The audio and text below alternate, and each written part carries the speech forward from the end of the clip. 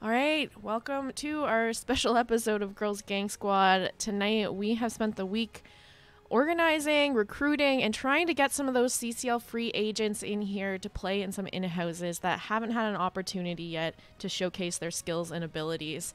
Slexia will be joining me for cast tonight. How are you doing, Slexia? Great, excited. We've been putting quite a bit together for this, and it seems like a lot of these players are super pumped to show what they have got tonight. So we already have this first lobby up. We're just giving it a little bit of time to see if there are any other scouts that want to observe. But I'm good. I think once we get started, I'll be even better. Yeah, I'm ready to get into these games. I'm excited to see how these players shine tonight. We do have, I think, a total of 28 different players that are going to be playing in these matches tonight. We're doing a total of 6 matches, and each match is going to have a mix of different players and different teams. So no scorekeeping tonight, no best of threes or anything, just 6 matches back-to-back with different players in each match for the most part. I mean, I think almost everyone gets an opportunity to play in at least 2 matches tonight. Right, and those that are only playing in one have signed up to play in the next event, which is Monday. Yeah. So they will be able to showcase their stuff again, but on Monday. So we're trying to keep this as fair and equal as possible with those that have wanted to participate in these in-houses. Yeah, so if you're out there, CCL free agent, haven't really got an opportunity to show your stuff yet, make sure you hit us up on Discord or Twitter for your opportunity to get on those Monday in-houses. In terms of the flow of how tonight's working, like I said, it's going to be 6 matches back to back. What we are going to do is give players a chance to interview in between matches. So make sure you stick around after those games to catch a little bit more about, you know, what those players play and what experiences they have with Heroes of the Storm and all that jazz, for lack of a better phrase there. All that Jazzalene. Just kidding. Aha. I'm sure we'll be loopy by the end of this because we've only casted, well, no, I think we've casted 6 games, like with our charity tournament. Yeah, I mean, I figured 6 games is fine. It's like casting a doubleheader for NGS where both games go to game 3. So not too bad, right? Yeah, we'll be sharp in the start and okay in the middle. At the end, it might get a little crazy, but you're not here to listen to us cast. That's not what you're judging. You're here to watch these players. Just to run over how we decided map pick, first pick, Jazzy and I did coin tosses last night. We have created 2 teams for each of these 6 games, and we've let the players know who is responsible for deciding if they want first pick or map pick. And there's a certain amount of time in between the games while Jazzy's doing interviews that I'll be getting those map picks and setting up the lobbies so that we can keep this rolling. I'm hyped, though. I don't know what else to add, Jazzy. Any questions in chat? No, I think basically we've covered everything that I wanted to cover before we get into these games here. I'm going to look for the readies in chat and make sure both these teams are ready to get into game number 1. Maybe we can just do a breakdown of who's going to be playing in the first match here.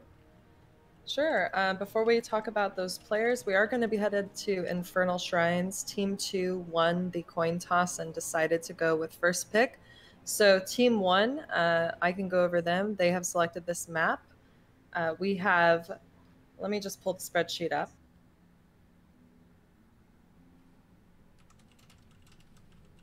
On Team 1, playing tank, we have Mori. As healer, we have Mercy. Solo lane, Champion of Horde, or rather Champ of Horde, will be playing solo lane for Team 1. We have Breakwood and Full On Grits playing the DPS roles. And what about Team 2, Jazzy? Well, on Team 2 here, they're probably not in order, so I don't have the sheet right in front of me. But give me a second. I'll tell you their role if you say their All name. right, we have Ron Swanson. I believe he's solo Off lane. Yeah. Yes. Oh, I got that one right. 0x, and he's gonna be on the tank role. Yeah. I just like guessing. It's like a game inside of a game. Let's keep going. Felipe definitely playing DPS tonight. Yeah. We have Sakari, who I'm not sure if he's healer. Yep. Sakari on the heals and Bouncy Bear on the DPS. Woo! Yes, you did it. Yeah, so if you are an org also tuning in and you want to get more information on these players, I do invite you to DM either Slexia or I. We will invite you to this Discord. We have a channel in there where players are posting highlights of themselves, as well as links to their Twitch if you want to watch their point of view and their plays, and a little bit of background about them. So if you're interested in any of that, please reach out to us. And if you're a player, again, looking to get picked up in CCL, please reach out to us. We would love to have you in on the next set of in-houses on Monday at 6 p.m. Pacific time. We have the readies, I believe. We All do. right, we do have the readies. We are going to get into this game number 1 of our best of 1. But 6 Perfect. games total for the whole night. So game number 1 of our 6 games, and we are ready to go here. I always love the delay. Right.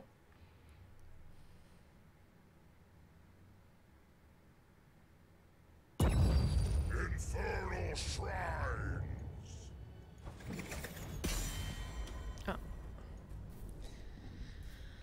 All right, we are in draft, ladies and gentlemen, for this game 1. Hello, chat. Ooh, all right. First pick going over to team 2. And their first ban, Jazzy, Lost Vikings.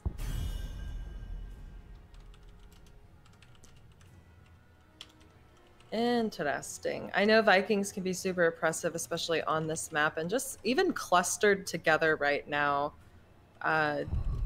Annoying. So, Vikings, and it looks like Abathur will be the first ban for Team 1.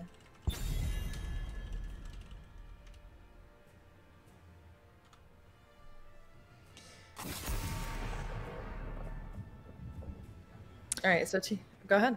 There you are. Sylvana's taking You were it typing. away.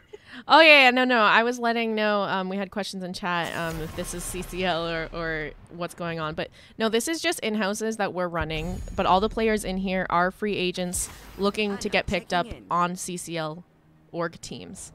So what we're doing here is we're just allowing these players to kind of have a stage to showcase their skills and abilities in Heroes of the Storm, get their name out there a little bit, and introduce them to orgs looking to scout players. We do have that Anna pickup by Sakari. I think that's a great first pick. Prioritizing these foundational heroes like a healer and a tank is excellent. Ooh, and Breakwood picking up the gray main. Love to see some of the ladies from GG's in here. We do have Breakwood joining us on the blue team tonight. Picking up that gray main. Diablo also being picked up by Mori here. I like that combo together. You know, a lot of the times in these games that we typically cast, we see Diablo picked up, but we don't see the follow-up DPS needed to secure kills with Diablo diving into the enemy team. But gray main provides that here. On the side of the... It's so weird to say blue team and red team. I got so used to saying teammates. On the side of the red team, we have May being picked up, Orphea as well being locked in by Felipe. 0 on the May. I like this. I think this is going to pair well together. I like it too. Because people are going to try to burn down May, and Orphea is going to be up there too. You know, it's like, or you're going to target May or Orphea. It's not just that either. It's that the Anna Nano Boost pairs well together. May with her roots is just really easy skill shots for Orphea to follow up on. Getting that chomp cooldown reduce is just really going to help her pump out that damage, as well as kind of pairs well with her level 1 trait talent. Leoric being taken away on the side of the blue team. I get that. No one wants a dirty bathtub, you know? Right, no one wants that. And the Medivh as well. Those escapes can just be too unfortunate when you try to get that final hit point taken away from someone and they just take a portal. You know what I mean? So now to have that. I believe that Medivh was a target ban onto Champ of Horde, if I remember correctly. He's been seen playing the Medivh here and there and some other in-houses that have been going on. So he is listed as a offlaner tonight, but a nice hero pool of some higher skilled heroes that he has there. Yeah. So I'm liking what I'm seeing from blue team, team 1, as we get into this, with the Malfurion, Tassadar, Diablo and Greymane. It's essentially a blow-up comp. We see the charge, we see the root, the wall, and the Greymane just biting their throats out. That's what I'm expecting to see from them, but all the while, we saw the final 2 pickups for the red team being Cassia and Chen for offlane. And Jazzy, hello? Yeah, here comes the Deathwing by Champ of Horde. Champ of Horde, he's such an interesting player because I know his hero pool has all these kind of heroes that are really annoying to play around, like the Deathwing, the Medivh, the Rexar. Those are all heroes that I have seen him play in matches. I think he's really known for his Rexar, but that doesn't mean he's a one trick, you know. He can bring other things out here. And I think it's risky.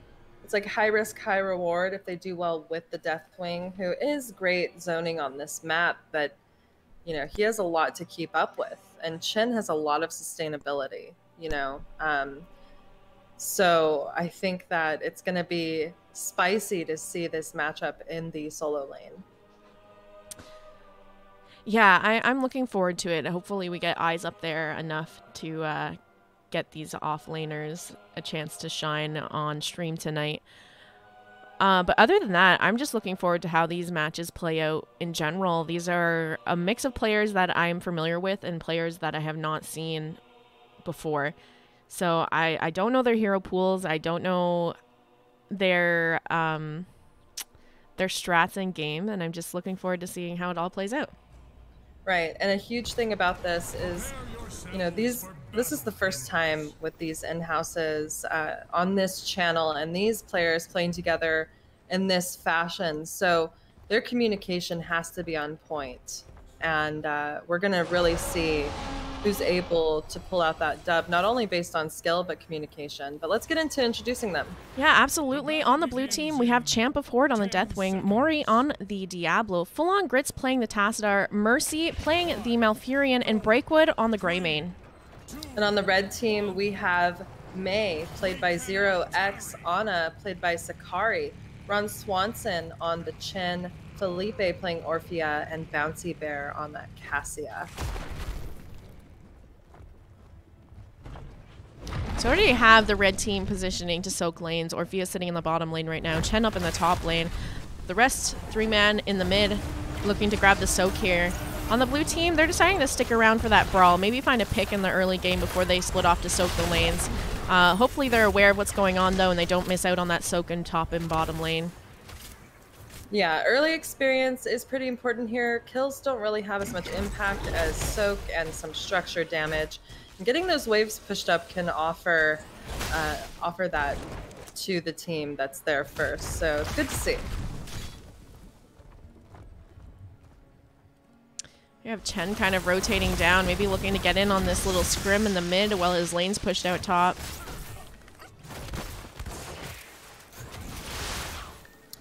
I'm gonna see what's going on with the chat as you continue to cast, see if that's happening.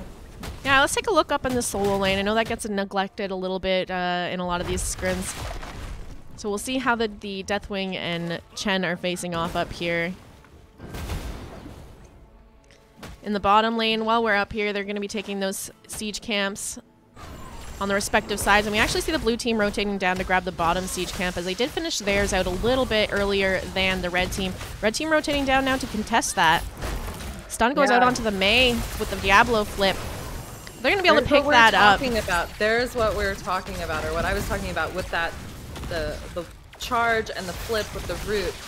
They're going to get that down perfectly as time progresses. I think the root came out before the flip, and I mean, the root too used just as a zoning tool to push back the red team from invading on that camp. They couldn't get into it. There was a whole root in the bush there. Root connecting on to 2 members of the red team there. Tassadar getting some nice poke damage out.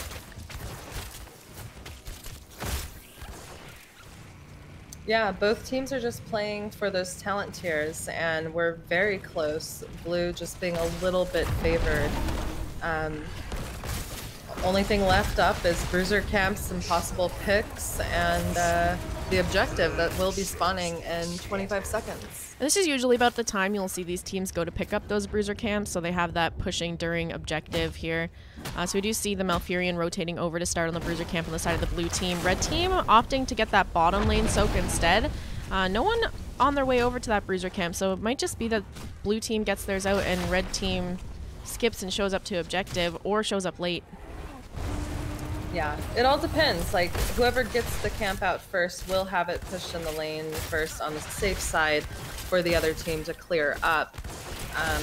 Also, some teams have to decide if they want to take this fight here or siege in a different lane. There are multiple ways to go about playing this, and we're seeing red team kind of let blue take a dominant stance on the objective. Yeah, red team showing up a little bit late, opting to grab that bruiser camp, where blue team getting that out on time and able to show up to objective and start the shred onto the minions here. 14 to 17 in minions. And here we're going to see the first big engage. Diablo going in for the stun onto the Orphea. Orphea getting chunked down by the Tassar damage. Lands the chomp onto the Greymane, and Greymane does fall. The nice 4-man root from the Malfurion. Diablo getting chased down now by the red team. Sleep lands from the Ana. Pops the Unstoppable, looking to disengage here. Uses the Mei as an escape and is going to walk behind these bushes. And that's just going to be one kill onto the blue team here. Can we talk about Sakari and the healing out of their mind on that Diablo?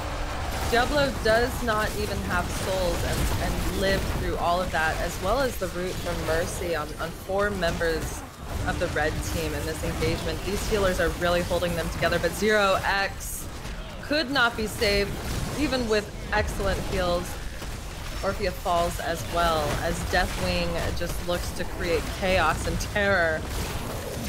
Yeah, Breakwood back in the fight now, looking to try and get some revenge. Got one of the kills there. Now looking to get the pick on a Bouncy Bear, and she's going to fall as well. Oh, these Malfurion roots have been really on point so far tonight. Yeah, definitely something that you forget about, or if you're not aware that a person plays Malfurion, going into a map like this with these tight choke points and these objectives where you're just surrounded by these areas where you can get locked down, the roots can be so oppressive, and Mercy is just playing that exceptionally. Alright, this looks like red team's going to pick up their siege camp in the mid here. Blue team also posturing to grab theirs. Bottom siege camp up and available. Red team, since I got theirs out first, they're going to make that rotation down there. That's typically how this goes. You get that siege camp in the mid, then you go for the bottom camp as mid gets cleared out or siege camp gets picked up by the enemy team. Diablo here for the invade, though. Zero doing a great job zoning him out. Does manage to get in here and flip Felipe into the back line. A beautiful wall out from the Tassadar, keeping 2 members of the red team stuck in here. We're going to see the Orphea fall. Now the Cassia popping her Gladiator's medallion, looking to walk away here. Anna doing what she can to keep the team healed up. Yeah, excellent utilization of that force wall. Having that Orphea out really allows blue team to be able to take a look at what's going on this map and look to get further advantages. It looks like with the camp mid lane, Deathwing is just going to put some lava down and keep this wave pushing strong and head to top. But what's happening bot? Looks like they are going for that pick onto Diablo if they can find it, but they do need to be a bit careful. Still a 3v4 down here as Orphea is in the top lane, trying to pick up some soak there. Well, blue team does have their level 10s online. We have Archon, Cursed Bullet as well. Oh, hang on. We have an engage down here in the mid. Mei getting caught out a little bit, stunned from the Diablo, which is going to be able to back up. Breakwood needs to be a bit careful here, taking a little bit of damage. But again, Mercy's around. She's going to get healed up and continue on with the rotation for soak here. We have Burn Beneath My Shadow from Deathwing as well as Lightning Breath from Diablo. So tons of damage alongside the Twilight Dream from Malfurion. Excited to see that all together, but we did see Greymane, Malfurion, and Deathwing use their ultimates. Level 10's just now getting picked up for the red team.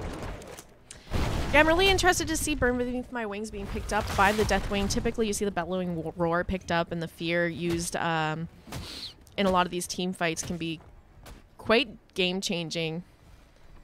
So I'm interested to see how he makes this talent work out for him here.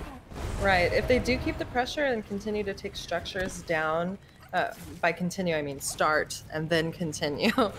we can see what kind of impact it will have. But as these teams scale and these punishers become more impactful, you know, we won't really know if that was the choice.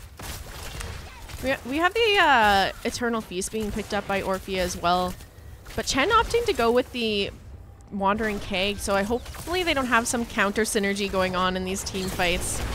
Malfurion getting caught out there though, and she's just gonna fall here. Kind of check the camp by herself without her front line being around to help out. Now Breakwood getting caught out as she rotated in to try and help out. Felipe though in the back line, he is gonna fall. Breakwood looking to get out of here, and she is gonna manage to roll away. Mori now getting caught here. They're turning his damage onto him. He's walking away. The rest of his team doing what they can to peel. Here comes the wall, managing to stop all 4 members on the side of the red team from closing that distance between the Diablo. But unfortunately, Tassadar catching some CC in the meantime.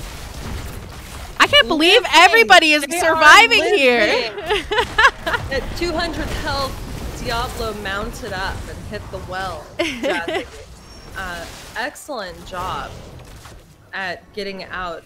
Yeah. Unfortunately, in that, on the Bruiser camp on the red side, we saw those 2 ultimates that didn't really do much of anything for Mei and Orphea, but I think they were used for zoning, not even meant to be used to catch any heroes. Yeah, just excellent disengage coming out from the side of the blue team, all kind of working together there to ensure that their teammates get out and survive. Deathwing now doing the soaking while the rest of the red team is all up here fighting on the objective. They do have level 13s now, so a little bit of a talent tier advantage. Stun goes out onto the Mei. Greymane going in for the kill. She pops out unstoppable, but now the silence come out. Grit's getting caught out of position here. Mercy doing all she can to try and keep him alive, but he is going to fall here. Breakwood flanking back around to safety. And now Deathwing has joined the fight with that global ability, landed in the back line, trying to help out. Cataclysm comes out. He's going to go across the lane with that. But unfortunately, 1 member down on the side of the blue team is going to mean red team's going to go back onto that shrine and potentially take this Punisher. Right, even though they don't have level 13s and blue team does, losing a member definitely takes them out of the fight for this Mortar Punisher. But they're on top of their macro game. They're picking up their Bruiser to counter push in the lane, and it looks like they're just willing to give this fort and do other things on the map, which is not unwise.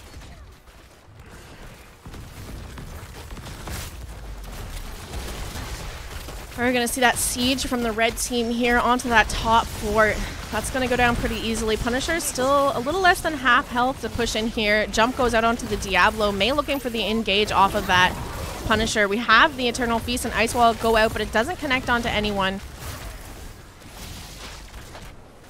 I think at this point, red team's going to choose to back off, let the Punisher just be cleared here at the front wall of top keep. Mei catching Mercy here again, but unfortunately she's too far away to help her with that. She's going to take a lot of damage. Champ of the Horde already in the back line as well in getting out of that fight. So a lot of escapes used. It could have been really rough for her, but luckily she does have quite a few escapes, and as we all know, Mei can be very challenging to actually kill. Yeah, a lot of self-sustain disengages for Mei, so definitely a little bit harder of a target to lock down. But I have to give to Mori. I think he's doing a pretty good job of keeping her in check. Right. Both teams taking this opportunity to pick up their siege camps.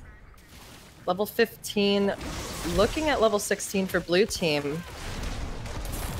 And red is all up in the middle of everything. We do see the Eternal Feast coming out. Ana getting just blasted by the lightning breath. Felipe as well falling, as well as Cassia. 0x having to mount up and just run away from his team while Chen gets absolutely obliterated here with this root force wall follow-up. Cataclysm coming in onto this fort, and that is a 4-man team wipe. 10 to 3 kills, level 16 picked up for the blue team, Jazzy.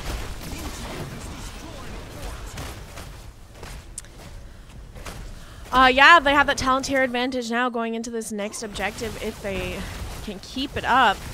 Also opening up that bottom lane, we do have the Punisher spawning in bot, so now there's no healing fountain or a fort for the Punisher to have to get through, and nothing for the red team to fall back to tap and heal up if they take a bad engage at this next objective. Right, that was a risky defense by the side of the red team. They knew that they were down in experience, And just like blue team gave up their top fort to do other things on the map, I'm thinking that red should have just let blue kind of take that fort, knowing that they needed to work towards 16 for the next objective. Even with all of that being said, it looks like they may be able to get it, onto Diab, or onto the Chen here. Gets caught in the root, but pops that Keg, Wandering Keg, to be able to go unstoppable and get out of there. Rest of the red team on that bruiser camp managed to grab that before the invade. Ice Wall comes out, connects onto 2 members of the blue team, and now the engage is on. A little bit risky of a fight to take here. They're still down that level 16, so they need to be a little bit careful. Pick and choose where they want to fight here.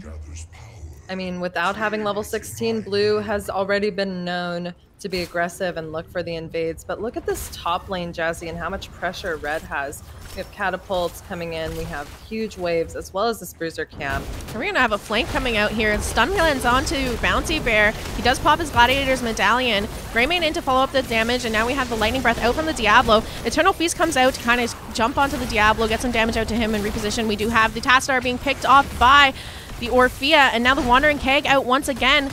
We have Breakwood kind of caught here in the back line.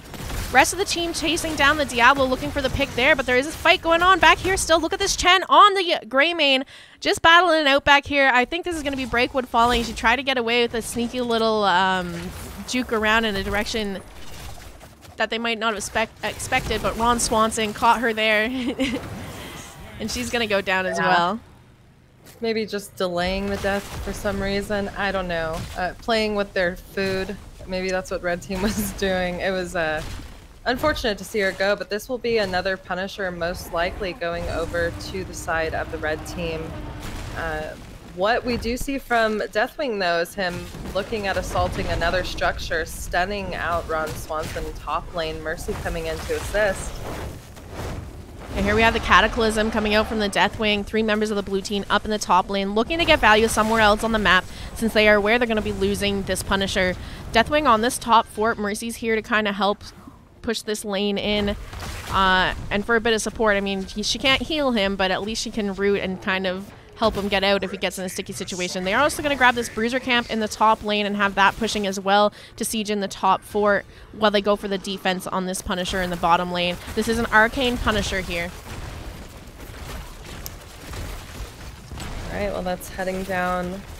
Maybe second fort of the game taken by the red team.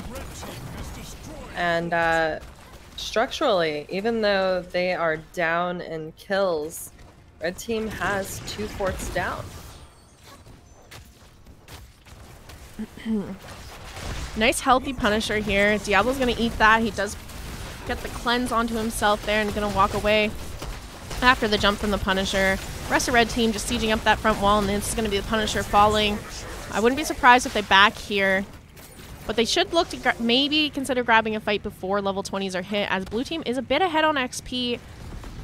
And also seeing that Deathwing top lane, it would be the perfect time to turn around and maybe see what they can do. Exactly. I mean, Deathwing, it's not an instant global. He does have to get up in the sky, has a cooldown for when he drops and stuff. So it could have been an opportunity there for them to turn and try and take the 5v4 pre-20.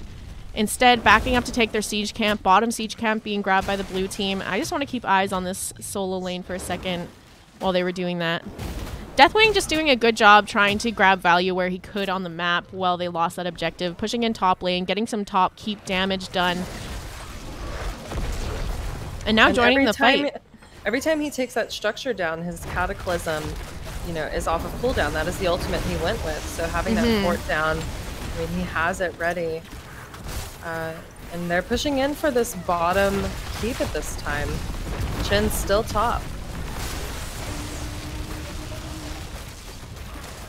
You have the Archon out from the Tassadar right now. He did Talon into the upgraded Archon, so basic attacks while he's in Archon will increase his duration by 2 seconds, so he's going to be looking to auto as much as possible here to keep that up. Cataclysm coming out from the Deathwing, so if they get this keep down, he's going to have the reset on that. And maybe this is why we're seeing the level 10 pick that we do see the level 10. Oh, we have a beautiful Ice Wall connecting here with the Eternal Feast follow-up, and now Diablo looking for the pick onto the Mei. Already popped the Unstoppable. She's going to fall here. And here comes the second Cataclysm from Champ.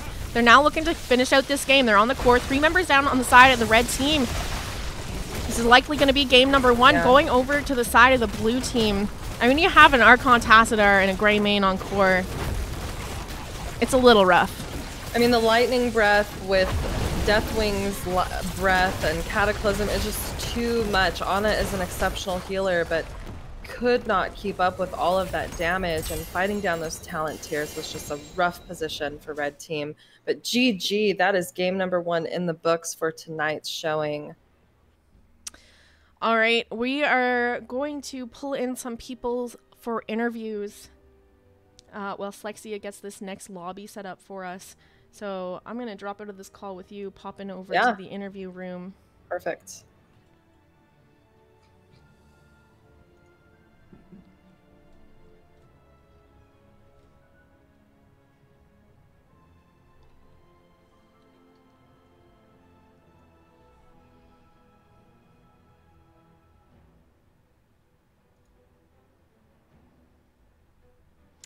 Okay, just giving a minute here to see if any of these teams want to have, or players want to go in for an interview.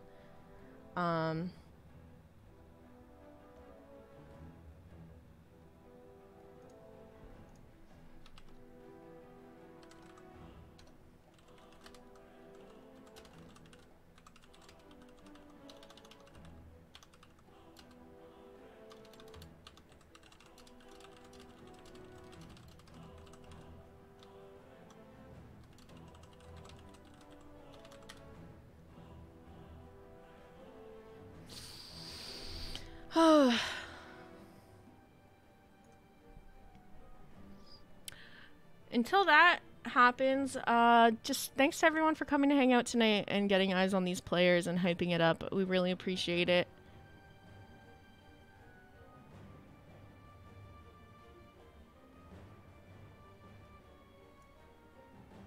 All right, hello Breakwood. Hello. Great game there on the Greymane. We're just gonna do some like quick fire questions here, get a chance for people to get to know you. And we'll start off with just remind us what role you are applying for as a CCL free agent. I am playing for a range DPS. And although, did you want to add to that? Yeah, well, I play some melee assassin though. Okay. If you could name 3 heroes that you think you can carry on. I will say Liming, Greymane, probably Jaina. All right. Now, what experience do you have playing in a competitive environment with teammates? I played a lot of Heroes Lounge in Division 1 with Montreal Style Bagel. Now I am playing in Division 2 as a bruiser, my off role, with the Careless Badgers. In Heroes Lounge, probably I will take back my assassin role in the NGS team, Careless Badgers also. And I played Heroes of the Dorm in 2016, I think, or something like that. Made it to top 64. It was really nice. It was my first experience in competitive. Then I played LAN ETS, and it was really fun. Those were my first experience in competitive. And now I'm applying for CCL. I will know what it does. And so since you're applying, why should an org draft you? I think I'm a good assassin player, but I'm also a good team player. I don't have any toxicity in me. I have a good spirit, and I'm ready to learn too. Ready to hear any comments on my playstyle and improve me. So you're open to constructive criticism then? Yeah, that's what. I'm a French speaker, so I don't have all the English words in my head right now. No, that's okay. Especially since I'm a little stressed out. If orcs want to get to know you a little bit more, where can they find you? Do you have a stream, Twitter, YouTube account that they can go look at some of your highlights? Yeah, I have a Twitter account, Breakwood with 2 zeros, and my highlights are on YouTube with Breakwood Gaming is my channel, and I will probably stream soon on my Twitch account, Breakwood with 2 zeros too. All right. Well, thank you for dropping by. Can't wait to see how you play in the next matches here, and good luck with the CCL. Thank you, and thank you for doing this. Yeah, no Jazzalene. problem. Appreciate it. Bye-bye. See ya. All right, next in here we have Champ of Horde. How are you doing tonight? Hello, Jess. I'm doing great, thank you. So we're just going to do, again, just some like quick fire questions here, just to remind players that you did play the Deathwing in that last game, and I believe you have signed up as the solo lane role in the CCL free agent list, correct? Yeah, that's right. I mostly play solo lane, but I can play, like, I'm flex, I can play all roles, and I have key heroes that are very important for competitive, and I play them very well, like Vikings, Medivh, Junkrat, Rexar, for example, to name Raynor, to name a few. So that's kind of going into the next question I was going to ask you, to name 3 heroes you can carry on. First of all, Rexar. I'm probably one of the best Rexars in the world, for sure. Second one probably would be Medivh. I'm one of the best Medivhs in North America. And Vikings as well. I'm one of the best Vikings in North America. Well, there you go. What experiences do you have playing in a competitive environment on a team? I started late for competitive. I mean, competitive in like tournaments. I always have been like master and grandmaster in ranked games. Mm-hmm. But in tournament, I didn't think about it before. And AGC times. After that, I started going into more tournaments. And in the 3 Latin American tournaments that I've been in the final 3 times and won 2 out of the 3 of them. Beautiful. Why should an org look to draft you on their team?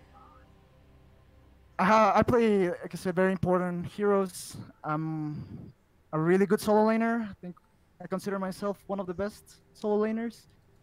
And besides that, I play a lot of very important heroes like Medivh, Vikings that are really S tier right now. All right.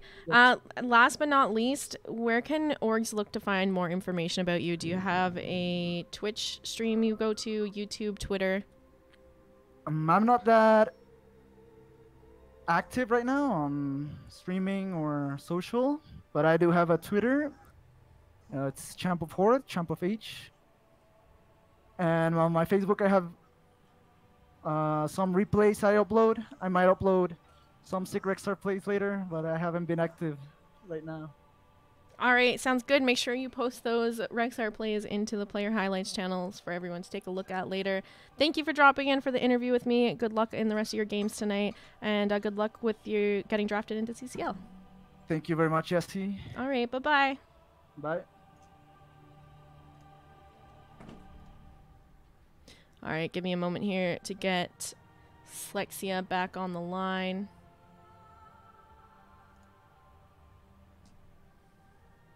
And I'm here.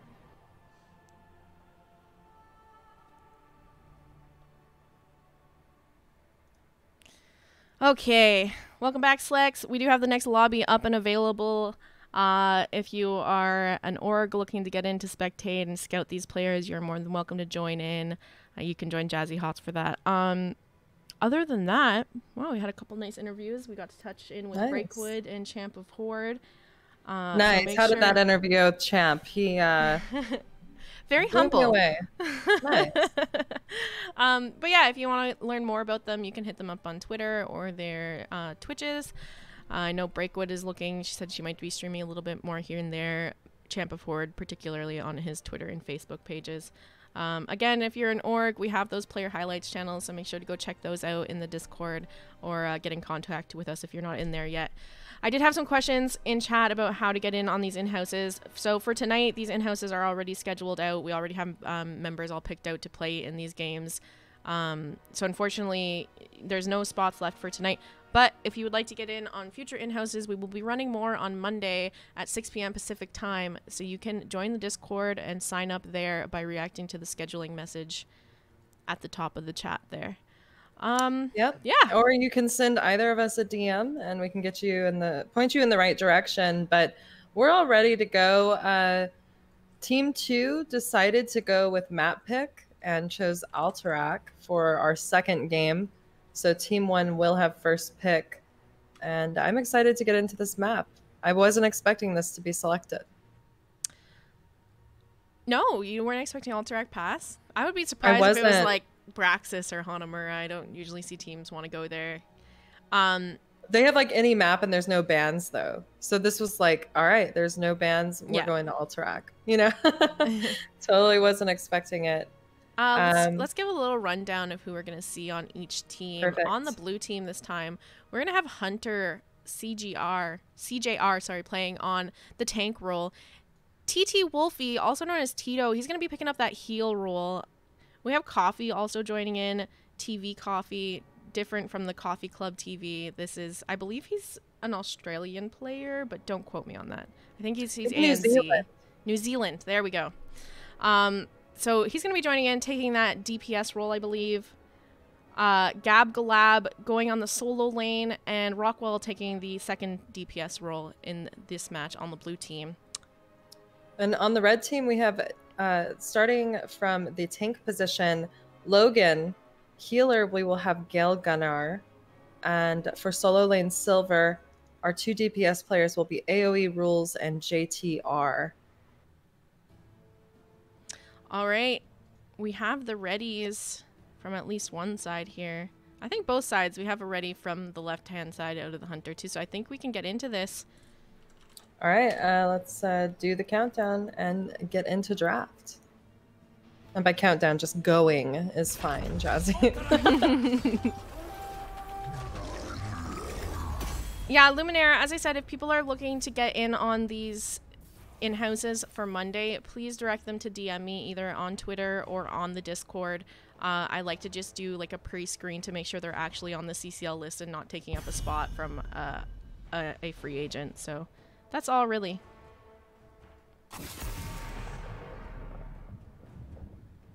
All right, Lost Vikings first ban again. Different map, different teams, just not something people want to see. Abathur banned out as well. So these support roles with these kind of heroes that are able to make impact in lanes while the rest of the team is fighting over objective just are not going to be making it into these games tonight, I don't think, Jazzy. The We see Valeera. that has to be a target ban. I'm not sure who in particular plays Valeera.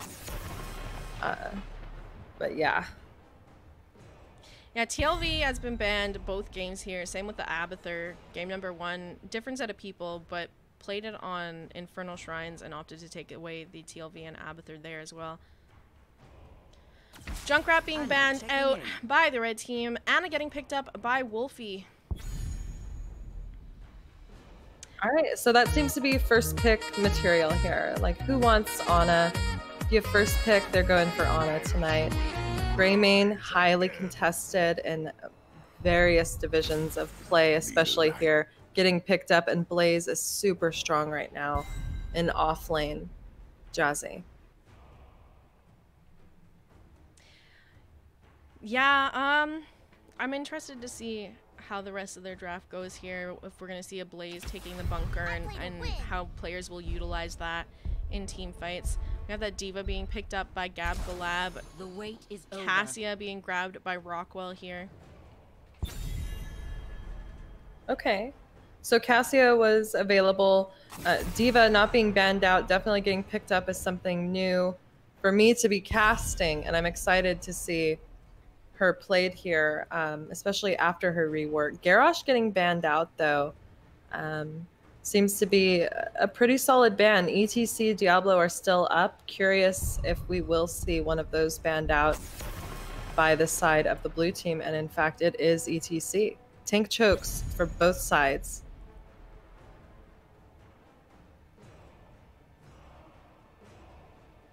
Now, who is the tank on the side of the red team? Do you remember off the top of your head? I'm I think it's Logan. It is Logan. Okay. I know AoE rules is the second DPS. We're going to see the Stukov being picked up here by Galna Gunner. As well as Stitches picked up. I did get a chance to see Galna Gunner playing in another in-house earlier today, rocking that Stukov, and I have to say her healing stats were pretty darn impressive, so I'm excited to see her play it here again. Coffee and Hunter looking to round out the draft here. They still need to grab that tank pick and their second DPS. It's going to be the Tassadar from Coffee. Hunter opting to pick the Muradin. Right. It's basically, this is the scenario. ETC being banned out, Garrosh, you either have Diablo or Muradin left. And although Diablo is great around these objective points, showing off your Muradin skills isn't a bad thing to do tonight, Jazzy, for Hunter. Just in terms of draft here, I do feel like Stitches is a little bit of a weird pick for how the rest of their draft was going. Blaze and Greymane like to get in there, and Stitches is a hang back and look for those hooks kind of tank. So a little weird, but I think that they can make it work here. They do land that hook, they can follow it up with a silence underneath the target, Greymane blow up once level 10s are online, a Rain of Vengeance from Vala to keep them locked into position. So we'll just have to see how it works out. Yeah, let's not forget the kit that comes with Blaze and his ability to just stun the backline or anyone trying to heal up that hooked target, if you will. But yeah, it is an interesting draft on the red side, I think, because people are showcasing what they have. You know, they really want to be playmakers, but we have to remember that working together and creating a viable team comp is important too. So I'm curious to see how it plays out. Yeah, the other thing on the side of the blue team that I'm slightly worried about for them is there's a lot of potential for red team to be diving in, even though they do have the Stitches of the tank. They don't have a ton of peel for that to help them out. Really just the Diva knockback and Muradin stuns. I guess they have the Anna sleep as well. So right. I'm wondering if they can get I'm wondering if red team's going to get away with some hard engages and just diving into the team in the back line for picks. But on the left-hand side, we have the blue team with Gab Galab on the Diva, Rockwell playing Cassia, Hunter, CJR on the Muradin, TT Wolfie playing the Anna, and TV Coffee picking up that Tassadar. And on the red team, playing Greymane, we have JTR. AoE rules on the Vala. Logan playing Stitches, Gunner on Stukov, and Silver on the Blaze. All right, out goes the first hook. Doesn't quite connect. We have the stun landing onto the Stitches here. I'm interested to see how long these teams stick around in the middle lane. Camps on this map up at 1 minute as usual, but the timer on them much lower, so you can actually get the camp out. By the time objective spawns in, you can pick it up again. Yeah, typically you want to see someone branch off into the off lane with a camp clear hero heading to siege camp with their healer.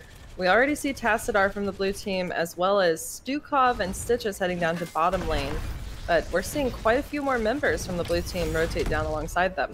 Yeah, I'm taking a look at this solo lane matchup while they have an opportunity to actually face each other before we get into the phases where everyone's mostly grouped, to see how this kind of matches up and how they hold their own in the early game. Camps are being rotated onto now. Cassie and Anna on the blue team, grabbing those. On the red team, we have the Stukov and Greymane on the siege camp over there. Right, both teams very even in experience at this time, just keeping themselves in lanes, catching waves where they can. Really no presence from blue team in mid wave quite yet, with Tassadar now rotating. Red is the first to pick up their siege camp. I like this little tank 1v1 we're having in the bottom lane as well.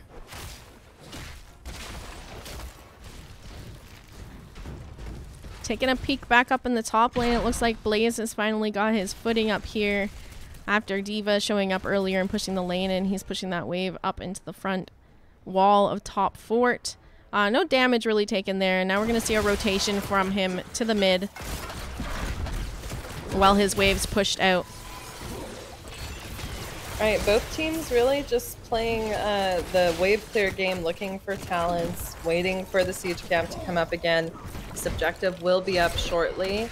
And yeah, as we see in this bottom lane, it's still tank v tank, Jazzy. Here's Hunter needs to be a bit careful. He has that door top. He's going to manage to get out of there, but the sleep comes out, followed up by the hook, and down he goes. Meanwhile, take a look at mid. Blaze doing another rotation down to mid to try and help clear up, get some damage out onto the blue team. But Rockwell managing to back up and make it out of there alive.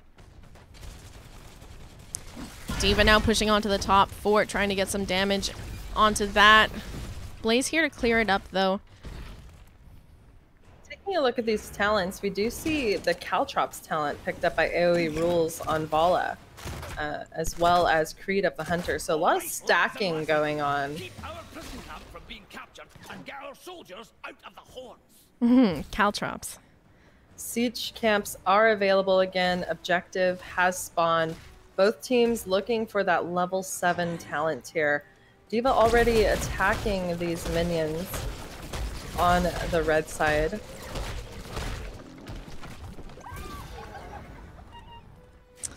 All right, again, camp's getting picked up on both teams here, so that's going to be pushing if either decides to go to objective.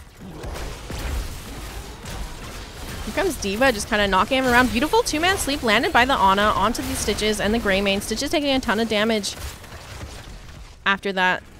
I'm looking to clear up that middle camp on the side of the blue team. Red team probably wants to get that done and cleared up and out of the way as well. So they're going to hang around here. Silence coming out from the Stukov. He did go with the growing infestation, so Lurking's Arm area is going to expand after it's being dropped there. It's a massive Lurking Arm, Jazzy. All right. Both teams have their level 7s. Blue is taking a very firm stance on this objective, and they do manage to get the channel. Stukov rotating in from the top, but there is the hook onto the D.Va, who is fully charged. Silver going in for a stun, but the force wall puts a stick in the spokes of that, and Stukov will fall. Silver having to get out as Hunter is on the hot pursuit for that kill. And that is another man down for the red side. Just 3 members remain to defend this point with 6 seconds left. And it is halted, but it looks like they're going to be able to channel that and send this first objective towards the red side. What a beautiful wall coming out from the Tassadar there. Kind of creating... he choked them right into that D.Va bomb there and managed to get the pick, an assist in getting the pick, and then the follow-up onto the Blaze as he was escaping as well. Made them have to path not in a safe direction to try and avoid the damage. So great play coming out from the Task. All right, this first cavalry is making its way into lanes. We have Greymane in top lane, this time Blaze in bottom, but Logan goes in for a hook. Hunter stepping up with Rockwell going in force wall, keeping Logan from getting out, but he's able to safely make his way to the well for a tap. Yeah, these Tassadar walls on point so far this game. Yeah, they're very effective. They really allow Hunter to follow up as a tank. It's like the Tassadar is the one making these plays and the tank is following up from there. There's another one. Lurking Arm comes out, but it's not enough to save Stitches. He does fall. That fort goes down as well. And we have level 10s getting picked up at this time for the blue team. All right, Siege Camp's getting picked up by the side of the red team. Still slightly behind on XP, looking to get their level 10 here. Actually going to walk away from that. They're going for a boss call here. Yeah, that's what they're going to do. They're going to take that top boss. I think they realize that bottom boss right now is the target for the blue team. So they're going to trade bosses, get that off the map so they take away the potential of a double boss on the side of the blue team. So that's some good map awareness coming out on the side of the red team.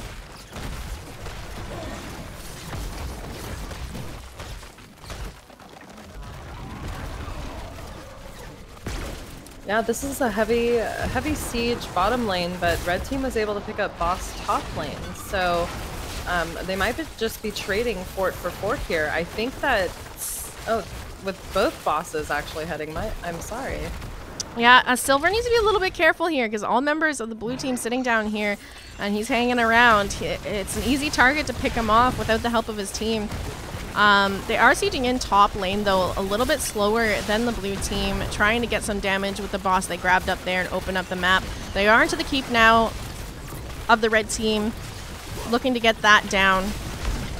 Silver goes in for the stun onto the D.Va. We have the silence coming out. That's not going to cause her to not be able to pop her mech explosion there. Down she goes, getting picked off by the Grey main. And that Rain of Vengeance, too. Excellent job by the Vala. That's a great pick. That keep still remains intact. Boss is still on the top keep wall for the blue team as we have siege camps and the objective spawn once more. Muradin looking to grab some soak in the mid lane here. Looks like they're going to go for that camp invade. Silence coming out from the Stukov to zone them off of that in a hook attempt, but didn't connect onto anyone there. So they're going back onto the siege camp on the blue team, trying to finish it out. Again, D.Va still has that mech explosion up. She wasn't able to get it off in the last fight because of Stukov silence that connected onto her. So that'll be up and available for this next objective scrim that we're going to see.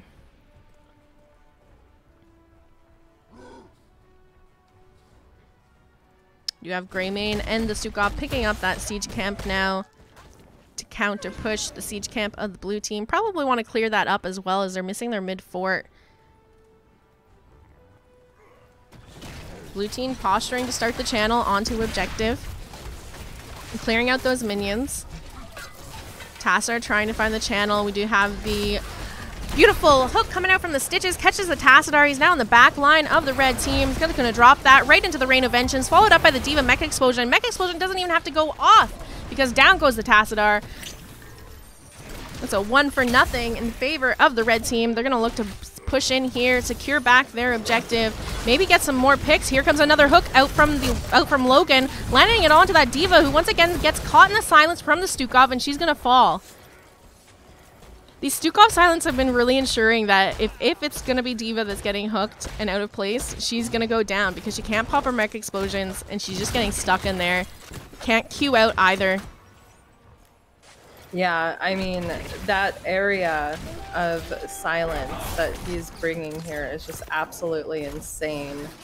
It takes up so much real estate in these team fights. There's the black hole from Coffee, more just zoning AoE rules and Galen Gunner. 4 members of the red team still looking to fight, though. Oh, here's another hook from the Stitches here. Onto that Tassadar once again. He's going to be popped in the back line. Able to get out this time, though. The bunker does come down from the blaze. Stuck over on the side of the blue team now. Kind of alone. He's going to have trouble getting out of here. The rest of his team's already backed off. He's going to rotate through the mid fort, looking for any opportunity to get away. Here we have the friendly hook out from the Stitches. Valkyrie goes to try to land on him and gets, instead, she's going to pull in the Stukov, and tons of damage following up to secure the kill there. What a crazy fight. What an exceptional friendly hook from the Stitches. Valkyrie not landing, but still the kill. And this time we will see Stitches fall again. Maybe overstayed his welcome. And this is just, these are some crazy team fights. 5 to 4 kills. Just interesting talent choices, interesting comps, and just exceptional team fights. All right, 5 seconds left on this channel here. Is the blue team going to be able to do it? And it does look like this objective will be going over to their side here. All right, well, this is the second cavalry pushing in favor of the blue team. They will need to clear up the siege camp mid lane, but I mean, they have weakened that bottom keep quite a bit. We're gonna have to see Silver do a little bit of work in order to save that. Luckily, you know, they do spawn at the base. Blaze needs to be careful here. He's overextended. The minions are showing vision of him, so there could have been a flank rotation coming out. He's going to rotate up through mid. Hunter is stopped, and we have the hook landing again onto that D.Va. Expect the silence to come out here. Rain of Vengeance comes out. Doesn't quite connect. D.Va now stuck over in between these two keeps. Mech Explosion goes out, but again, it's just not enough to keep her alive. Here comes a black hole. Not really doing too much there. The dwarf toss as the hook came out. Hunter, excellent job Holy moly. All right, beautiful defense coming out on the side of the red team. They managed to clear out mid and get a pick as well as bottom. And now top lane still has that cavalry pushing in. And they're going to have to look to defend that next as well here. Level 16's online for both teams, though, so equal talent tiers if they do decide to fight. D.Va's still down for another couple seconds.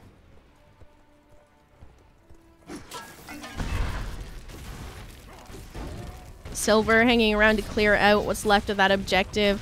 Rest of the team down around bottom, looking for the engage. So we get to sleep onto the Stukov. Here comes the stun from Muradin. Valkyrie coming out, connecting onto him as well, and he will fall here. Hunter taking quite a bit of damage from the red team, but he's going to be able to survive here with the help of that Ana. Down goes the Stitches as well. Yeah, these players on the red side are, you know, they really need to be mindful that blue team is roaming together looking for these ganks. And although these team fights are getting quite intense, it's the picks in between that it's really giving blue the opportunity to whittle their structures down. Because realistically, that last objective didn't get any value. That keep bottom is still hanging on by a thread. So we have red team realizing what's going on, rotating to do that top boss, about half health left on it now. Definitely gonna have enough time to get that out before blue team can rotate up and catch them on it. And again, just kind of having the map awareness and seeing that blue team is doing a boss and we should just try to take the other boss to avoid a double boss and get value somewhere else on the map while we can. Unfortunately, we're probably gonna see this bottom keep fall. That boss just too healthy. I'm gonna take it down here. I mean, Vala and Greymane can shred a boss, but not that fast. Right. And just, there was no way to really get to it in lane beforehand. But we do see that blue team is able to get to theirs, and I think it will still get some damage on this top keep. It will be the first keep that is being assaulted for the blue side, but they still have 2 forts up, even though the bottom one is practically non-existent.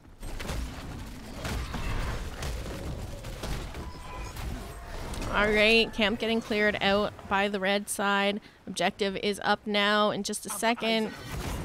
Logan already walking over to see if he can maybe land a hook and bring someone over onto the side of the red team. Vala not quite with the team yet. They need to be a little bit careful. Down that DPS can hurt them. Here comes the hook, lands it onto that D.Va. Gorge for the follow-up. The silence already out from the Stukov though, unfortunately, so they won't be able to land that underneath the target. But we have the push from Stukov, pushing her back into the keep, and here she goes, mech out, and down goes the D.Va.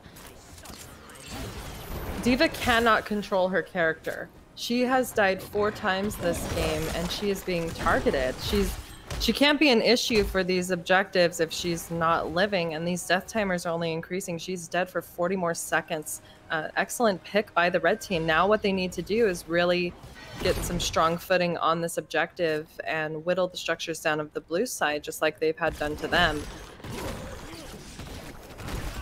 All right, red team looking to channel this objective here. We have the stun coming out onto the blaze. And now they've started this channel, 43 seconds until it's secured. And they have a camp pushing mid too that blue team has to deal with. So they're going to clear that up, wait probably for the D.Va to come back up and then re-engage. There's a camp on the blue team that they could take if they wanted, but I think that would leave them in a little bit of a sticky situation to try and here's the solve scenario. this objective. Blue team is literally going to hit 20 very soon. They have D.Va up all 5 members. With 15 Here comes seconds the left, hook they onto have the to go Cassia. in. Silence comes out. We have the Rain of Vengeance from the Vala that flanked up top. D.Va getting low once again, but she manages to get off her mech explosion this time. Down goes the Cassia, but not for free. They do manage to get the Vala on the side of the red, or on the side of the blue team. Silver also getting really low. Pops his Gladiator's medallion and is looking to get away there. Stukov spreading his pustules, trying to get everyone healed up and sustain them through this fight. Unfortunately getting caught out by a stun from Hunter and just all of the follow-up damage from the Tassadar, and Ana there to kind of keep him locked in place is going to secure the kill onto him. And that's 2 members down on the red team. Blue team looking to try and grab this objective. Super unfortunate, only 1.4 seconds left until the red team had that one in the bank. Right, and I mean, Stukov is dead for another 40 seconds, and we have 35 seconds until this objective will go over to the blue team, the third one in a row. 20 is picked up for both teams at this time, but the defense has got to be strong, and they have got to most likely wipe the entire blue team after clearing the objective and push towards the core if Red wants to take the dub here. We do have red team just looking to try to get what they can while their down members picking up that siege camp for a little bit of pressure in the mid. Try and push that out a little bit. And this is going to be objective going over to the side of the blue team. Both teams on equal talent tiers now, having that level 20s up and available. All ults also available for this next fight. There is the hook. It does not quite connect. I'm curious how we will see this. Maybe this D.Va is just a martyr for the blue team. I mean, they've been ahead. They've been getting these objectives. Maybe that's part of their strategy. I have no idea. I'm curious. Oh, there is the hook onto Tassadar with the Gorge. Logan's taking him back. Hunter goes in with the stun. The Rain of Vengeance comes out, taking health on health off of quite a few members, which are healed up from the blue side. This time, though, Logan may be the one to pay. His bunker was dropped, but he did not jump in, and JTR is very low. Silver out of the bunker, using her escape to go right back in the bunker, only to meet her fate and fall. 2 members down on the red side as this cavalry has taken the middle keep as well as bottom keep and is heading towards the core, Jazzy. Yeah, this is two objective cavalry here on the core, looking to finish that out. With 2 members down on the red team, definitely going to be a hard defense here, and I have a feeling this is going to be the game. Going over to the blue team, GG's, well played.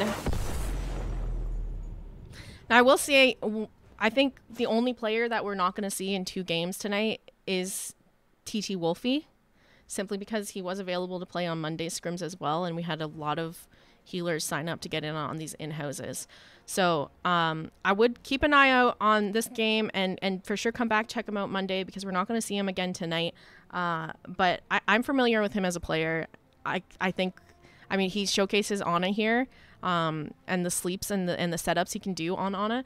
But I know that he also plays a really mean Lucio, like probably best Lucio I have ever seen. So yeah, you were mentioning that last night. Also, I want to apologize to everyone for my silence during that last cast.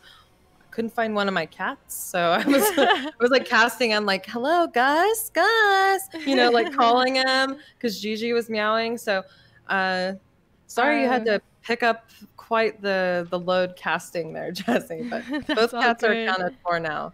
All right, I am going to pop into that interview room. We have a huge variety of players looking to get in on interviews, so I'll try to pick up a couple of them, maybe 2 or 3 while you set up the next lobby. Yep.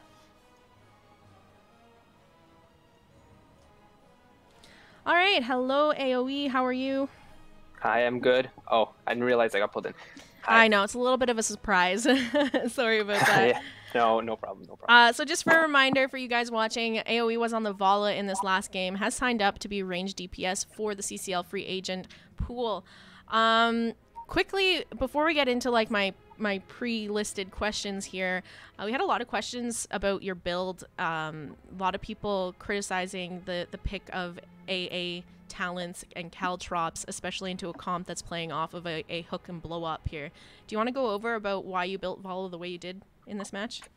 Okay, so with caltrops, it in my opinion, it gives off way more than W build in that specific scenario, because they had 2 very beefy frontliners, and I want to fully like maximize my damage from Manticore in the late game, but also for the early game, the amount of damage with an empowered E from the level 7 talent on a single target is very high.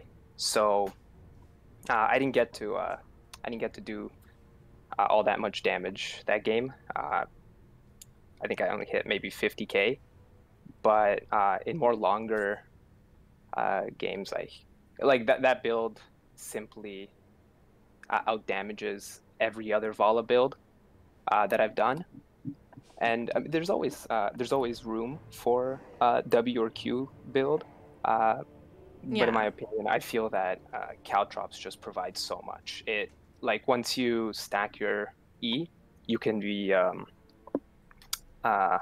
you have a dash. You have 2 dashes essentially, right, in the same time span where you'd have 1. So I can play more aggressive, hit someone with a quick 500 damage, and walk away before anyone notices. Which, I mean, it doesn't seem like much at first, but it can lead to, just maybe popping a heal ability from a certain healer. I don't know. It applies a lot of pressure, in my opinion. All right. 'Cause I can keep putting out damage, and I know that my dash is always available, so I feel safer pushing into the enemy team rather than waiting the 10 seconds until my E is back up for me to start playing a little more. Okay, let's aggressive. move on to the next few questions here because I want to get a couple more people in before we get into this next match. Just some quick fire questions. Name 3 heroes you can carry on. Vala, Sylve, Valera. All right. So that's who was targeting the Valera ban there, I guess. Yeah. You're wondering who that was a target ban onto. Yeah. Here we go. It's on AoE. What experience do you have playing in a competitive scene with teammates? I have very little experience. I was I played League before this, and I got pretty high up, but I was a little young to be in a professional scene. And then when I swapped over to HOTS, I climbed a little quicker than I expected. So this is like my very first introduction to anything that's remotely close to a professional scene. All right. Why should an org draft you? Well, they'll always get a Vala ban.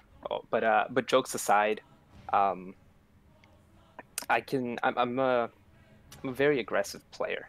So if an org would prefer to play a more aggressive playstyle rather passive, I feel like I'd be the right player, and it's shown in my roster. So almost all of my heroes have some sort of nuke potential or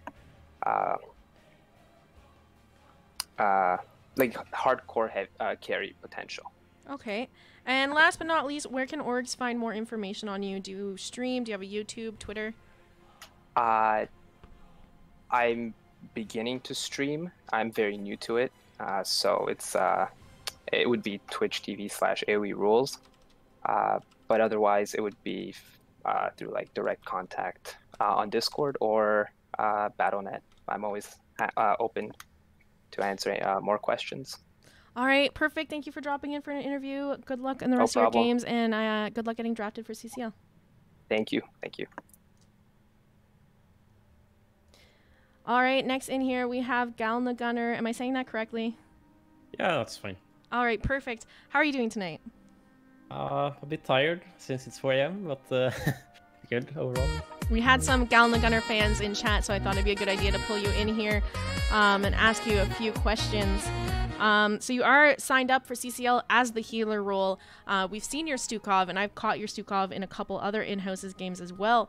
What other heroes can you carry on? My most played heroes are like Malfurion, Anduin, Anna, and Deckard. Those are my best heroes, I would say. Okay, so nice healer pool to choose from. What experience do you have playing in competitive scene with other teammates? So I played Open Division a lot when it was HCC in EU. And after HCC died, I played Division S in Season 1. And then I took a break, and I coached the team that I was playing for in Season 1 and Season 2 in Division S. And just been playing around on EU Cups with the Swedish boys that I play with in EU. Oh, great. So you probably as coaching have a lot of game knowledge. Do you shot call at all, or do you kind of leave that to other members? What can orgs expect out of communication from you? I can shot call, yes, but usually I would let other people shot call if they know how to shot call. I think my shot calling is a bit limited because I have not been a main shot caller in a competitive team yet, but I would say that I'm most like a secondary shot caller. Okay, all right. Why should an org draft you? I have a pretty big hero pool. I stream pretty regularly, so fan engagement, pretty this, and yeah, I have achievements in EU as well, like pretty good results. Okay, and last but not least, since you're mentioning it, where can people find you? What's your streaming channel? Do you have a YouTube, Twitter? All right, so Twitch is at GaneGunner93. Same with Twitter, same with YouTube. And also have a Discord server if you check out my Twitch, so you get a link there to my Discord as well. You said that was GalnaGunner93? Yes. All right. Let's pop that link in Twitch chat for you guys to go give him a follow, check him out there, maybe check out some streams from his point of view and plays solely focused around him. But other than that, thank you for dropping in and doing the interview here. I'm going to move on to one more, but good luck with CCL and getting drafted. Yeah, thank you. Appreciate it. All right, Logan, how are you?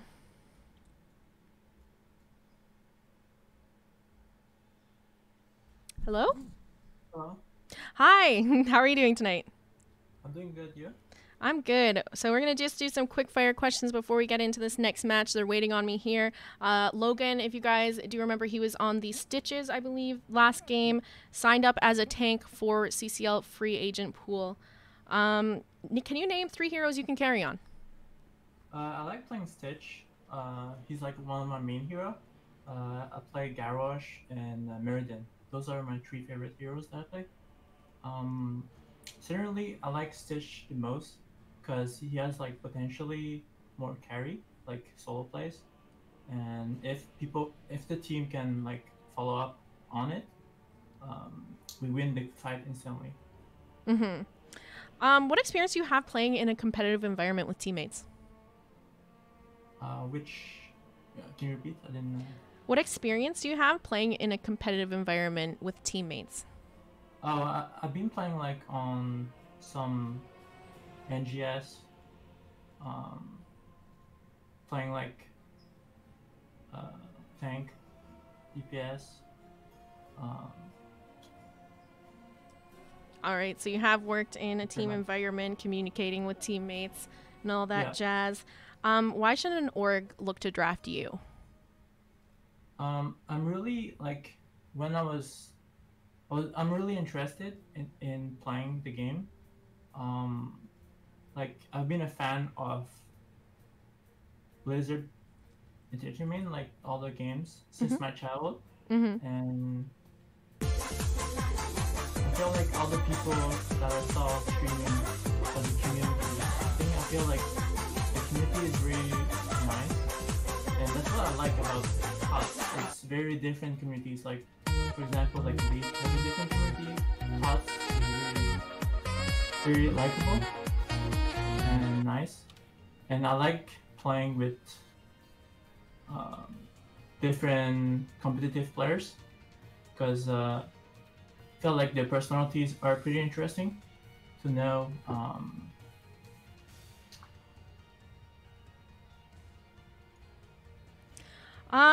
Last but not least, where can orgs see more of you? Do you stream? Do you have a YouTube or a Twitter where they can look for you? I was streaming earlier the match, and also on Twitch. Kirigaru, it spells out like KIRIGAOU,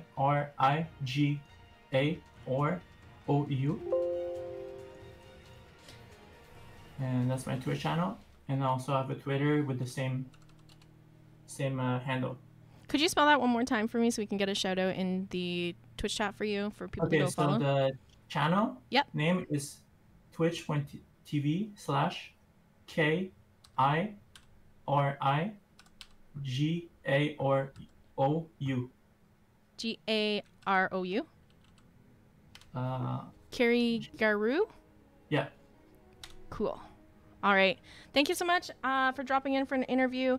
Make sure that you drop any of your highlights and stuff up in that player highlights channel for the orgs to take a look at later. And good luck with the rest of CCL and getting drafted. Thank you very much for your time. It was a pleasure playing in the CCL. I hope we can have more CCL stuff and in-house games going. It was pretty fun. Thank you very much. All right, bye-bye. All right, I did turn my alerts off there because they did pop off really loud. I have them turned down, but obviously it's not working, so they're just gone from the overlay now. We are ready to get into game number 3 here. Fresh faces again, some familiar faces. And yeah. Let me get Slexia back on the line for casting, and then we'll hop into this.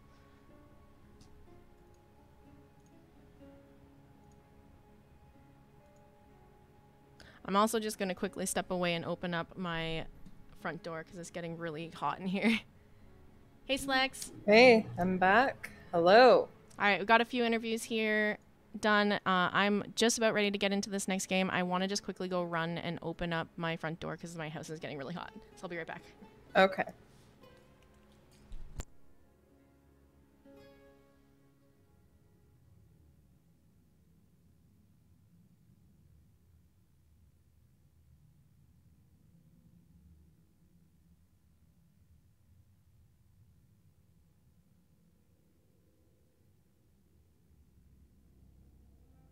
Okay, I am ready here. All right. We're going to go over who's on each of these teams. Let's do that. Sure. On the blue team this time, we have Felipe back again, playing that DPS role. Drunk Dwarf here. He is playing the off lane? I have to double check. Yes. Let me open my thing up. I have it up. I don't want to half guess at these. Yeah, Drunk Dwarf playing the solo lane role. Jamal coming in is going to be on healer, I believe. Is that correct? Who? Jamal. Yes. Jamal on the healer. Breakwood, again, we saw her a little bit earlier, coming back again in. She's going to be filling that range DPS role, and Ascension taking the tank spot. And on the red team, Team 2, we have Miro tanking once more. Show on the healer for Team 2. Will to Live playing the solo lane. Salvaje and Bouncy Bear on range DPS. All right, let's get the readies out from these teams. We have Drunk Dwarf saying that Team 1's ready. It's Team 2, and Team 2 is ready to go too, so we can jump into this game. This is our 3rd game of the night. We do have 6 games lined up, so we are almost at the halfway point.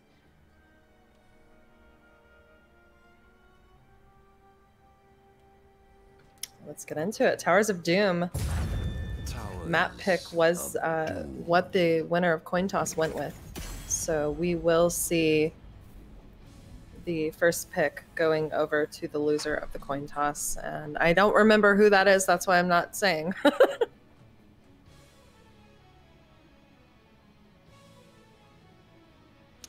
All right, so as I said, a couple new players in this round and a couple returning faces. We've already seen Felipe and Breakwood play earlier today, as well as Mori, I believe we had in for tank already.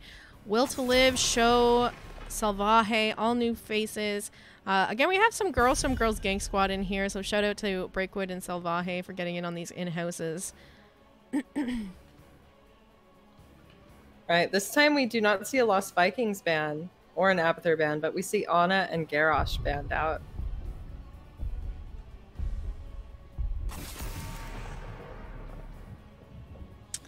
Kaylis in chat is asking, tuned in a bit late, is this just regular in-houses, or is it at least trying to bring in some of the female players from the pool to showcase their skills? So part of the reason that these were organized in the first place is because a lot of the girls from Girls Gang Squad weren't given the opportunity to play in any in-houses at all or show off their skills. So it started as, let's get them a spotlight. But also there's a lot of other players that haven't had an opportunity to showcase their skills as well that aren't female players. Right. So we filled out girls for sure. There's some ladies in here that regularly participate in GGs, and then a lot of other male players that that just need a little bit of a signal boost, you know? Right, right. People that need the opportunity to strut their stuff. Not having that Vikings ban in the start does leave them open. Jamal picked that up, and I'm excited to see that. Salvaje went with the Sylvanas, and Mori picked up the ETC. We see that Johanna and Stukov picked up on the blue team. Yeah, Stukov, this is been a bit of a favorite pick for healers tonight. We did see him in the last game there.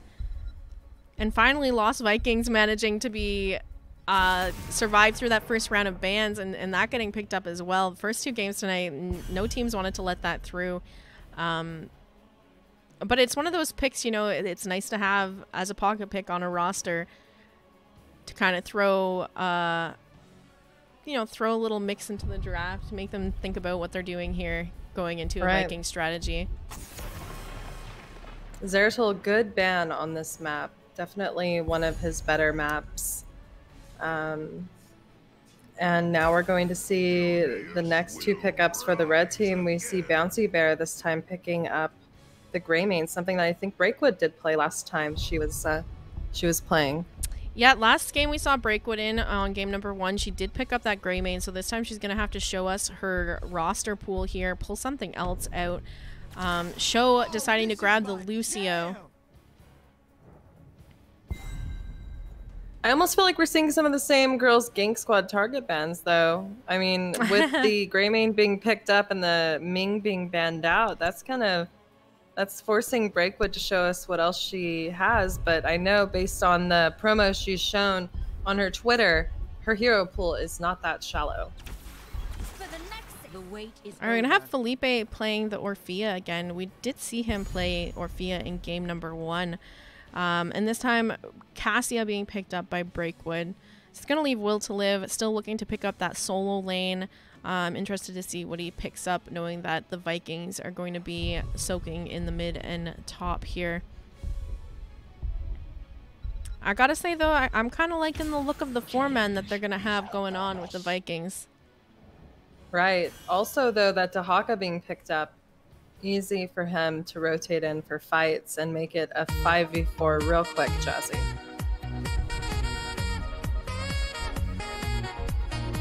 Sorry, I'm just gonna turn off alerts during this. Slowly removing them, getting out of there. But thanks for the follow, I appreciate it. Yeah, Dahaka, I mean, I feel like this is usually just one of the pickups you try to get a global into Viking, so that if you do show up for the team fights, you at least have that quick rotation back into the lanes to soak that they've been pushing the entire time that you are there for the team fights. The nice thing too about having a global on Towers of Doom is you can go for the camp invade at 1 minute. Right. You send your 4-man over there, Dahaka burrows into the bush, and now you're taking a 4v5 on that camp. And with Vikings being the 5th for the side of the blue team, I feel like that's the strategy that might work out here on the red team if they decide to do that. Yeah, Vikings can be really oppressive here if people do not interrupt them. They have the ability to channel multiple objectives, and you just got to keep an eye out. But let's get into introducing these teams once more for game 3. All right, on the blue team, we have Breakwood playing Cassia, Drunk Dwarf on the Stukov, Ascension playing the Joanna, Felipe on the Orphea, and Jamal rocking the Vikings. And on the red team, we have Show playing Lucio, Mori on ETC, Will to Live playing Dahaka, Bouncy Bear on Grey Main, and Salvaje playing Sylvanas. 4, 3, 2, 1. I'm excited to see how much value these Vikings can get here. Same. And just typically to have a Vikings player actually be able to get through the draft. Right, yeah, it has been banned every other game. It made it through, slipped its way sneakily. But typically we see bottom lane being prioritized here, but if Vikings get a lot of value with soaking and macro objectives in other lanes, red team's gonna have to split their resources. But holy moly, we already have first and second blood. Cassia and ETC falling in the mid lane scuffle. Yeah, Dahaka doing a good job setting up that kill, landing the tongue onto the Cassia and pulling her out of position for the rest of their team to follow up on. Very aggressive showing already on the side of the red team, and my alerts still want to make noises, even after removing them. It's okay. Eventually they'll stop. Hopefully they'll stop. Early game picks don't really mean much here, but we do have level 2s for both teams. Sappers have spawned. Red team is just first onto theirs, but blue team is looking for a possible invade here. Yeah, I'm surprised. I mean, I thought if anything, if any invade is going to happen, it was going to happen onto the blue team's camp with the Dahaka Global here. We have the ETC getting quite low in the backline. Power slides through to get onto the point, but this is going to be the blue team stealing the camp away from red team. Dahaka finally coming down to try and help out here. They managed to get the kill onto Cassia. So, I mean, camp not given over for free necessarily. They do manage to lose a teammate in the process. Maybe 2 here, because it looks like Felipe is going to go down as well.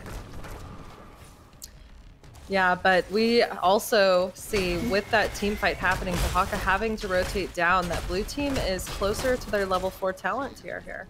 Red team, I mean, we weren't wrong. I guess they were going for the camp invade. It was just going to be a little later than we thought. They do manage to steal that away from the blue team, so traded the Sappers here.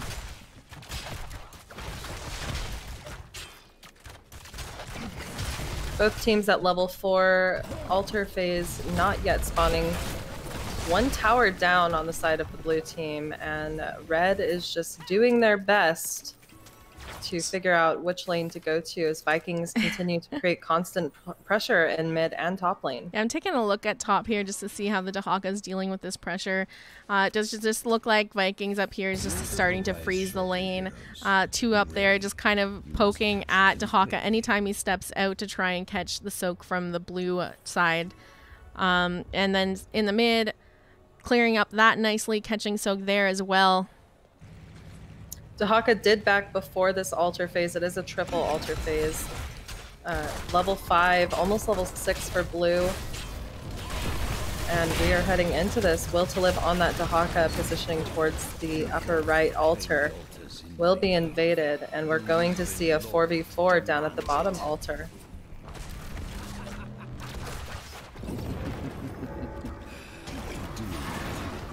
Power slide going out here.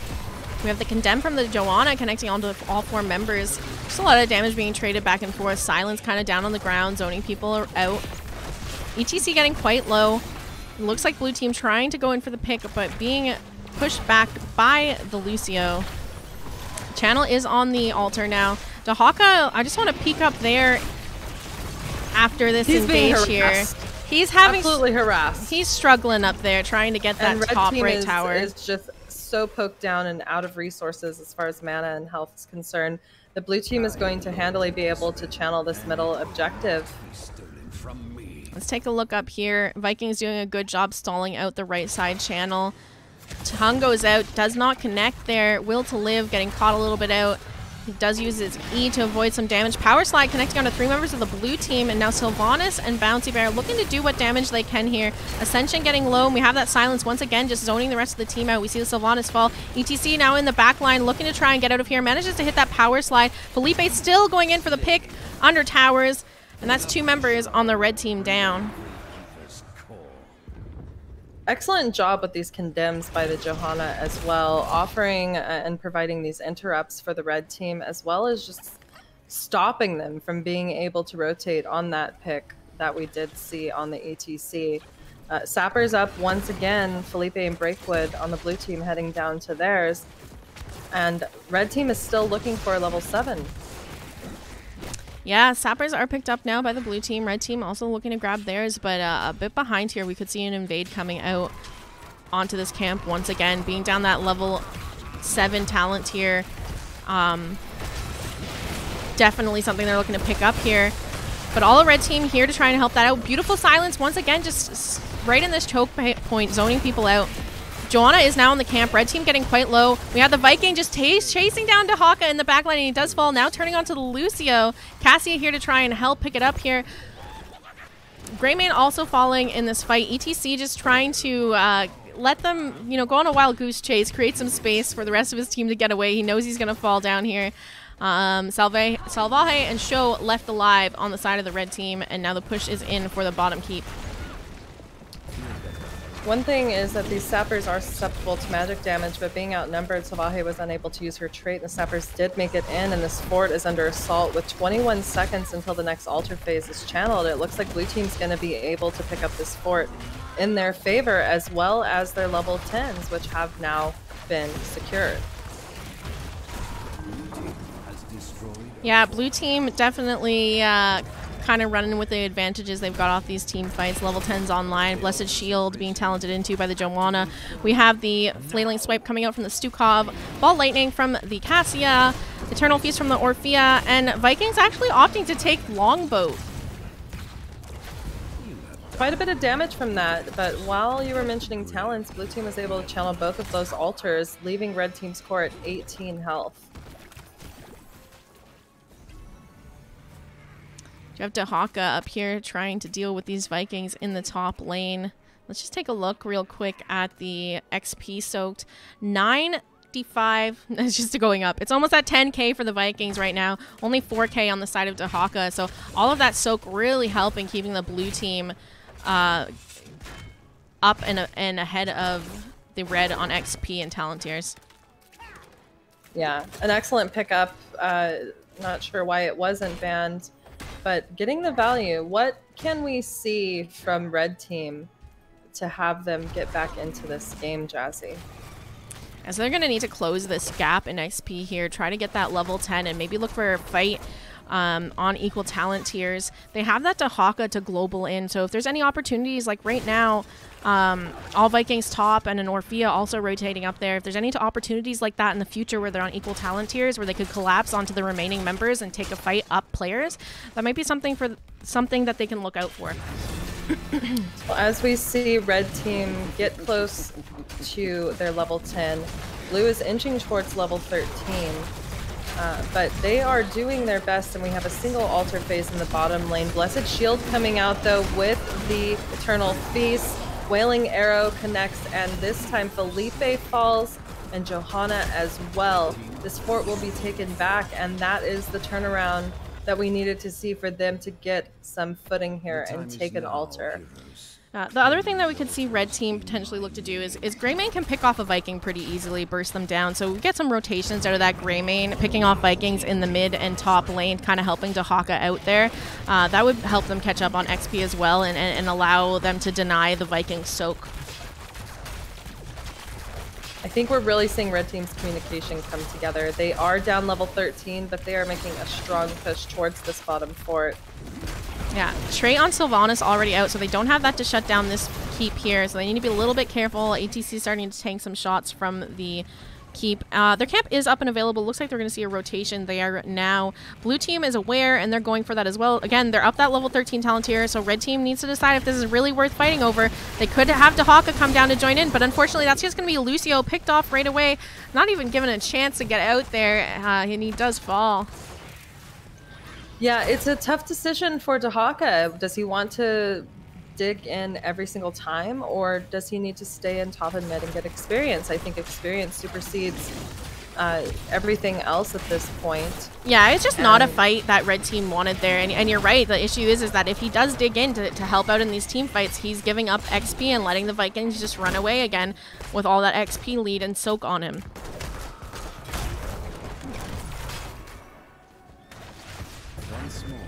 Another altar phase in 30 seconds. Red team making their way towards level 13. Hopefully we will see a fight on the same talent tier this time. Both teams rotating up towards the top of the map where these objectives are. Listen and obey.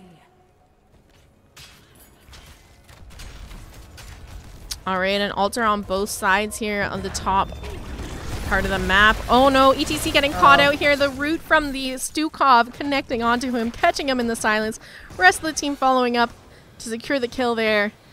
So Bahe was mid lane looking to get 13s, and right as that ETC fell, 13s were picked up, but that tower did go over in favor to the blue side, who are now taking the liberty to pick up the boss as well.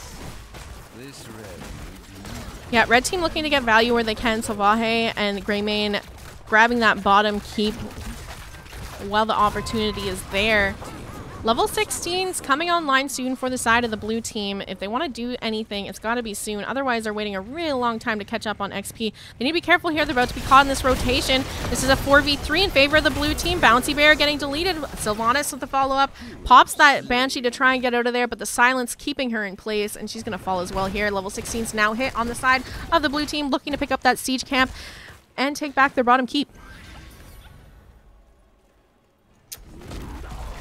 Yeah, level 16's available and picked up for blue side. Red team is dealing with a very tough situation still. They need 16s. Their core is at 6 health, and they need to stick together and not get picked off and then allowed to Haka to double soak. If not, maybe figure out a different way to get experience. But here are 2 members with 4 approaching from the blue side as Sappers are being invaded and just freely picked up for sure. Just a quick shout out. Thank you so much, Yuna, for the host. I hope you had a great stream. Welcome everyone from Yuna's stream. All right, big fight over this objective, but here comes Stukov with the flailing swipe, knocks everyone back, interrupts the mosh, and that allows the blue team to be able to catch that Sapper camp. They also get the pick onto Sylvanas, now turning onto the ETC. He had that mosh back up, but unfortunately just not the health pool to be able to keep him alive there. And towers are up.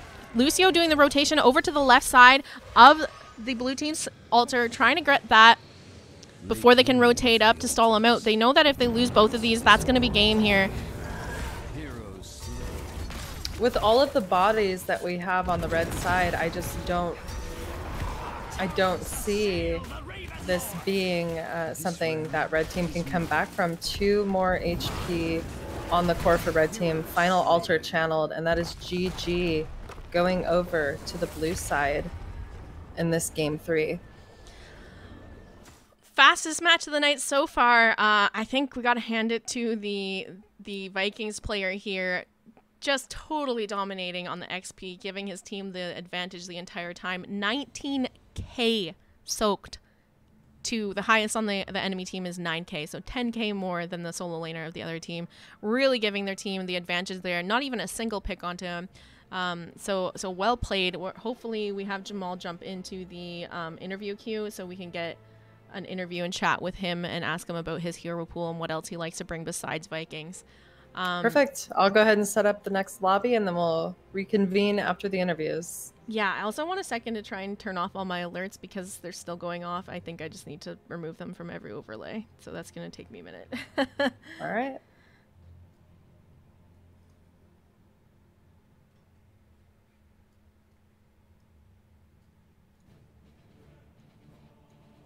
All right, we're in luck. We have the Vikings player in here. Jamal, how are you doing? Oh, I'm doing pretty good. We had everyone. That was a good Vikings game. Yeah, we had everyone in chat asking if we could interview the Vikings.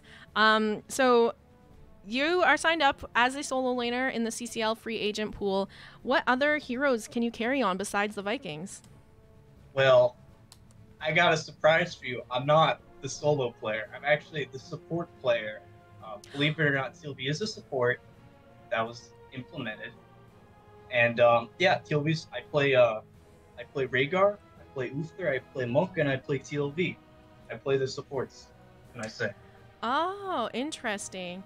So is TLV kind of like your main go-to pick, or do you rotate between all of those? TLV is my for fun pick. I happen to be a for fun gamer, so I pick TLV a lot. But my go-to pick if I'm tryharding is like Deckard Cain. He's like my specialty hero, I guess. All right, so maybe a team looking to draft somebody that can fill that second healer role if they want to try and run 2 healers and a Viking slot as a support would be a great opportunity to look into Jamal here. I also happen to play every other role. I'm just flex a player. Main. There we go. Support main. So now that the game's kind of re-sorted, yeah. Not the same as healer, keep in mind, but support main. So, what experience do you have playing in a competitive environment with other teammates? I used to sub a bit for like HGC teams a while ago, namely LFM. I guess I've played a little bit before. All right. And why should an org look to draft you? I'm handsome. I've been told I got a face for radio. I'm handsome and confident, and I don't let anyone boss me around. So if you're looking for, someone with a little some, a little smile. You can't see me, but I'm smiling right now. That's exactly who you want. It's Jamal. Remember it. And if orgs want to Big take J. a look at your Something like handsome face, where can they find you? Do you stream? Do you have a YouTube, Twitter? I do not.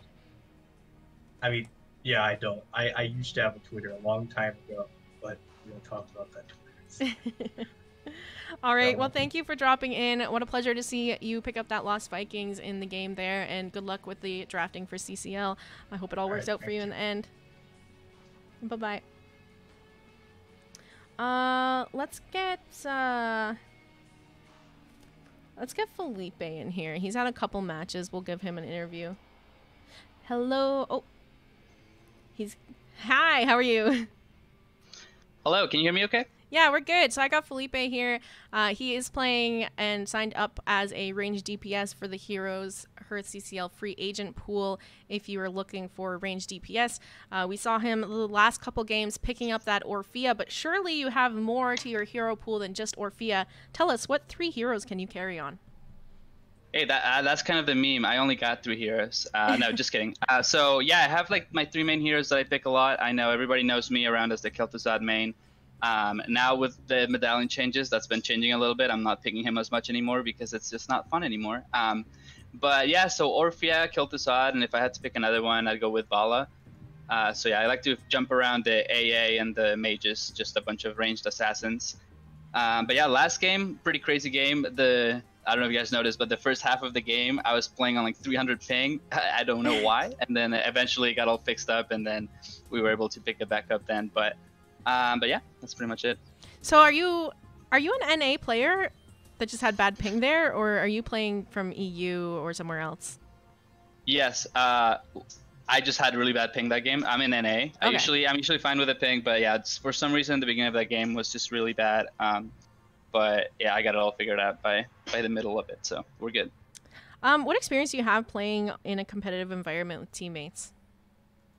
Yeah, I've been playing in competitive on and off for a long time now, almost 3 or 4 years. I played in all the collegiate series. I was when I was at ASU. I was the captain for the ASU team for about 2 years, and then I played another year before that. And then now I've been playing on different tournaments like NGS and Heroes Lounge. So I've been in the competitive scene in and out for about 3 or 4 years. So a lot of experience working as a team in Heroes of the Storm specifically, which is great to hear.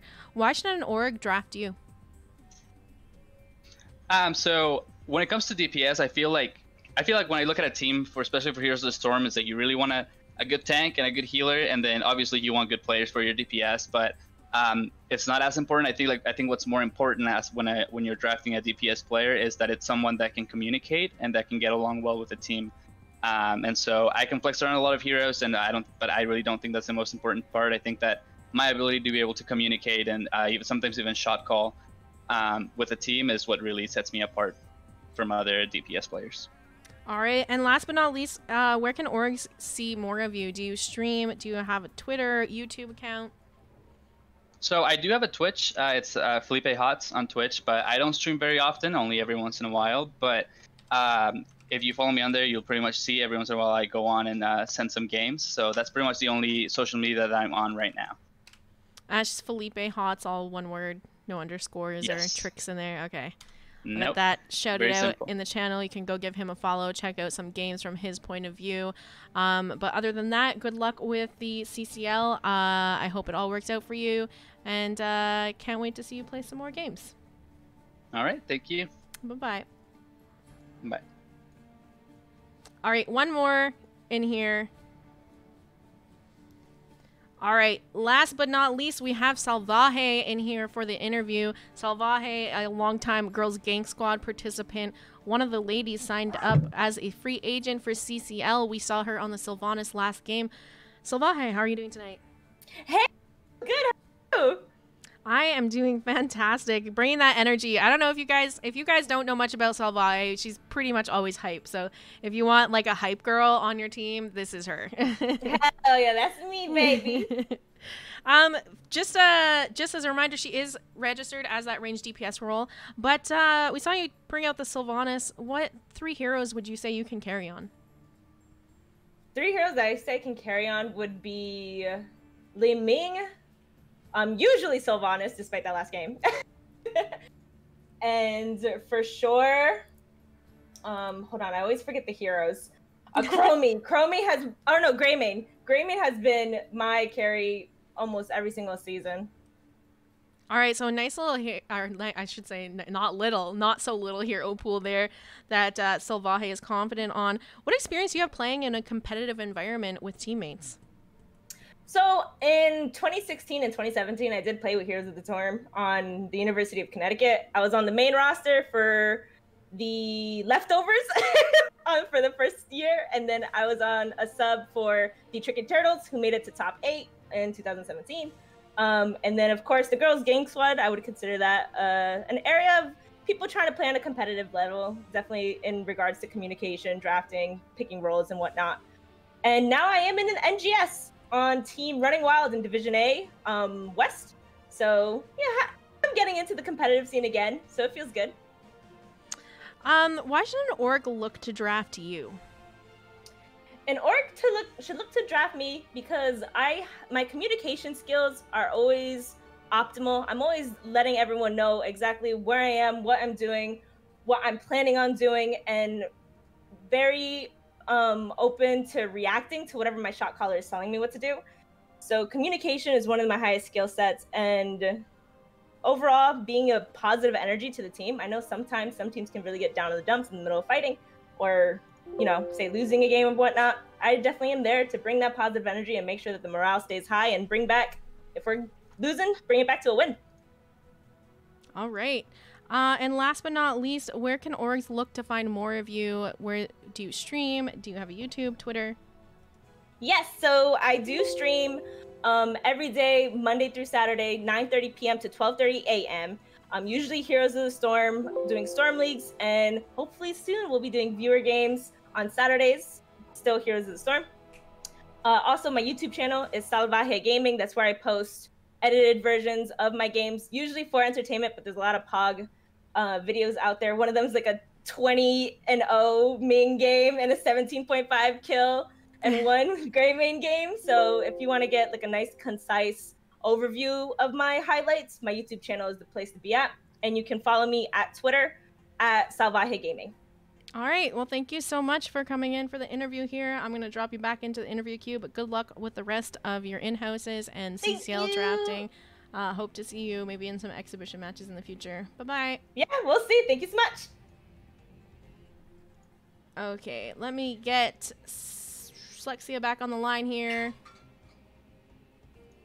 I'm also just going to quickly, you've already kind of heard me, I've been removing the alerts because I don't want those going off during interviews.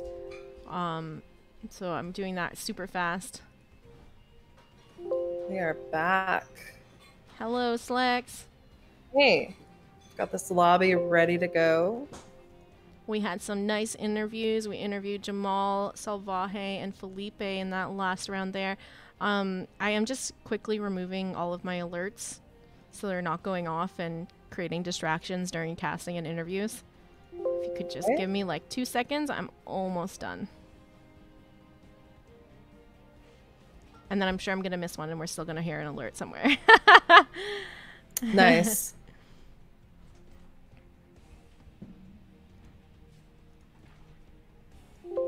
How is everyone doing in chat?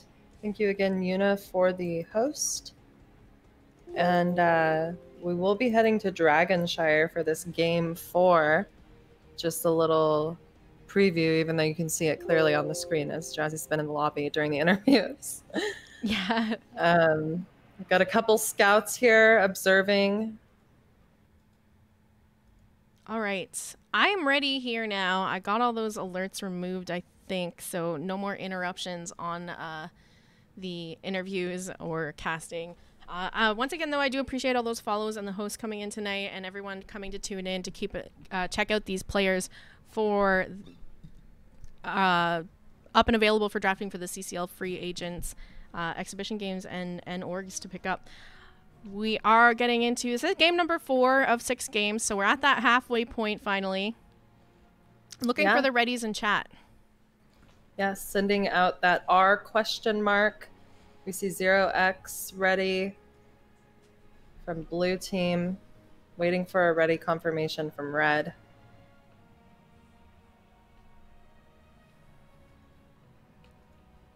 Well, let's give a rundown of who's playing this time. On the left-hand side, wearing the blue trunks, as Dax would say, AoE rules on the ranged DPS. Ron Swanson coming in, usually plays that solo lane. Locks playing the healer spot. TV Coffee, DPS, and 0x on the tank. Now keep in mind, these are the roles that people signed up for, but as we saw last draft, they might flex around and choose to play a different role than what they necessarily signed up for on the free agent list, because there was a limited amount of roles you could pick to sign up there. I don't think you could register as a support or just a flex player. So yeah, a little bit of salt in the Discord too. Love some spicy comms. But on team 2, we have Hunter once more playing. Hang on. What? There's just alert sound going off still somehow, even though I've removed them all. Oops. Oops. Well, I don't know.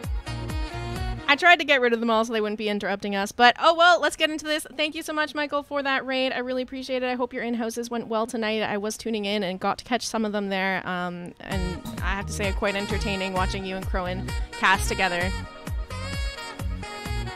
Thank you again. All right, now finishing off before we get into the draft, just to reiterate, on the red team, we have Hunter CJR playing tank, Mercy in that healer position, Gabalab in the solo lane, JTR and Felipe playing range DPS.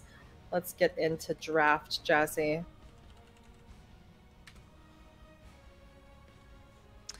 This is our 4th game of the night, 6 games scheduled. So we've seen some players get to flex their skills tonight, and now we're gonna see a new group, some familiar faces once again, and some new ones. Loxy we haven't seen her yet tonight. This is gonna be our first game. Right. Like I said, there's a lot of healers that showed interest in playing in these in-houses, so it's the one role where we're not gonna see necessarily every healer play 2 games. Mercy also in this lobby. I don't think we've seen Mercy play tonight yet either. We did. Oh, we did. Saw Mercy on the Malfurion on an Infernal Oh, no, yes, Shrines. you're right. I remember now. Yeah, you are right. We did see her. She was landing those roots everywhere. She was playing great. Yeah, what am I thinking? job. But this time she is against her teammate from that game, I believe. And it's just, we're just giving these players the opportunity to play with others. With and against others that have signed up for these in-houses. But there is a Valera ban, which we saw before. It's certainly a target ban. And there is the Ana ban. Curious if we'll see a Vikings ban on this map. So that Valera ban, we figured that out. That's definitely targeted on AoE rules. He does play a main Valera apparently. So if you're looking for a Valera player, maybe check him out. But it seems like everyone's afraid of him picking that up because that's been banned in the first round of bans both games he's played in tonight. All right, and a Vala ban. Interesting. Again, I don't know why Red Team thinks that AoE is such a threat, but that's a target ban onto AoE rules again. 2 games ago, we saw him pick up that Vala. He ran a little bit weird of a build. Right, the Caltrops. The Caltrops AA, yeah. But, you know, he still doubled anyone else's damage in that game. So I guess I don't want to see it. We're going to have to see him pick up something else here, kind of flex his hero pool, show us what he has. I think what's more important on this map, regardless of, you know, the fact that this is an in-house and people are trying to showcase their skills, the importance of the solo lane on this map is just incredibly high. So those solo laners are really going to have to shine this game in order to sneak out a dub. What they can bring is really important. Curious who we'll see in those, which heroes we'll see picked up by those solo laners, Jazzy.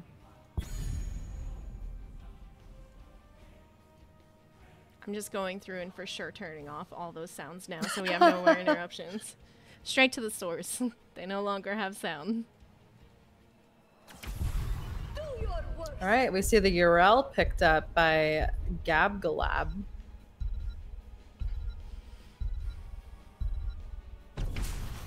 Yeah, interesting pickup because I do have the last pick option here if they wanted to wait and see what blue team was going to pick up for the solo lane on Dragonshire. Dragonshire, pretty significant map for the solo laner as they're going to need to win the lane into the top table to secure that top shrine. So interesting to see them picking up the Urel so early in the draft, but must feel pretty confident on that and that they're going to win into anything that the blue team pulls out here. Right. Either really confident or just they want to showcase their Urel. I mean, there are plenty of counters to Urel, and they go ahead and ban the Rexar out because, I mean, the interrupts and stuns from Misha can really put some problems in her court when it comes to her abilities. But I don't know. I'm still curious to see what we'll see picked up by the blue side as far as damage is concerned. A little piece of the puzzle there. Chen being picked up by Ron Swanson again. We did see him play this earlier in the matches. He did talent into Wandering Keg. I wonder if he's going to stick with that here. Especially since he's going to be having to hold down that top lane. I think that it might be better for him to opt for the other level 10, but and maybe even just show some flexibility in his builds. Sylvanas also getting picked up by AoE rules, so those first bans of the first round really targeting this player. Instead, he's bringing out the Sylvanas. Li Ming getting picked up by JTR. All right, I think this is the first time we're seeing Li Ming tonight. She's either been banned out or teams have opted for Orpheus or other mages. Right, and we've seen Felipe play mage and not really auto attack, so seeing him on the Rainer will be a change of pace for him. Yeah. But I do believe we have seen Coffee play Tassadar already, and he picks that up once more. This time, though, is it the right pick? Will it have the same impact? Yeah, so a couple players here opting to pick up the same heroes. We saw them play earlier. Mercy getting that Malfurion once again. So maybe we can pull her in for an interview because I'd like to know more about her hero pool. And I think this is going to be her last game of the evening. So let's keep an eye out for her at the end to get an interview with her and have her talk about her hero pool. But yeah, everyone else kind of just flexing around here. I'm excited to see how the top lane matches up. The Chen into the Urel. Who's going to win it up there and manage to cap that top shrine and help out the 4-man, make life a little easier for them. Also excited to see how they do rotations in the mid and bot. I'm excited to see Hunter on this ETC because he was choked out in tanks last time and had to play Muradin, even though he did a pretty decent job. It was against that Stitches, though, so I'm very excited. Let's get into introducing these teams, Jazzy. All right. On the blue side, we have Zero on the Muradin. Ron Swanson playing the Chen. TV Coffee picking up that Tassadar. AoE rules on the Sylvanas. And Lox playing the Deckard. Loxy, just before we get to the red side, another GG's participant frequently comes and plays on Girls Gang Squad nights on Friday, so I'm excited to see her show what she's got in this match. Absolutely. On the red side, playing in this game we have JTR on Li Ming, Malfurion played by Mercy, Hunter CJR on ETC, Gabolab on the Urel, and Felipe playing Rainer. All right, Decker just setting up potions here in case there's a bit of a fight in the mid.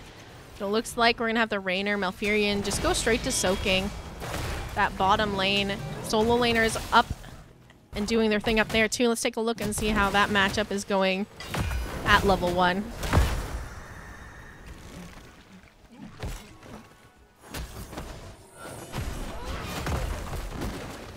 So as I said earlier, Ron Swanson did pick Chen on the last game he played in here. So I'm also curious to see what other heroes he could bring to a draft.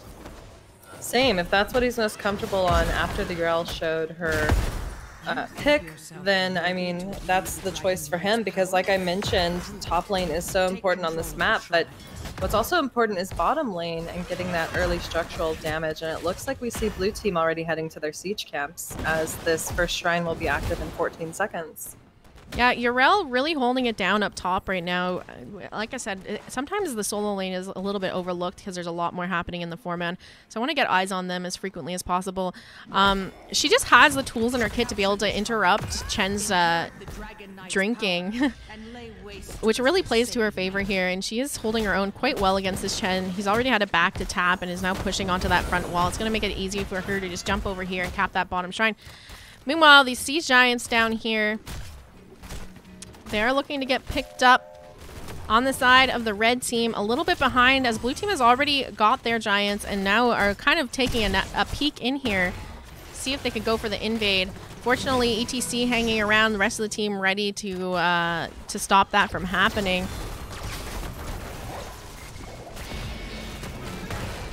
One thing that red team is doing an excellent job at is maintaining vision on this map. And that's super important, especially in this rotational delta between mid and bot. While blue team was able to channel both of the shrines, Yrel is able to get the top one back. And that bruiser is still making its way top lane, Jazzy. Yeah, red team had opted to pick up that bruiser camp instead of starting right away on the siege camp, so that's just going to be a lot of lane pressure for Chen to have to deal with. Already struggling without the camp in the lane into the Yrel here. But now the bruiser camp giving her that extra spell armor and the extra siege and that front wall on the top before already going down.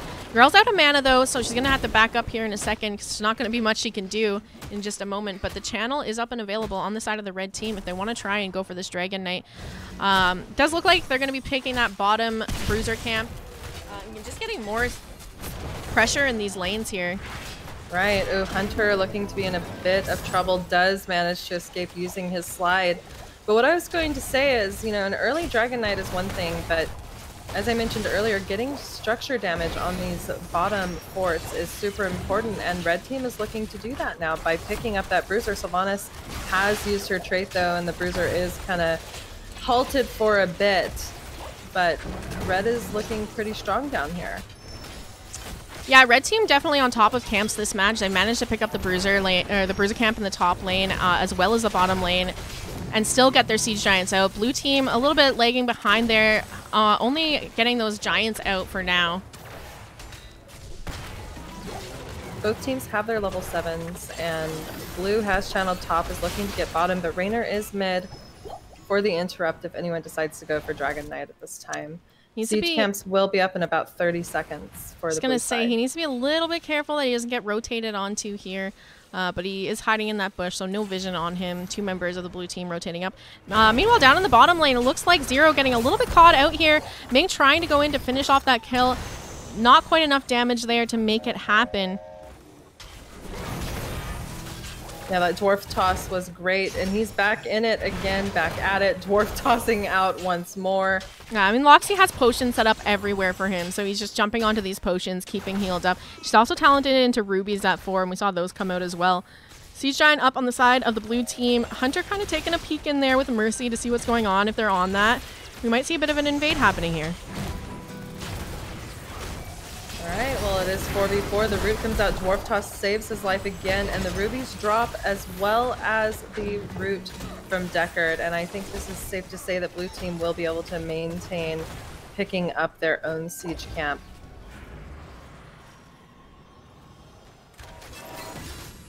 Hang on, I think there might be some lag problems for stream.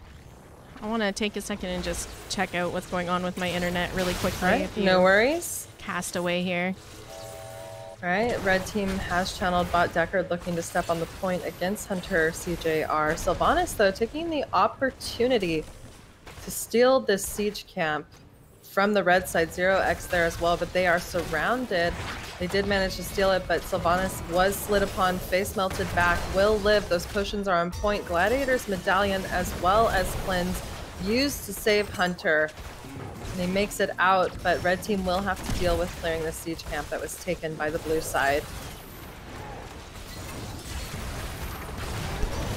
Li Ming managing to land a beautiful combo there. Just deletes the Sylvanas. Well, it's actually Malfurion that got the kill, but all the damage coming out from the Li Ming getting the assist there with the Sylvanas. Yeah, no.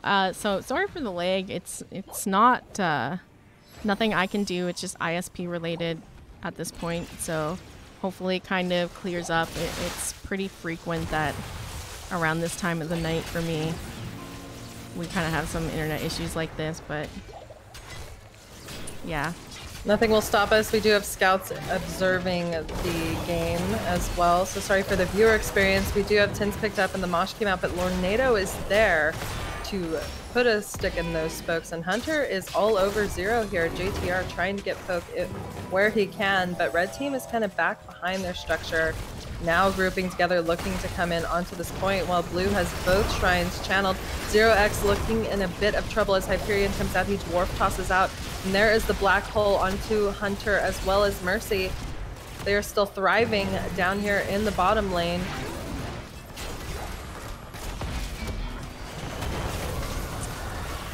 Out comes the root as well. AoE managing to sidestep that and get out of the way. Picking up potions, trying to stay alive for this fight. And here comes Chen. He did go that Wandering Cake Talon again, but he's stepping up, taking too much tower damage. He's just going to have to back up. Felipe putting some nice damage onto him as well.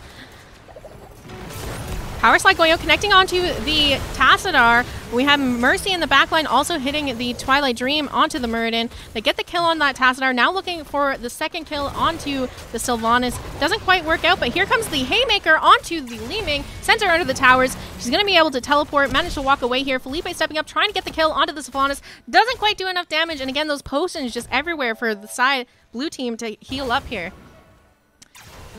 Yeah, you know, Li Ming is able to get consistent poke, but something else is that Felipe is just constantly allowed to stand back and press A, it looks like. No one's paying attention to him. It's crazy. If the lag is too much of an issue, maybe we can have you stream. Okay. Because it seems like it's just constantly freezing right now. Okay.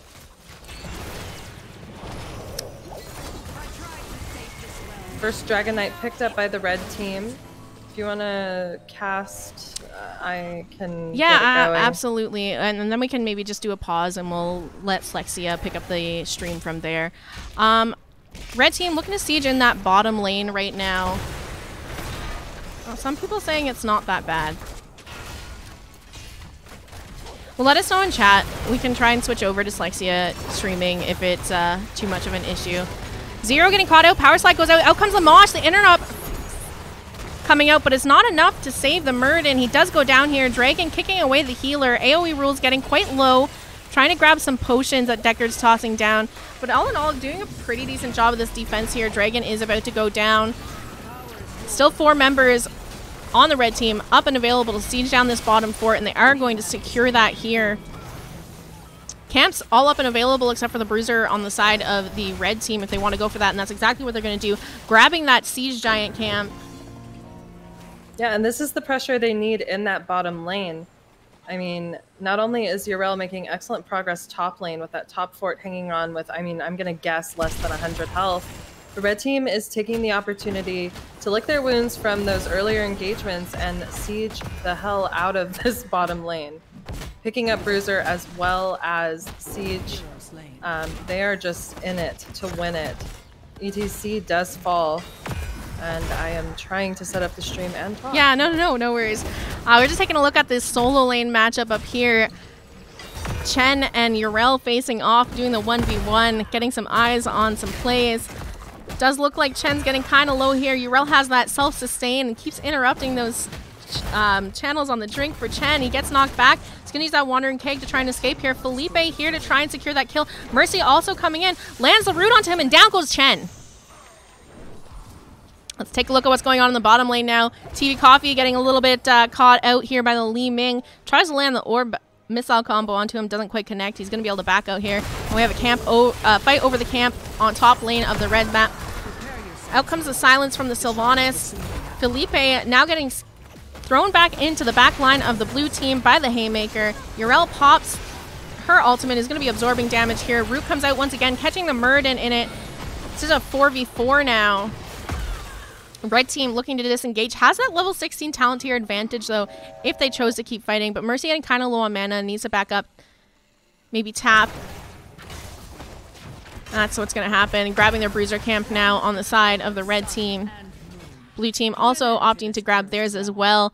And Urel just really doing a good job holding it down top, opening up that lane. Her teammates helping her out by grabbing Bruiser Camps when they can. And that top fort, as we saw fall a moment ago, is definitely going to help her maintain the status quo up top for her. Blue team capping that bottom Dragonshire, or that bottom shrine, I should say. Thank you, chat, for hanging in there as we deal with technical difficulties and trying to cast at the same time. This is an exciting game because it's just flip-flopping in this, in who has the power here. Blue team looking at Haymaker landing onto the fort. Malfurion there. Here comes the Mosh from the ETC. Lornado out, but we have the Black Hole in return. Kind of a little bit of weird synergy happening there on those ultimate picks. It's like if Power Slide connecting onto the Tassadar. Out comes the Root. He does pop the Unstoppable, and he's looking to walk away here. Pops that wall to kind of zone the rest of the red team out away. We have the Ming hitting some orb and missile combos onto that Sylvanas. Sylvanas getting quite low, using her Banshees to try and escape. And for now, blue team on the retreat as red team looks to cap that bottom shrine.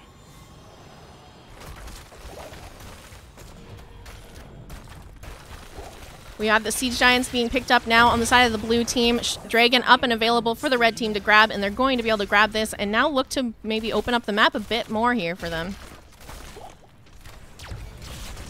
Sieging it down the mid. Muradin goes in, tries to land the stun onto the Rainer. Dragon kicks him away, sends him back down to the bottom lane behind enemy lines.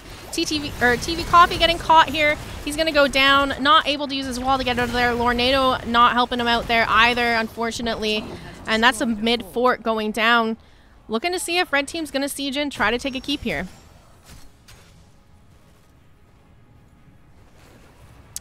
Chat saying these Haymakers are so awesome. Get the cheeks clenched every time.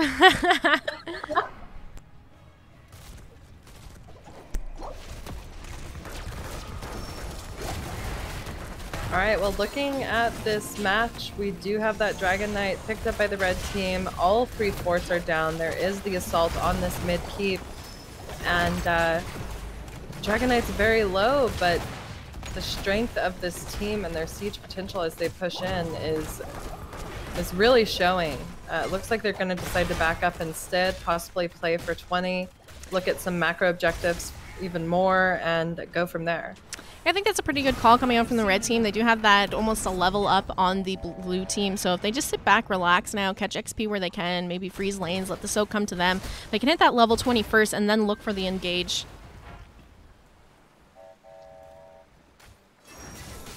We might see blue team trying to force something here. They know that they're a bit behind on XP, and if they want to take a fight pre-20, now's the time to do it. They are catching red team on that bottom Bruiser camp. Chen coming in behind. We have the Deckard Root go out, connects onto the ETC. Black Hole hitting him as well as the Sylvanas Arrow.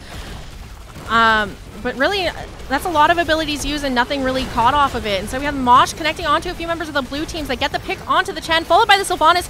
Coffee now getting caught out as well as the Deckard. 4 members down on the side of the blue team. Zero in the back line, looking to try and escape here, but Power Slide connects onto him, and he's just going to go down here as well. 5-man team wipe with, I mean, 40 seconds for each player. They're definitely going to look at taking this bottom keep, Jazzy. They have 2 camps in tow. They also have 20s, and could this be game? Yeah, I mean, we have 25 seconds until blue team is really up and available to defend here. You got a Rainer, Ming for core damage, so they're definitely going to get some damage here. Let's see if blue team can spawn in time to try and put the defense on. But I have a feeling it's not looking good for them.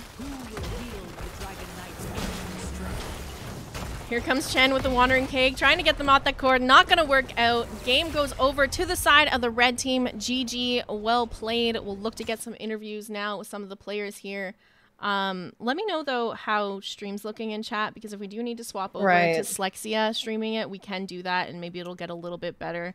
So I have like a dashboard that tells me my loss and stuff, and there's a bit of loss happening on our network tonight. ISP related, not us, so I can't do anything to fix it.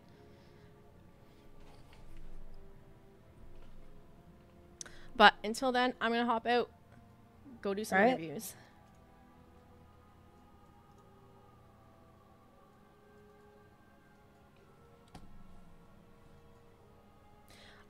Let's pull in. I'm hoping that people aren't rejoining after they've already interviewed them. We'll get JTR in here. First off. All right. We have JTR here. He is registered on the CCL free agent pool as a ranged DPS, playing the Li Ming in that last game. How are you doing tonight? Good. How are you? I am doing great. We're just going to go through some quick little questions here and leave you on your way. But if you could name 3 heroes you can carry on, what would they be? I would say Li Ming, Greymane, and Genji. Oh, Genji. Not Right. something you see picked too often these days. I know, he's a little spicy. What experience do you have playing in a competitive environment with teammates? I've been playing in NGS and in Heroes Lounge for like 2 years now. I played in Division S, and so I've been playing pretty constantly with teams for like the past 2 years. Chat saying, wow, JTR sounds so dreamy. Why should an org look to draft you? I think I'm like a positive influence on the team. I think it's like a thing that comes with playing with teams a lot, is that you just have to stay positive and stay focused, and games will go a lot better. All right. And last but not least, if an org's looking to see more of you, do you have a stream, YouTube, Twitter that they can find you at? Yeah, I'm at twitch.tv/JTRHots. All one word? Yeah. JTR Hots. All right, we'll get that shout out for you in the Twitch channel here. So go check out some of JTR's plays, from his point of view on his Twitch channel there. If you're interested in checking him out, give him a follow. Other than that, I wish you luck in the CCL draft and exhibitions and stuff like that if you're in those. And I'm excited to see where you go. Cool. Thank you. All right, we're going to pull Coffee in here next. Hello, Coffee. How are you? Hello, good evening. I am a little bit unlucky after that game, but still in good spirits. So, Coffee also registered as a ranged DPS on the CCL free agents list. Not to be confused with Coffee Club TV, completely different people. This is TV Coffee. I believe you're in New Zealand. That's what I heard. Yes, I based in New Zealand, so got a little bit of a ping going, but it's all good. All right. So we have seen you pick up that Tassadar a couple times tonight. Can you name a few heroes you can carry on? Tassadar is a bit of a fun one for playing around with, but I mostly play the off-meta picks. I like to play Zul'jin, I like Sergeant Hammer, I like Orphea, the main ones I say. But I can play anything, really. All right. And what experience do you have playing in a competitive environment with teammates? I played in the Australia-New Zealand HGC season for 2018, so I've experienced at a pro level. I do coaching in EU, and I play in League of Legends tournaments. I rep my uni in those, so I have a lot of competitive experience. All right. And why should an org look to draft you? What special things can you bring to a team? I've been in the hero scene for a while. I have a very high understanding of the way the game works, can apply concepts from various other games to it, so I think my understanding of matchups, macro, and draft in particular is more than what most people would be able to bring.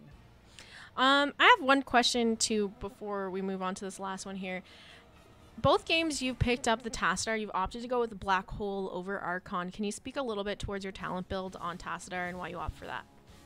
Well, I've gone for 2 different builds. In the first game, I went for the focus on the Q, the Shockray. This game, I went for an all-attack focus build, just based on the way the teams want to interact with each other. I think those are better. I think Black Hole is quite underrated. Obviously, the Infinite Archon is quite fun, but realistically, the game is decided 420, so that doesn't really matter, and Black Hole generally has more impact.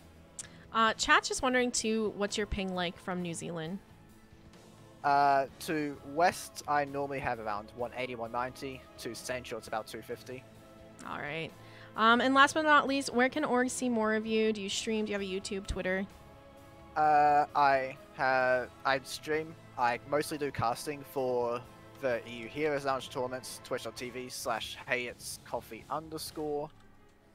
VODs uploaded to YouTube and Twitter, as I also have Twitter, both are heyitscoffee without the underscore. All right. Thank you so much for jumping in and doing the interview with me. I wish you best of luck in the CCL draft and exhibition games if you're in there, and have a wonderful night. Thank you. I think that's going to be it for these interviews. We'll go into game number 3 here. The lobby's set up. And then I'm going to see if we want Slexia. Like, if you guys are saying it's bad enough, I can switch over and let her stream.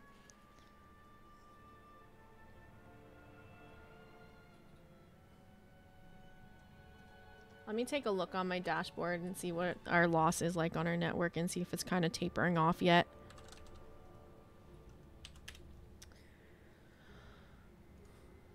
Also need to get Slexia back on the line here real quick.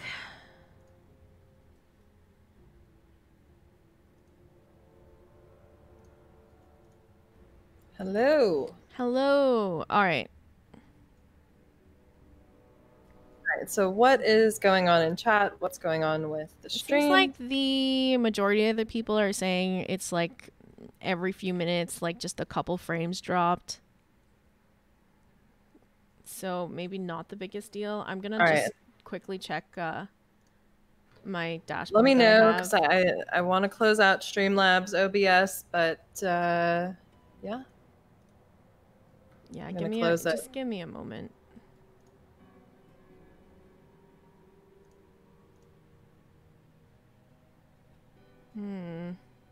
Yeah, it seems like around 7 o'clock, everything kind of just started spiking.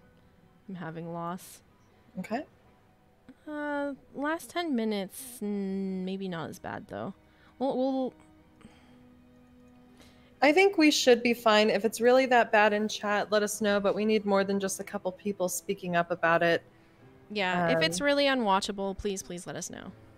We will pause the game and switch streams. I'm going to continue setting this lobby up though, and then we can get into game.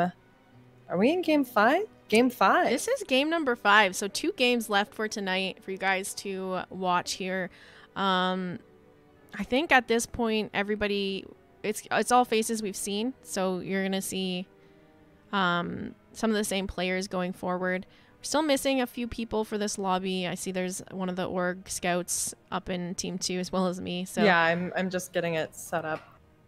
That last game went a little bit faster than I think most people were expecting, so there might be some stragglers coming to join in these games here.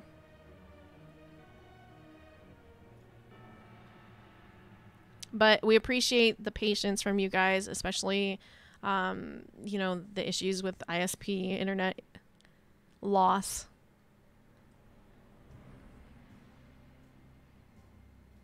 Fortunately, though, as we said earlier, we do have some scouts from the orgs just observing in here, so they have a nice, clean, fresh feed of what's going on.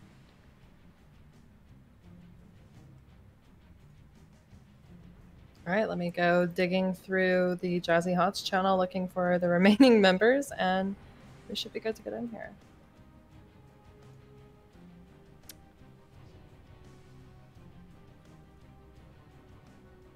It does look like they're set up in their team chats, just not in the lobby yet. Yeah. So it shouldn't be too much longer and we'll be ready to go. What are your thoughts so far tonight? Do you have any people that you think have been kind of shining in their roles? Mercy stands out for me as support. JTR as damage dealer, very flexible, showing his mage options as well as auto attackers. TV Coffee too. But I want to see his versatility. I don't want to just see the Tassadar. You know what I mean? Yeah. Yeah, I'd like to see him show a little bit more of his hero pool in these games as well. All right, looks like I just need to get Logan in here. There he is. And not sure if the Oxygen Scout is coming back or not. We'll post the lobby link one more time for good measure.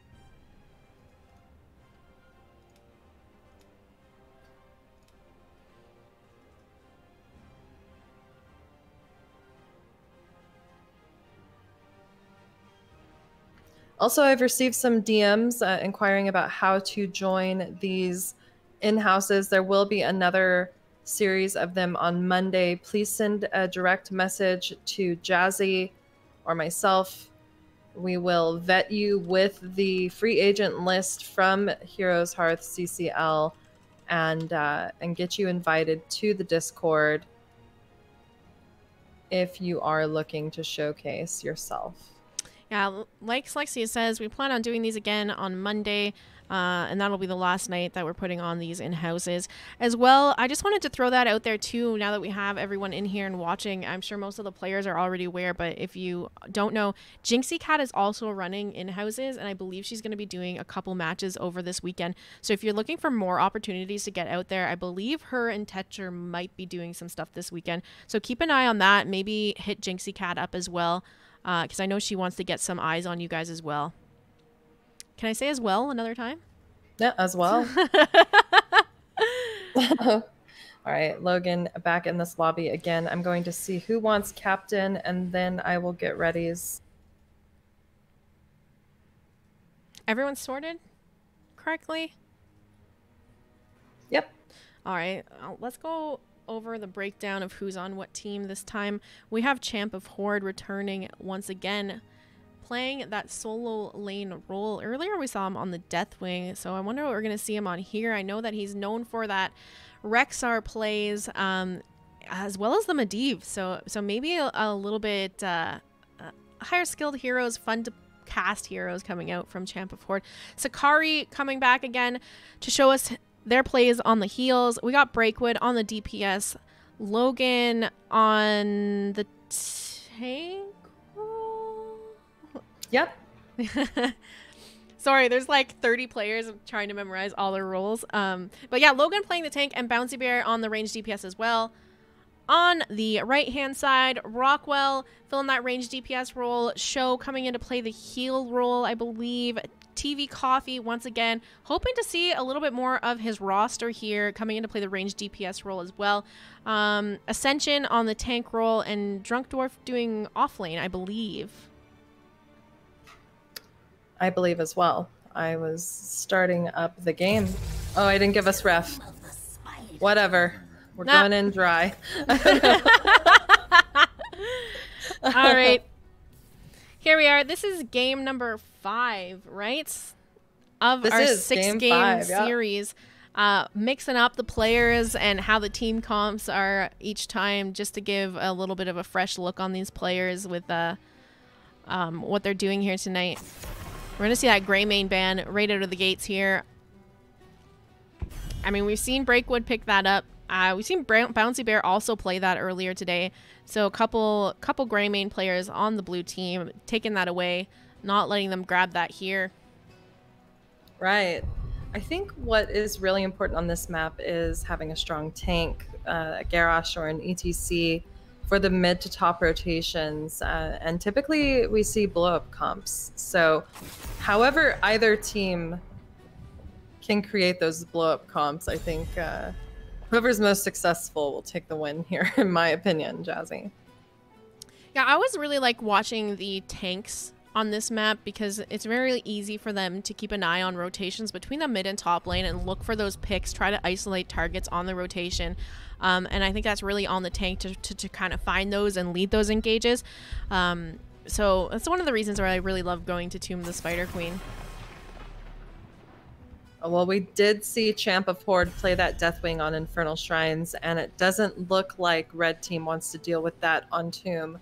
That is a target ban for sure. Deathwing will not be selected in this game.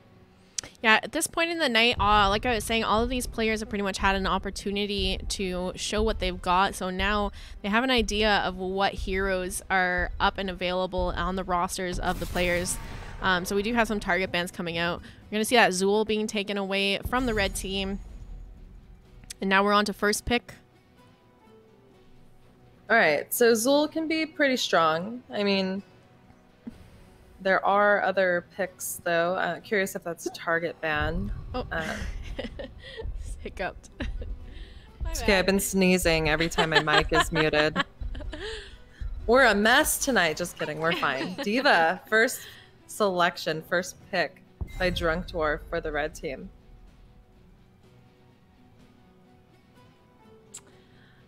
Yeah, I hope that we can see this D.Va get a little bit more value than the D.Va we saw earlier. A little bit of struggle bussin' coming out with the silence from Stukovs and hooks from the Stitches kind of following up to interrupt everything she can do.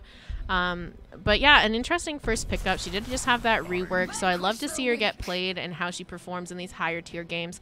Here we go. Champ of Horde getting his Rexar game in tonight. Champ of Horde pretty well known for his Rexar, I think, in the general Storm League community. I know I run into him all the time playing Storm League and I target ban it, so sorry. Right. Jaina also getting picked up by Breakwood. This is another hero Breakwood said she can carry on, so I'm excited to see what she can do here. May getting picked up by Ascension and Show grabbing that Rhaegar. We haven't seen... We did see a May played actually once. Yes. But we haven't really seen her picked up or banned anywhere else, so it's good to see her. But when I think of tanks and catching people on rotations on this map in particular, I don't necessarily think of May, so I'm curious to see what they have up their sleeves on the red side, picking up that Rhaegar healer with the May. Maybe they're going to do some like well-timed ice walls into D.Va mech explosions or something. Maybe it's a Bloodlust comp or something crazy. Yeah, I mean, they could be looking to try and go for more of a Bloodlust comp. We know that Rockwell has been playing the Cassia. That's another player I would like to see more of her hero pool. I think she's played Cassia all of the in-houses matches I've seen her play in. So I'd like to see a little bit more variety being picked up here. And if they're going for that Bloodlust comp, I don't know what else she would be picking up. Right. It does look like blue team is shaping up to have that blow-up comp with the Jaina. Curious if they're going to take the opportunity to pick up the ETC here. Possibly Malfurion or an Anduin to provide extra root potential. Instead, we see Stukov, and that silence underneath a slide is priceless, but tank pick being held. Yeah, I mean, at this point, the May's locked in on the side of the red team. They can't ban out any more tanks, so it's not really essential for them to grab their tank here. Wait is over. We see the Cassia picked up again, but more surprising is the Sergeant Hammer. Yes. Logan, though, there's that Stitches. Very vulnerable if Sergeant Hammer decides to siege up. Now, I love the Raynor Jaina pairing. I do have to say, we're having some players here still choose to pick up the same heroes once again, and I really would have liked them show a little bit more of their roster. Logan played the Stitches earlier, I believe. I mean, here it makes sense. I feel like they need to get something to kind of deal with the Sergeant Hammer, so having the hook will help. And then we have Cassia being picked up again by Rockwell. We've seen Cassia be played by Rockwell. This is the third match she's in tonight, I believe, and third time we've seen her. So I would have liked to see a little bit more variety. Rockwell, though, one of the ladies who does come and play in Girls Gank Squad, so she's really well known for her Falstad, and we haven't seen that tonight. Tomb, not really the map for a Falstad pick, but I know in Girls Gank Squad, Falstad is always banned out from her because she does such a good job managing her global, getting soak where it needs to be, bribing, showing up to team fights when she needs to be there, and then going back and doing her soak there as well. Yeah. Yeah, we're just going to see how it plays out. The Sergeant Hammer is vulnerable, though, with those hooks, Jazzy. Let's get into introducing these teams once more. I don't know. On the left-hand side, playing for the blue team, we have Champ of Horde on the Rexar, Logan playing the Stitches, Breakwood on the Jaina, Bouncy Bear playing the Rainer, Sakari on the Stukov. And on the red team, we have Sho playing Rhaegar, Ascension playing May, Rockwell on the Cassia, TV Coffee on Sergeant Hammer, and Drunk Dwarf playing the Diva. Yeah, I'm curious to see too, though, how much value having a hook is going to even be, especially with the Gladiator's medallion, and she already has an ability where she can go unstoppable. So there's a lot of things available for a Sergeant Hammer player to use to avoid getting pulled in by the Stitches. Right. We already see her sieging up, but a blizzard just pops right on top of the dome. Back into siege mode here, behind the safety of her minions. Drunk Dwarf already taking quite a bit of damage here. And there we go, here's the hook onto the Sergeant Hammer, pulled in, now looking to try and escape. Breakwood getting caught a little bit here, looking to try and turn around and make it out of here. Champ of Horde also getting quite low, but nobody dies here. Nobody dies here. Stukov doing an excellent job at keeping them alive. And we're just going to see the normal mid to top rotation, but interestingly enough, we're going to see Rainer rotate down to the solo lane with Drunk Dwarf on that Diva. Yeah, maybe they're hoping that having... Oh, the Rexar's coming down now. I think they're just covering the lane. Yeah, he had to back. He did get low. You know, of course, Misha needs to be tended to and all of those things in order to get him in that lane, but Rainer's going to take this opportunity to pick up that siege camp. Yeah, Drunk Dwarf... red team is on their bruiser. Drunk Dwarf also already low, that mech really close to dying here. Kind of seems like they have an idea of what's going on. Champ of Horde trying to kind of zone out this rotation onto the camp here, as Rainer is taking that. So this is just kind of kudos to the red team for map awareness, because they did have vision of that Rainer from the minion wave rotating down onto the bottom camp, and were able to come down and respond to that. And end up stealing it away. So the Siege Giants do go over to the side of the red team, and they also manage to pick up their Bruiser camp here as well. Right, they are showing a little bit ahead in the experience department. Diva is left alone, though. She does have the Siege Giants, but having the Rainer as well as Champ of Horde down here on the Rexar to clear, it's not going to be much of an issue. It's just going to keep blue team outnumbered a bit in their rotations, having to play a bit safer. All right, some gems getting turned in here on the side of the red team. Getting 9 gems in there. Coffee a little bit out of position, but he's going to be okay. It's not really any follow-up damage going on in the top lane for the side of the blue team. Siege up in the mid from the Hammer. Clear out that wave. Let's check out what's going on bottom lane. Diva does have that mech explosion up and available if she needs to use it. Champ of Horde doing a pretty decent job just holding it down here, especially since he had to clear out that giant camp. Kind of win back the lane pressure. It does look like he's going to rotate up here. Yeah, and red team is just attacking these structures top lane, getting down the wall and the towers. TV Coffee slowed a bit, but able to make it out. Ascension just zoning the entire blue team, getting chunked with that lightning shield. Was about to make it out, had to pop trait. Cleanse is used, and still, May lives. Whew! Throws down that blizzard to kind of zone for herself as she slides away there. Is able to survive, and now Bruiser Camp being picked up on the side of the blue team. They are pushing that in, looking to get a little bit of siege damage mid, maybe even get some damage onto this Sergeant Hammer. Pops the Unstoppable, taps the Fountain, back into siege mode. They land the hook onto the Rhaegar. Rhaegar's backing up, throwing out some heals onto his teammates, keeping everyone alive. Let's check out the bottom lane here. Diva getting quite low in the mech here. Doesn't pop the mech explosion. Instead, she's going to fall out of her mech for the moment. Champ of Horde really holding his own down here in this bottom lane. It seems like every time we kind of look down here, he's pushed that wave to the front wall of the bottom fort. He's now rotating up, looking to maybe try and help his team. There goes the hook attempt onto the Hammer. She pops the cleanse. She's going to be able to survive here. And Rhaegar now a little bit out of position, being chased down by Champ of Horde. Stun comes out onto him from the Misha, but he is out of there. Both teams do have turn-in, and now it's just who will get it first. I will say... There we go again. Here's the hook, and again, the Unstoppable coming out. And it just seems like every time a hook is attempted, it's the Unstoppable is up and available. It's the level 4 talent siege tactics. He is popping that with excellent timing. Breakwood will be the first to fall on the blue team, and it looks like red is going to continue getting turn-in. Show looking low, though. And these web weavers will be descending in favor of the red side. Now look at Coffee though, overextending in the top lane. Eyes are set on him now. He's trying to get out here. Lots of damage going out, and he's just going to be able to boost himself out of here.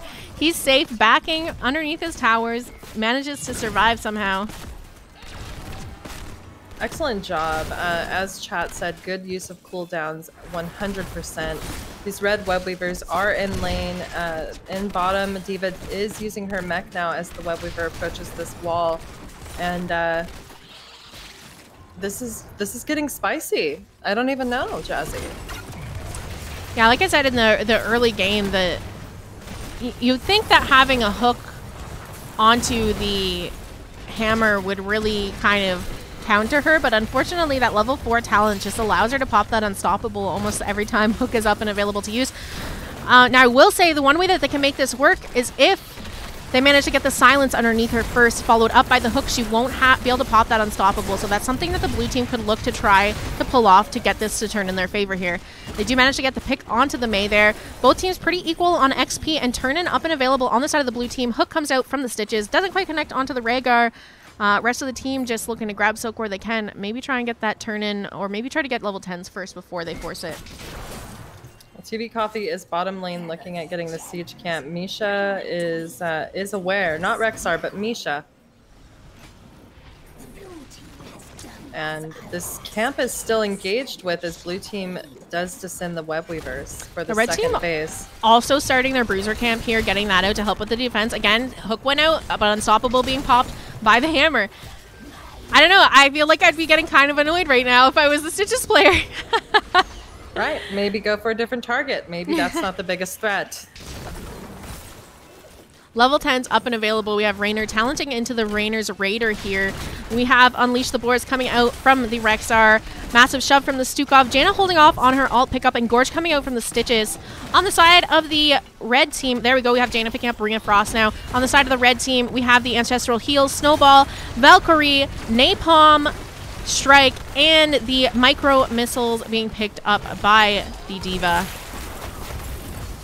Yeah, and these web weavers are coming in hot. Ring is popped. There is the Valkyrie used. Jaina does fall.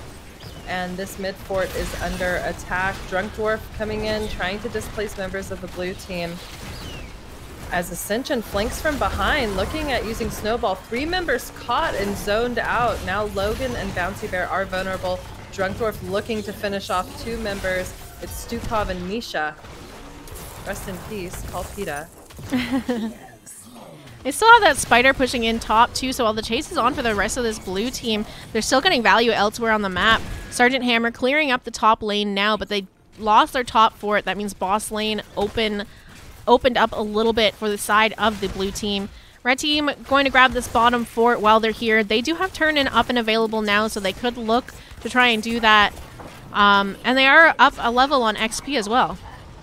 Right. With that turn-in almost having 13, it's a good time for them to get that once more.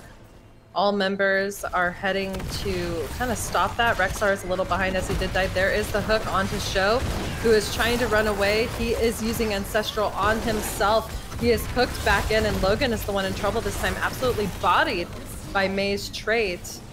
And he does fall. Got D.Va getting caught out a little bit here. Unfortunately, I didn't really catch what happened to get her over into that position, but getting caught out by Champ of the Horde and the Jaina. Ring of Frost going out, connects onto the Sergeant Hammer, but again, he pops out Unstoppable, so not going to be rooted at all, walking away with a bit of damage dumped onto him. We're now looking to siege in that mid. Need to be a bit careful. Members on the side of the red team kind of already being low on health. Right. Rockwell was caught in the ring as well and did use her Gladiator's medallion to get out of it. Red team still has turn-in, and we only have 13 out of 55 gems for the blue side. So they don't have 13 yet and really need to be able to make an impact and stop this turn-in. Or just look for 13s themselves. Well, only 10 more gems need to be turned in on the red side. Rockwell putting in 7 of those gems right now, while the rest of her team kind of tries to zone and create space. But we have the Rhaegar being gorged by the Stitches, being dumped under the tower, and all of the damage being put onto him, and he's going to fall there. They did manage to get this turn in, but unfortunately, Rhaegar being down, this means they're going to be down a player for a little bit of this spider phase. All right, well, 13's online for both teams. Webweavers are descending into these lanes. Top will be the first to be picked off by the blue team. Meanwhile, it looks like bottom is the focus here for the red team, and Champ of Horde on this Rexar is the target as he has 10 of the gems. I don't think he's making it out. No, unfortunately, just stayed a little bit too long in that bottom lane, overextended, no fort to fall back to. He did have vision. He sent his bear up there to get vision of the rotation, but still too far in, and he did get collapsed, and he will see him fall there.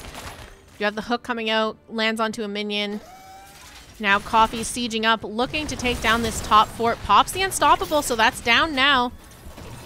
Logan decided, all right, if the hook misses, I'm just going to walk up to him. And get blasted away. Here comes the Diva mech to explode on this fort. Logan does have the Gorge on the Mei, who is surrounded.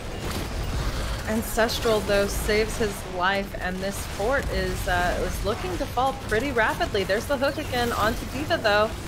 She is stunned.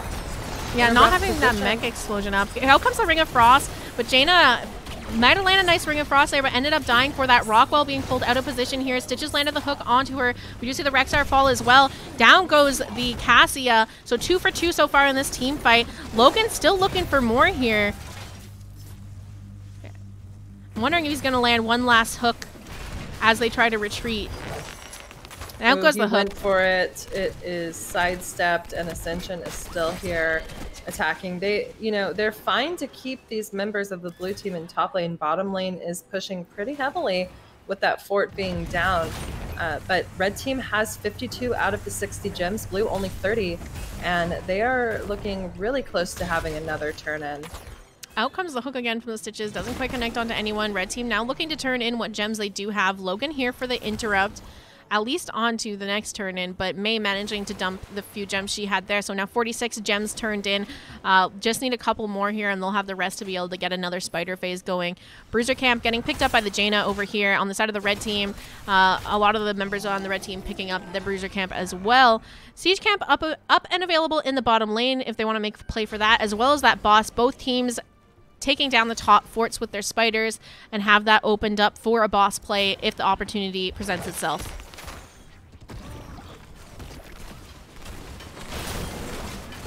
All right, well, all members of both teams are in this middle lane. 46 out of 60 turned in for the red side, 25 out of 55. And I don't think blue wants to let red have another turn, and they are guarding this heavily, keeping eyes on where all members are at all times. At least the members that do have the gems on their person. Sending this Bruiser Camp in middle, though. This fort is already chunked quite a bit, but it will be cleared up easily. Out comes the hook onto the Mei. Gorge comes out as well, catching her out of position, but Diva not hesitating to run in and try and help this Mei out. Mei kind of happy she's in the back line, sliding in, drops down the Blizzard, and here comes the snowball canning, sending the Rainer and the Stukov out of position. Ring comes out, connects onto the Mei. Drunkdorf getting low, pops the mech explosion. Rockwell now being chased down by the Rexar. She's going to fall here. Sakari getting really low, needs to back up. Be careful what's going on here. Champ popping his feigned death, going to avoid death for the moment here, but quite low health on the side of the blue team. We're going to see the Rexar fall. Jaina looking to retreat. We had the hammer trying to get the final AA off on her, but instead falls for that. Stukov does get picked off now, so this is a 3 for 2 in favor of the red team. But here comes the hook onto the Diva. No mana, nothing much to really follow up with. Jaina that's just way too low to step up into this fight. So that's going to be that, and turn-ins up and available for the red team. That's what they're going for here, while D.Va secures that bottom siege camp. Yeah, Coffee got a little too bloodthirsty, underestimating the zoning potential and the ability to escape. But, I mean, just Jaina and Stukov are up to defend against this Webweaver phase. 2 forts down, 1 pretty low, and they will be spawning, I mean, pretty close. Sorry. Okay. What's up? No. We just saw a hook come out, and he just, like, threaded the needle on that hook, catching the Mei in the wave from minions. It was just neat. Nothing really to get off that. Just I can't believe he landed the hook. It was just going all through these minions to grab it there. But Logan does need to be a little bit careful about what hook targets he's going for here. Throwing that Mei into your back line is only helping the red team with a snowball comp. And we have Logan getting caught out here. Team not around to help him out, aside from the bouncy bear, and he's going to fall. They're going to siege in mid now. Level 20 is going to be hit first on the side of the red team, but they don't have them quite yet, so this is an equal talent tier defense, down 1 player on the side of the blue team. Yeah, I mean, they do have these Webweavers as an extra player as they assault this keep, and Coffee is sieged up, uses his Unstoppable once more as the Ring of Frost comes out. Mei does get caught, but Drunkdwarf is the target. That's who Breakwood is on after using the ring. It was almost used as a zoning ring. Blue team does have turn-in, but red team is just so incredibly close to 20 that it might just be a defense turn-in depending on what red can do here. Oh, comes a mech explosion from the D.Va. Blue team just looking to walk out of that to avoid the damage. Mei sliding through the blue team. Feint Death coming out from the Rexar. Might be getting caught a little bit out of position using that Feint Death here, and he is going to fall. Snowball went out. I don't think it connected onto any of the members there. So just the Rexar falling here. Now we're seeing the staggering deaths as well as being down a talent tier. A little bit spooky. Oh my goodness, the hook finally landing onto the Sergeant Hammer. She doesn't have the Unstoppable. She's going to be dropped at the core. Out comes the core anomaly. She's going to dodge that, but unfortunately stuck back here in the back line. They get the counter pick down at the talent tier. Now a 4v4. My God, though, before all of that, the ancestral from the Rhaegar Jazzy saving that Mei's life. I just want to point that out. Excellent healing done by Sho. Holy moly. Blue team does have that turn in. Probably going to want to look to get their level 20s before they do that. And maybe, you know, if they're lucky, the Rexar's back up way before the Sergeant Hammer is. Maybe they can find a fight, do a boss turn in play. Are going to push out that top lane. The one keep they did manage to keep standing. Keep. We're getting into the delusional, delirious casting tonight. As predicted. Hook landing onto the Mei here. He doesn't. I think he's learned his lesson. Didn't want to use the Gorge on the Mei. Instead, just lets her walk away. Blind coming out from the Mei. Here comes a Blizzard. She knocks everyone out of that though, so no roots.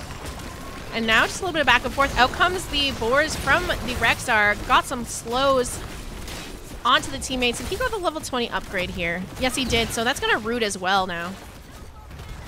Blue team trying to get that turn in. Snowball cannon connecting onto a couple of members here.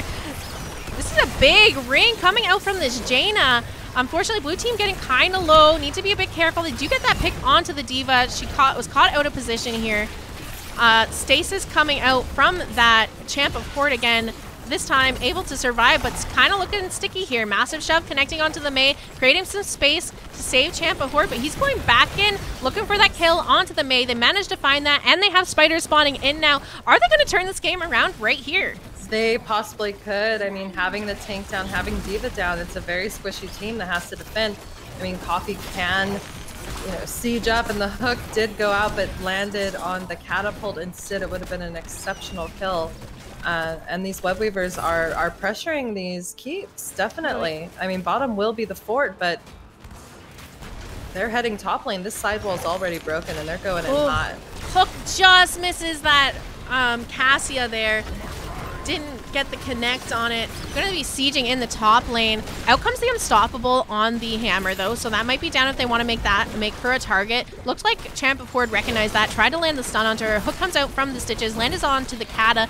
Just looking to siege down this top, keep open it up. Champ of Horde getting quite low here. Need to be a little bit careful. They're still down the Mei, but with the health on their solo laner. They might consider backing up here, trying to find something else. Stukov, though, now kind of healed them back up. Maybe Stitch is looking to try and find another hook here. Unfortunately, just hits the side of that wall. That's not going to connect onto anyone.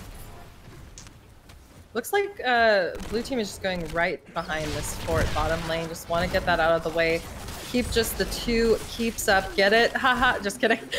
For the red side, Stitch is again going for that hook. And Ascension eyeing a flank here from the turn-in point. We have Rexar's Bear catching that, though. Rest of blue team looking to pick up these Siege Giants. There might be a collapse here from the red team. That would trying be the to pick call. a fight. Neither team is very close at all to turn in, and both teams have their win conditions. And these team fights are just going to be super look important. at that Valkyrie silence. comes out and does not land. There is the silence, and here comes the Ring of Frost catching Coffee, but Ancestral is used after he already used his Unstoppable, and there is the ultimate from Mei with massive damage coming out onto blue team. Breakwood hanging on with 70 health does fall. Champa Ford will be the next to fall. That is 2 members down, as well as Misha for the blue team. Red pushing forward, getting another kill onto the Rainer. And this is their core call, Jazzy. Yeah, lanes opened up, 3 members down with 50 seconds, almost a 1-minute death timer on the side of the blue team. This is our opportunity to go for that core call, and that's what we're going to see here.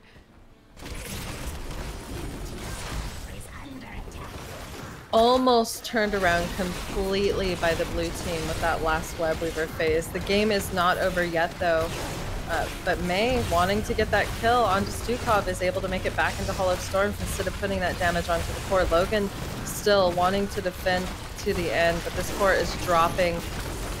And I think that's going to be a GG for this game 5. Yeah, GG and well played. What a great showing in this game number 5 tonight. Really just keeping us on the edge of our seats. Didn't know who was going to come out on top here. Could have been anyone's game. We have requests for Ascensions for interview. The Mei play has been so good, so we'll try to get Ascension in on the interview. But other than that, thanks for sticking around. We still have one more match here before we wrap up tonight. So stick around. I'll pop into that interview channel now, and I'll talk to you in a minute. Cool.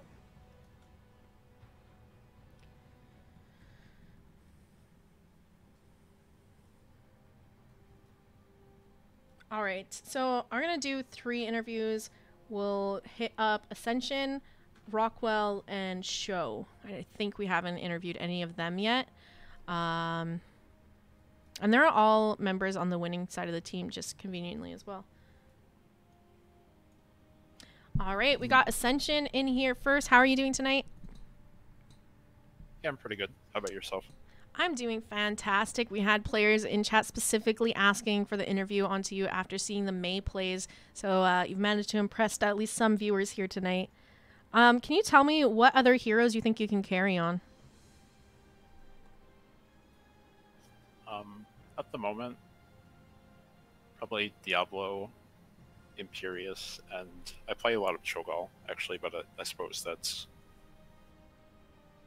also the other player's responsibility as well.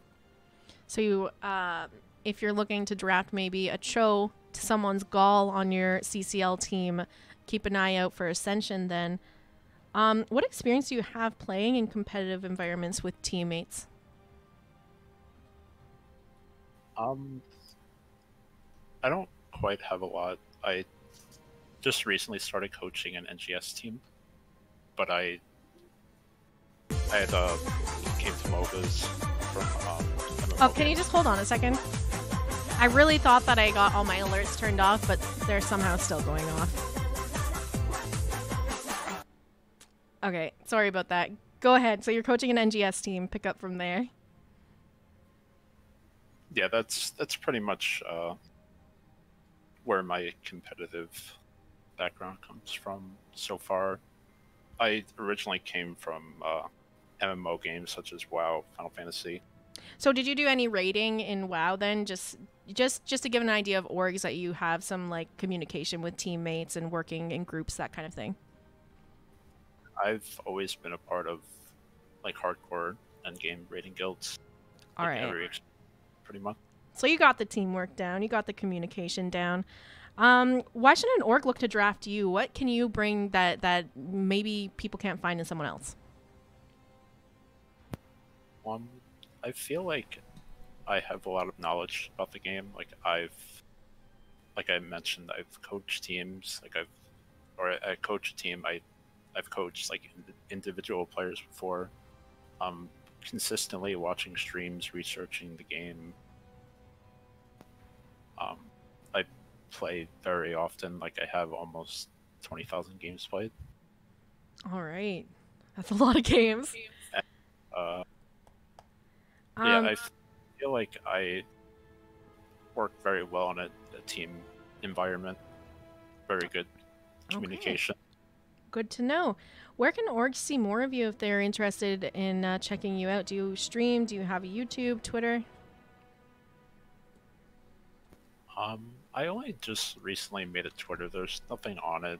I haven't started streaming yet because I've been busy with work, but I may do that sometime soon. My Twitch name, though, is Ascension I, just one word. So if I do decide to stream, it would be from there. All right. So how do you spell that? I want to give you a shout out just so that if you do start to stream, you have a little bit of followers maybe heading your way already. Oh, it's IASCENSION.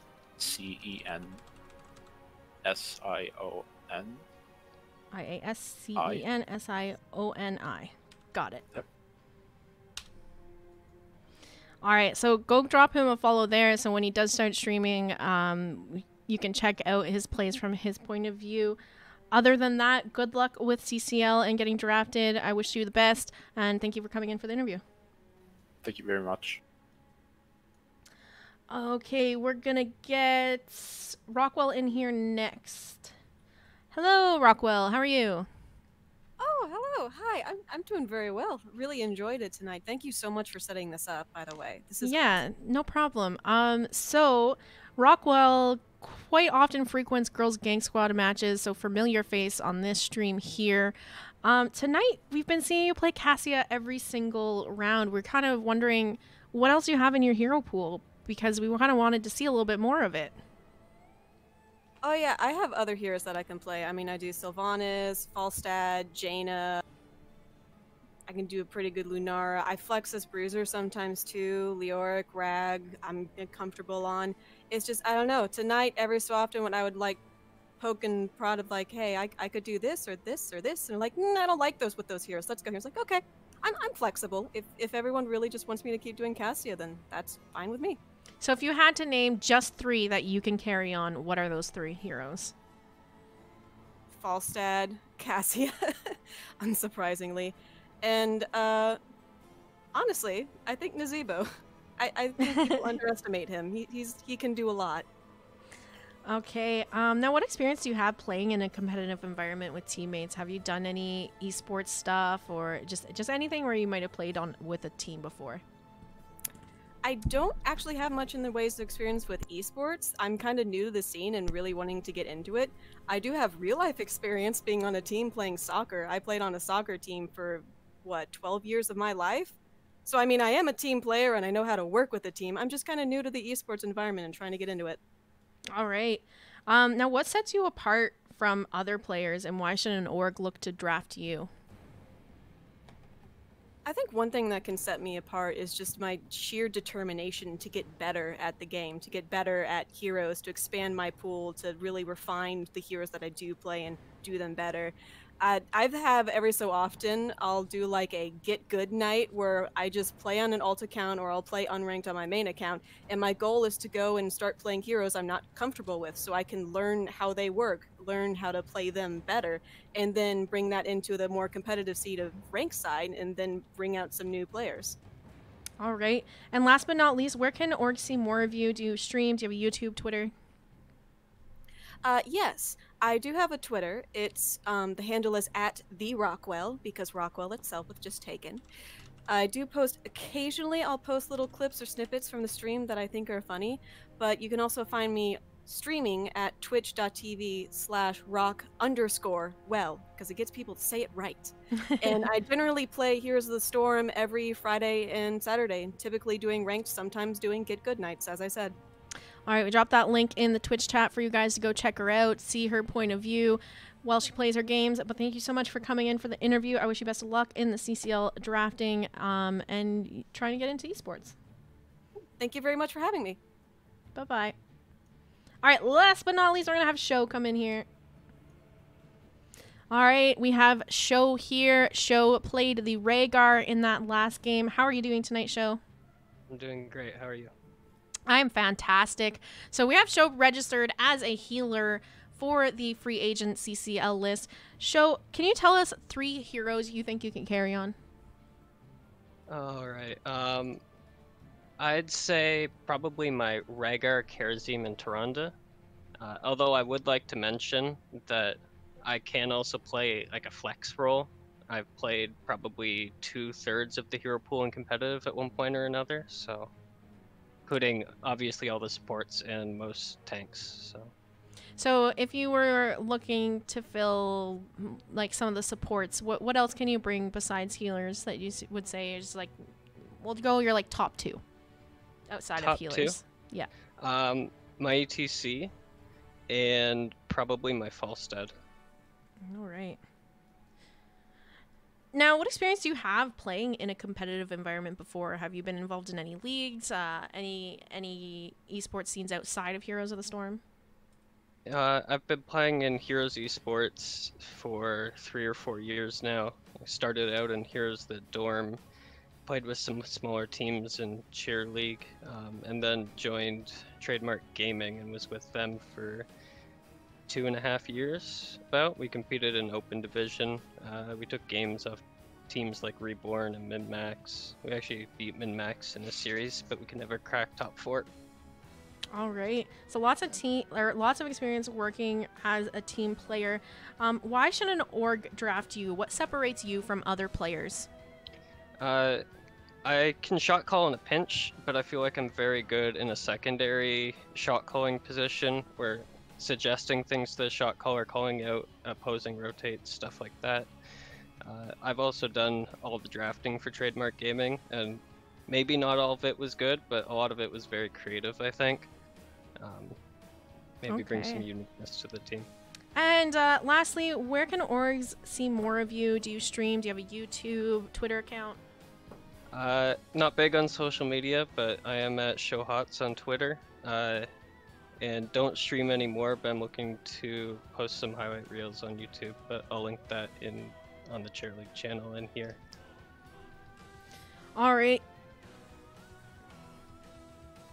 I think that's all I have for you tonight, but thank you for popping in and doing the interview with me. I wish you the best of luck getting into CCL here, and it was a pleasure watching you play that heal role tonight. Have a fantastic rest of your night. Thanks, you too. Okay, let me get Slexia back online here. We'll pop over to us on cams. It's been a while since you've seen our lovely faces. Hello, Slex. Just give me a moment. I'm going to set you back up so I can see you.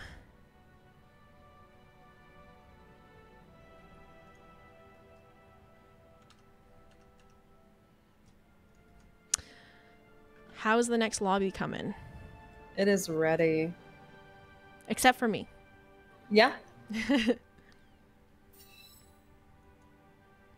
All right, just give me a second because your cam's not getting picked up for whatever reason. Let me call you right back. No.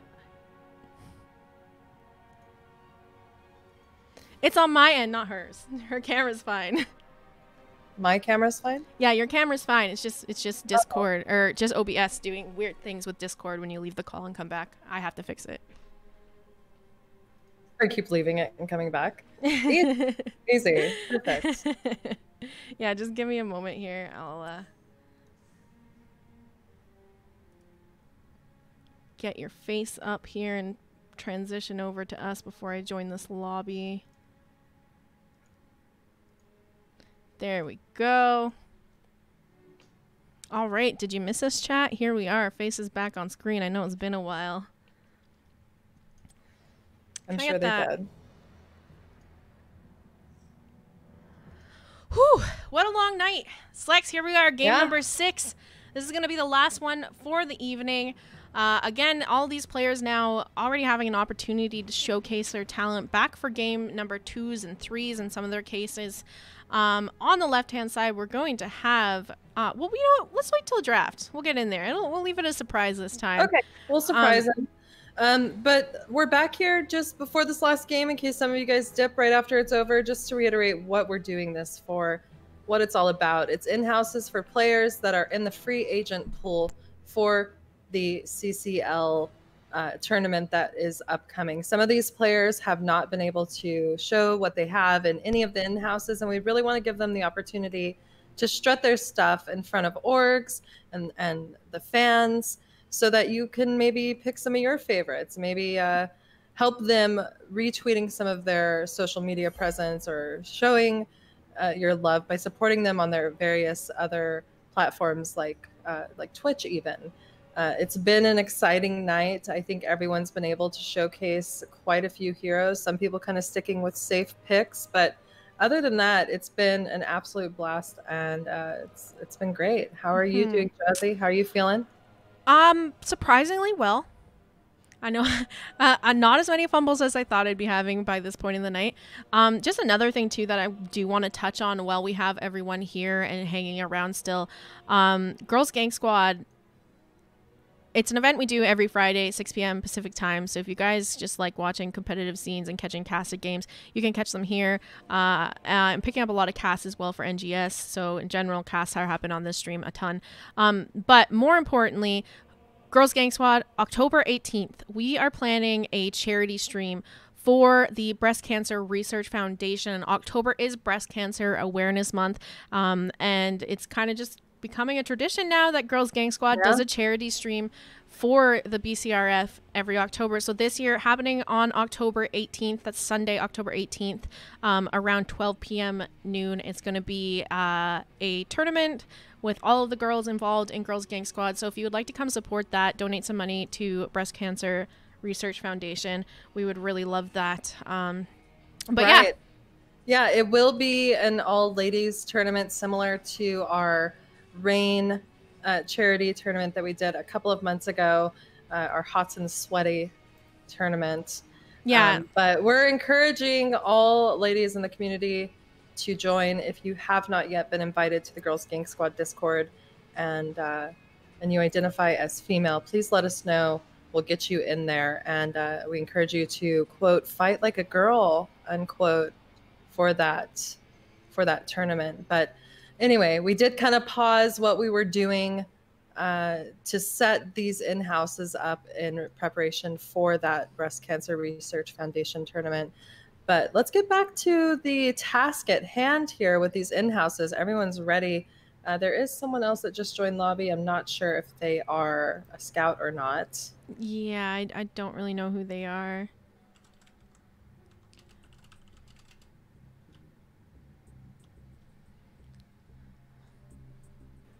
Just question mark, question mark, question mark. Okay. We're gonna have to remove him. All right, with that being said, we're going to get into this draft. Thank you all for tuning in. Thank you for the support, the follows, the hosts, the raids. Let's get into it.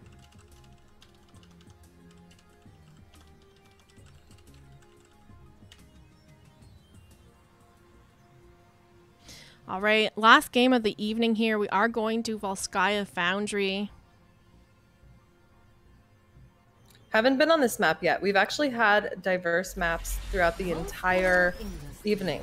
Not a single map has been duplicated, so that's excellent.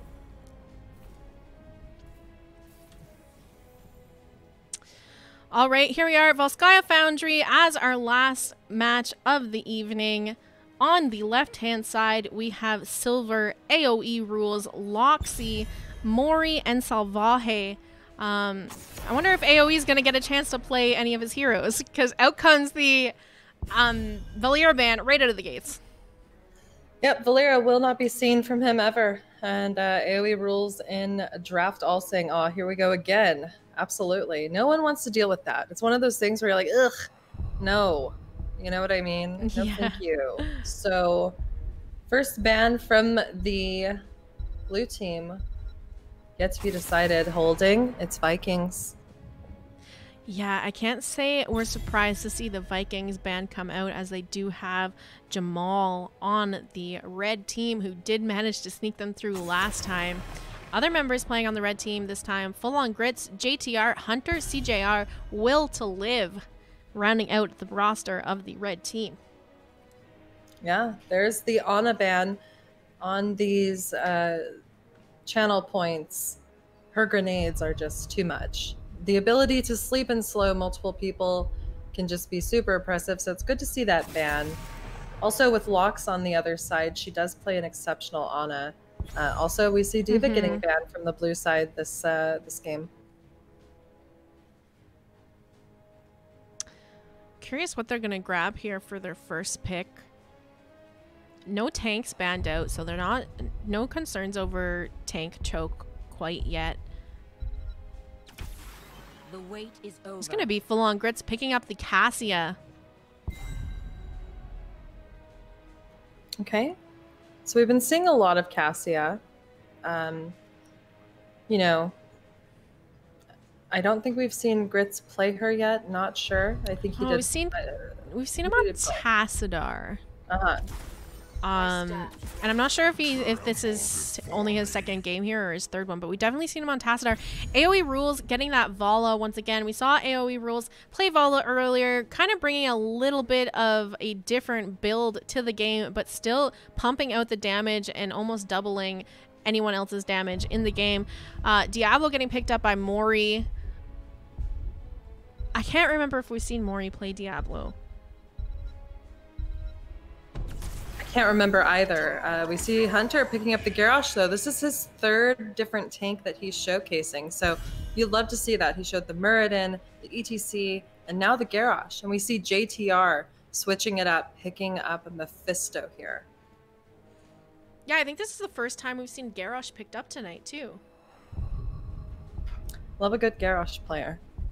Yeah, I think it's a great tank to have in your roster if you're looking to get in on these CCL teams for sure. Mephisto getting picked up by JTR, so he's also showing us his flexibility in hero pool, because this is a hero we haven't seen him pick up yet. Last time we saw him, he played the Li Ming, and I think before that, Greymane. But it's a long name, so maybe I'm misremembering. Maybe. But he is very versatile, and that's something that you've got to respect when showcasing yourself in a setting like this. So Oriole getting banned out. We can expect, yeah, healer choke happening here. Neither team has picked up their healer yet, so we can expect that the blue team will grab it here, and this will be Loxy picking up that Deckard once again. I mean, it's unfortunate here that they've banned so many healers, because it doesn't give her a chance to play anything else, and Deckard is just the next best thing with all the healers that have been taken away right now. Right. So I don't... it'd be hard to let it go by, but unfortunate we're going to see Loxy on the same healer once again. She did do a pretty good job playing that Deckard first game, though. So, quick question, Jazzy. When you interviewed Salvaje, didn't she say that Chromie was one of the heroes she could carry on? She did. So I'm interested to see what she brings from her here. Ooh. Glory to the Horde. Well, the Kharazim, I am not convinced of, and let me tell you why. In these tight choke points, unless we see a Blaze coming out with maybe a bunker from Silver, which Blaze was played last, instead we see Rexar. 7-sided on a Diablo is devastating. So here's the thing with the Kharazim pick here. Blue team has drafted a comp around a Diablo that doesn't necessarily have the best follow-up if he dives targets. Not saying they can't. I mean, Vala can vault in and close that distance, put down a Rain of Vengeance, and Chromie can poke from a good distance. But it's not the same as having like a Greymane to dive in with you to secure those kills.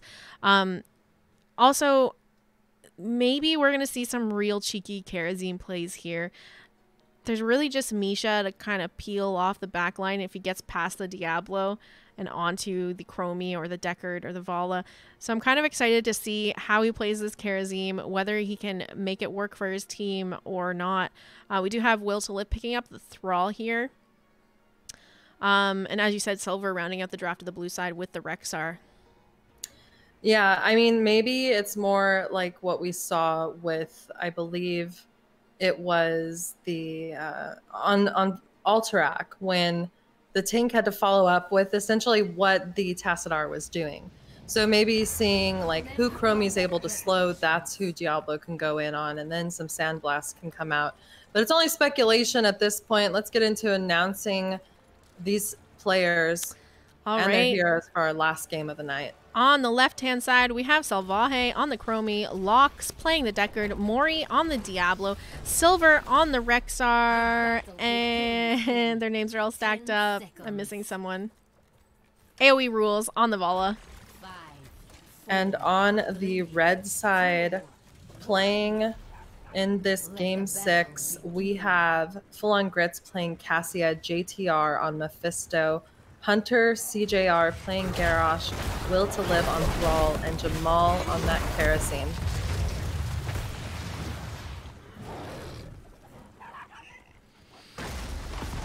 All right, just a little bit of a brawl in the mid here to start things off. All members sitting down here. Looks like Thrall is going to head down to bottom, get the bottom soak there. Rexar also leaving mid now to match him in lane. Karazim rotating top, trying to get that soak up top before blue team can rotate in. Maybe they can keep them here long enough to deny them the XP top, but here they go now. Blue team heading up to ensure they don't miss too much up in the top lane. Now, usually on this map, at 1 minute, you're going to see teams go for that turret camp. JTR using his Shade of Mephisto to get a little bit of damage poke in there. It actually debated me visually, as I thought that he was in the lane for some reason. I was like, oh, well, that's weird to get picked off that early. But turret camp already getting picked up by the red side. It's good to have that camp clear, and I think Karazim definitely adds to what red team can have. Right now, I'm sure that Diablo is just looking to farm souls. I know blue team will also want to get their turret, because if they don't get it, it gives red the opportunity to invade, and it looks like Jamal is looking at that right now. Yeah, the other thing too is once you get that turret, you can look to force a biotic emitter play and get the XP from the biotic emitter. Even if you end up dropping a turret, you're still up the heal for the objective. But blue team hasn't really gotten around to doing any camps here, falling a little bit behind on XP because of it. Their turret camp is up and available right now. It does look like Vala is eyeing that. Rest of the team here to support and ensure that she can take the camp without getting picked off. Diablo getting the flip onto the Garrosh, lands the stun onto him, who has to pop is unstoppable. Jamal there we go, past the Diablo into the backline, focusing down AoE Rules. AoE Rules getting so low, has to back out. They still have the turret to drop if they want to drop that here, but they are going hard on this camp on the side of the blue team. Yeah, wow, in goes the Salvaje getting caught out. One thing I will say though, even though blue team lost Chromie there, Mori did not miss with the target he wanted to take. He went for the squishies, and even though they didn't fall, he has pinpoint accuracy, especially in that clump that they were fighting in. It was crazy to see, but red team's going to be able to pick up this biotic emitter and have not only the turret that they stole, but this in hand as well for this first objective that is up in 8 seconds. We also have Grits going to pick up this siege camp here, so that'll be pushing in top lane during the objective. Rest of his teammates kind of hanging around the objective here, getting some channel onto this. Karazim here now to help him finish up that siege camp and head on over to objective. Level 7 is going to come online for the side of the red team a little bit earlier than the side of the blue team, so they will be up that talent tier advantage probably soon here. Diablo landing the stun onto the Garrosh. Looking to turn back around here. Will to Live coming up for the flank here, putting some damage out onto Garrosh. Garrosh popping the Unstoppable, looking to try and retreat here. There is potions in the lane for him to grab, and he does grab. Rubies are out. He's in there, healing up off those rubies. Rest of the team trying to follow up on what he's doing here. Turret and Biotic Emitter are down for the side of the red team. Mori getting quite low here this time. No potions to help heal him up. Turning around to try to do some damage onto that turret. Realizes he's not getting that down without losing his life. Backs up. He's going to retreat to a full hearth to base here. Red team still controlling objective A. Right, controlling objective A and also able to pick up their turret again because they got on it right away. MVP of that fight, though, would be the turret that was dropped because it was literally chunking Diablo the entire time. MVP of the fight is the turret, not any of the players. It was accurate and on point, Jazzy. All right, here's the re-engage from the blue team. They have that level 7 now. They do get the pick onto the Thrall. Thrall not managing to drop that turret down, so turret will go over to the side of the blue team. They drop that onto the point, and now we're chasing off the rest of the red team. Managing to stall this out. Yeah, they're stalling it really well, but I mean, Thrall will be up again before the re-engage. This gives red team the opportunity to push some waves back and, you know, reset if they need to and come back in. Turret is up again for the blue side. It looks like they might be going for this. Yeah, so as you were saying earlier, just getting on those camps right at level 1, it allows you to go back and pick up the turret camp again once objective comes up. So you see that blue side had to wait a little bit longer to be able to get their second turret out here. Fortunately, they stole one from the red team, which kind of helped them out. Silver getting focused down here. He has that turret to drop. It does go down.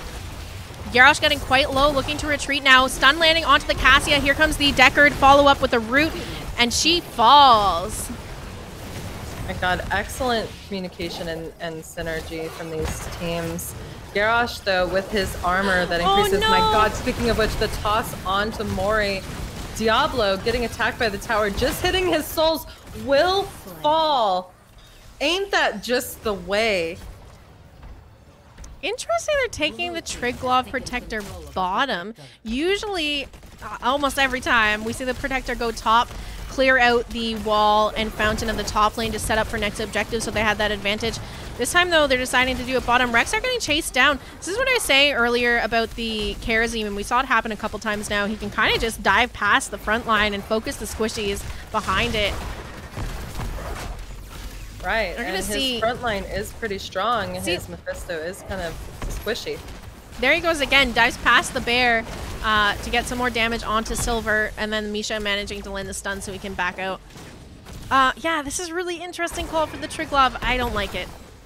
Sorry. Neither. It's getting no value. They got really. nothing here. It got one tower and a wall. There's still wells in every lane, and I think that blue team needs to get on the same page. They lost their turret over that fight. There's the Durance of Hate coming out. It does not connect, but Salvaje getting tossed. The massive stun, though, grouping up. I don't even... What was that even? Probably the Misha bear. I just missed the end of it there, but Loxy doing a good job following up with the root as well from Deckard. I was just looking up here. AoE rules pushing in the top lane, so he's aware what lane is priority here and did manage to get that heal camp down. Now looking to get the pick onto the Karazim, but he pops that 7-sided, and unfortunately that's going to be Vala picked off here by the Karazim and Thrall. Excellent plays by Jamal. Excellent job. I mean, when you think of a Karazim, usually you're like, what is this pick? But like I said, it's great against a Diablo, and he's been able to sustain his team. Excellent job. Yeah, I'm happy to see it kind of working out for him. He is able to get in do some damage onto the back line of the blue team, also keeping his team alive in the meantime. And he did talent into that 7-sided strike. So like you said, great talent if Diablo dives a little bit too far without his team. It's an isolated target just to pop 7-sided on and get a pick. Turret getting picked up on the side of the blue team here. The thing with that Diablo, though, when he did get tossed over that tower, he had just reached his souls and he lost them. He's only in the upper 20s right now and farming for his souls. So a squishy Diablo as we get into late game is not something that blue team wants to have. They need that front line. They need the beef so that their back line is able to do all of the damage and get some kills.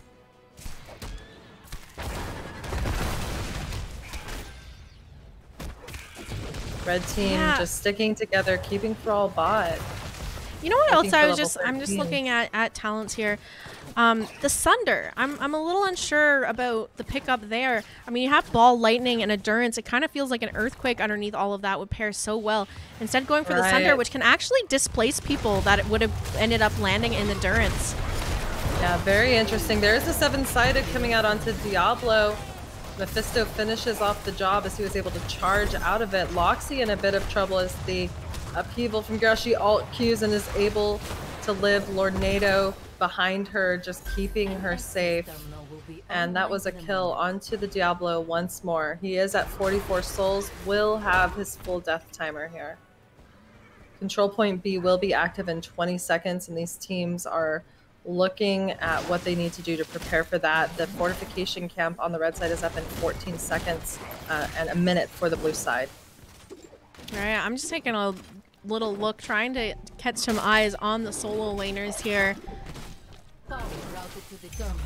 Control it, and you can pilot to protect it. And here's the thing that could be happening is it seems like Will is trying to freeze the lane a little bit more, letting the Rexar push in, not trying to push too much into him himself. They could be doing rotations onto the Rexar while he's overextended in the bottom lane, but it hasn't happened yet. Let's check out top lane. Hunter getting picked off there. Yeah, Unfortunately, missed most of what happened. So I was watching that. He just got charged by Diablo. He did burn his lightning breath for that pick. I mean, red team did manage to get 23% channeled on the objective, and Garrosh will be up in 12 seconds. So both teams at level 14. I think red team just needs to regroup, and Thrall needs to make his way up in order to fight over this point, unless they decide to go for more sieging on different towers. Yeah, here's the thing. They're equal talent here, so there's not there's no reason not to contest this. They're just waiting for that Garrosh to come back now, and then we're going to see the rotation up. Rexar now showing in the bottom lane, so this is going to be a 5v4 up in the top lane. Jamal diving into the back lane, getting a ton of damage onto that Vala, and out comes the Durance. Sunder comes out as well. Chromie, though, popping her stasis. She's going to survive for a moment, but now falling to the Kerosene. Two members down on the side of the blue team. Turret and Biotic Emitter on the side of the right. Can now look to try and get some more channel onto this objective. Pick up some soak. Look for that level 16 so that the blue team can't come back to contest.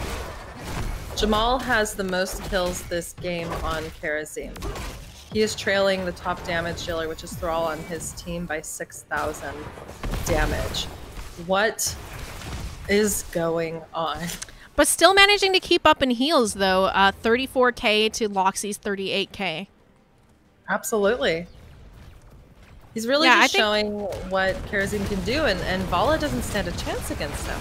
No, I think for me tonight, Jamal has been one of the players that has just come into his matches and absolutely dominated. We saw him on the Vikings earlier, now rocking the Kerosene.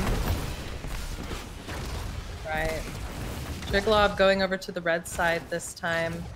What will they do with it, Jazzy? Take it back to their fort and do nothing, or possibly take bottom well? Maybe they're going for this top fort first. Both teams have level 16. Ultimates are all available right now. Hopefully not fight too long out of lane and just shred it. Let it get shredded down. I don't mind the top 4 callers, and you have the periodic katas, but here we go. Hunter getting caught out. Diablo catching him on the rotation. He's just absolutely deleted. The Unstoppable coming out on the Cassia. She's going to be able to walk away here, and Diablo manages to live with the potions from the Deckard.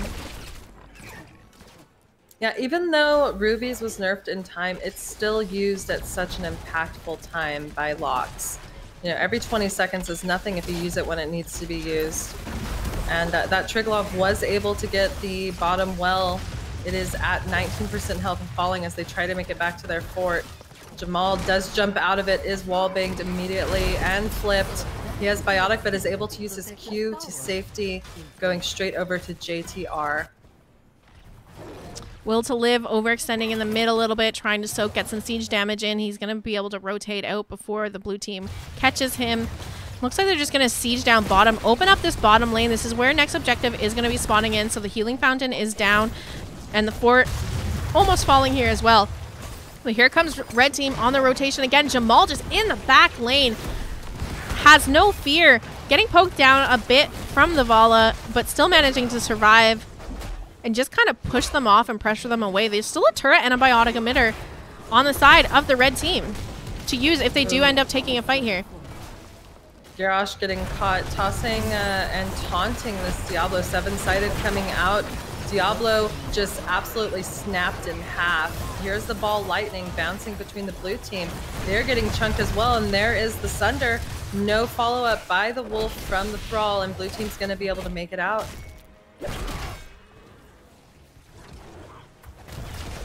Yeah, I don't know, man. I'm super impressed with Jamal's plays. I know I keep coming back to that, but Karazim not a pick you usually see getting grabbed, and he is getting great value out of this pick. This is the second time this week I've seen a Karazim in high-level play against a Diablo, and I can tell you straight up it is excellent. But he's playing it more as just a hero against Diablo with his 7-sided. He is an actual assassin healer. Yeah, he's actually top damage on the side of the red team. Actually, the entire match right now has 37k in hero damage, 44k in healing to the 55k on the side of the blue team on the Deckard.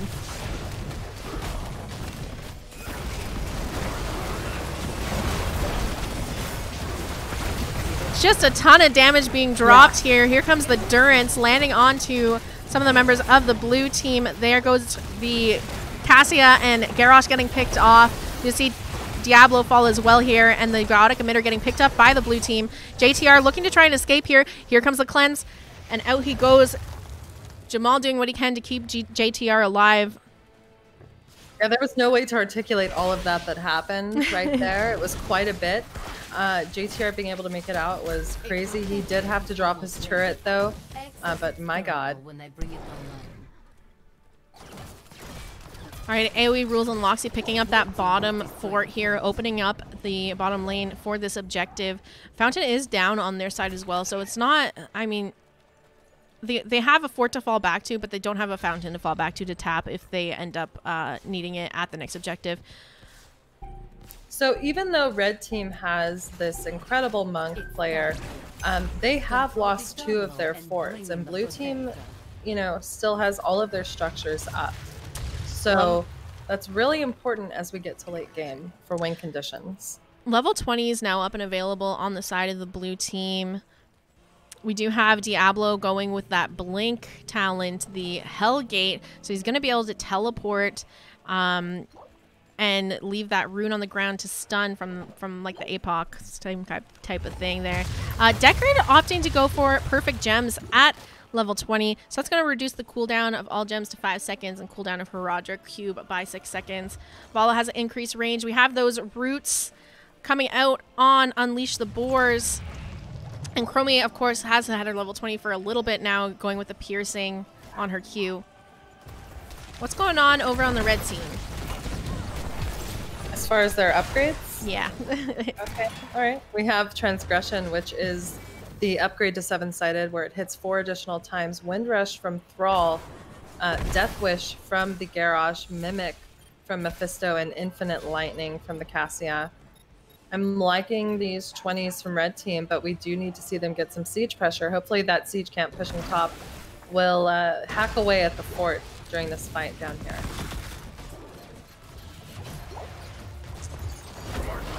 All right, here comes the Boars. That's going to root the members, and we have the stun connecting onto one of the members on the red team. There is a Karazim. Pops a 7-sided strike. They have the turret to drop down. 2 turrets on the side of the red team if they need to go. They see 1 down, and the biotic emitter being dropped as well. That's 2 turrets down now. And they managed to get the pick onto that Karazim. Diablo using that level 20 to try and close the distance, but it's not going to work out for him. Taunt from the Garrosh coming out, and he's going to get picked off. But down goes the Mephisto in return. AoE rules getting a little low here, manages to vault away, and that's 3 members on the red team down to only 1 on the blue team. And it is that Diablo, who unfortunately doesn't have his souls, so it's a full death timer for him. What an excellent play. Blue team doing that allows them to continue to push and do some siege damage onto this bottom keep. They can keep their eyes on the other macro objectives. Biotic emitter is still up too, but I think the structures are more important here. They handedly pick up this Triglav, and looks like so far right now we just have the Chromie inside of it.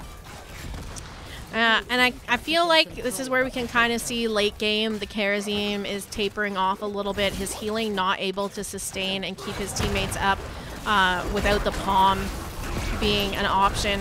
Garrosh having to use his cleanse there from the Unleash the Boars. He's going to back up, manages to avoid the root from it. And here we have the siege from the Triglaw Protector on the blue team. Diablo just coming up now. All members up in just a couple seconds on the red team, but they do manage to take that keep. No second pilot in the Triglaw right now, so they're missing a lot of damage that they could be pumping out here. Yeah, it's at 90% and just dropping a little bit. All 5 members up from each team. How do they want to use this? What are they planning on doing? And they could look... I would be looking to get a pick and then do a core call. So that might be why they're keeping one of the players out of it. It's a little bit easier, I find, to win a team fight with one out. Just because you have that extra like CC and target focus. So we have the stun on the Karazim in the back line. Diablo choosing to focus that Garrosh. And now the fight by Grits and AoE over here on the side. Grits is going to fall. Down goes the Cassia. Followed by the Deckard on the side of the blue team. Core damage is being done by this Chromie. She could pick up the second pilot now that the team fight's kind of wrapping up here. But I have a feeling this is going to be the blue team taking this game, our final game of the series here. GG's and well played. GG. Yeah, unusual not to see a second pilot jump in here, but it worked out for them there. They were able to use the players outside of it to try and get some picks to end this game. Right. Blue team really focused on sieging there, and that's really important. As in shock as I was of Jamal and how he was playing on the Karazim. Sorry, it's like that 6th game. Where's my brain? I can't talk anymore. Oops. Oops, sorry. Continue on. Yeah, no. No, I just said whittling down the structures was paramount, and that's all I said. Yeah, no, I do think, though, that just towards the end of the game there, Karazim not able to keep up with the healing that Deckard puts out in the late game, and kind of a little bit of a disadvantage on the red side. I mean, it was cool to see him. It was just pop unlucky off for in the him. Early game, I think it was that late game pick where they focused him purely, and he did die. That led to blue team taking that W because they already had the fort down, and red team just was not sieging, and that's really unlucky. All right, I'm going to pop over, do a few more interviews to wrap up the night, and then we'll close it out with Slex here. But that's it for the game. Stick around for the player interviews because I'm sure some of these players wouldn't mind some follows and some social media checkouts on them. And I'll be right back. Cool. All right, I'm going to pull in Will to Live first.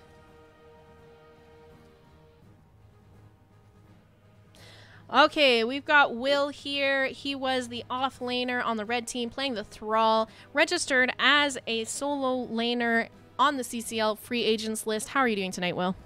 I'm doing great, Jazzy. How are you doing? I'm great. Let me just turn you up real quick. You're a bit quiet in Discord for me. Probably because I have a loud voice, so I'm used to it. All right, so we saw you doing a bit of offlaning today. We saw the Dahaka and the Thrall being pulled out from your roster. Can you name 3 heroes that you think you can carry on? Sure. I would believe that Malthael, Dahaka, and Yrel, for sure. There were not many opportunities to get a few of the others like Malthael and Yrel. It's very kind of comp-based and synergy-based and whatever the enemy team's throwing. But those are for sure some of the people that I can carry with. All right. And what experience do you have playing in a competitive environment with teammates? Have you done dorms, previous esports events? Yeah, sure. I've been playing HOTS for 5 years, and I was in Heroes of the Dorm for Texas State University.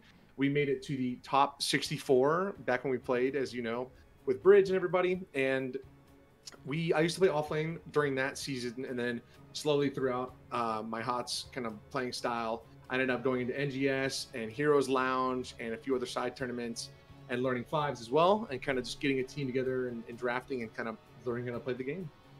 All right. What sets you apart from other people? Why should orgs draft you?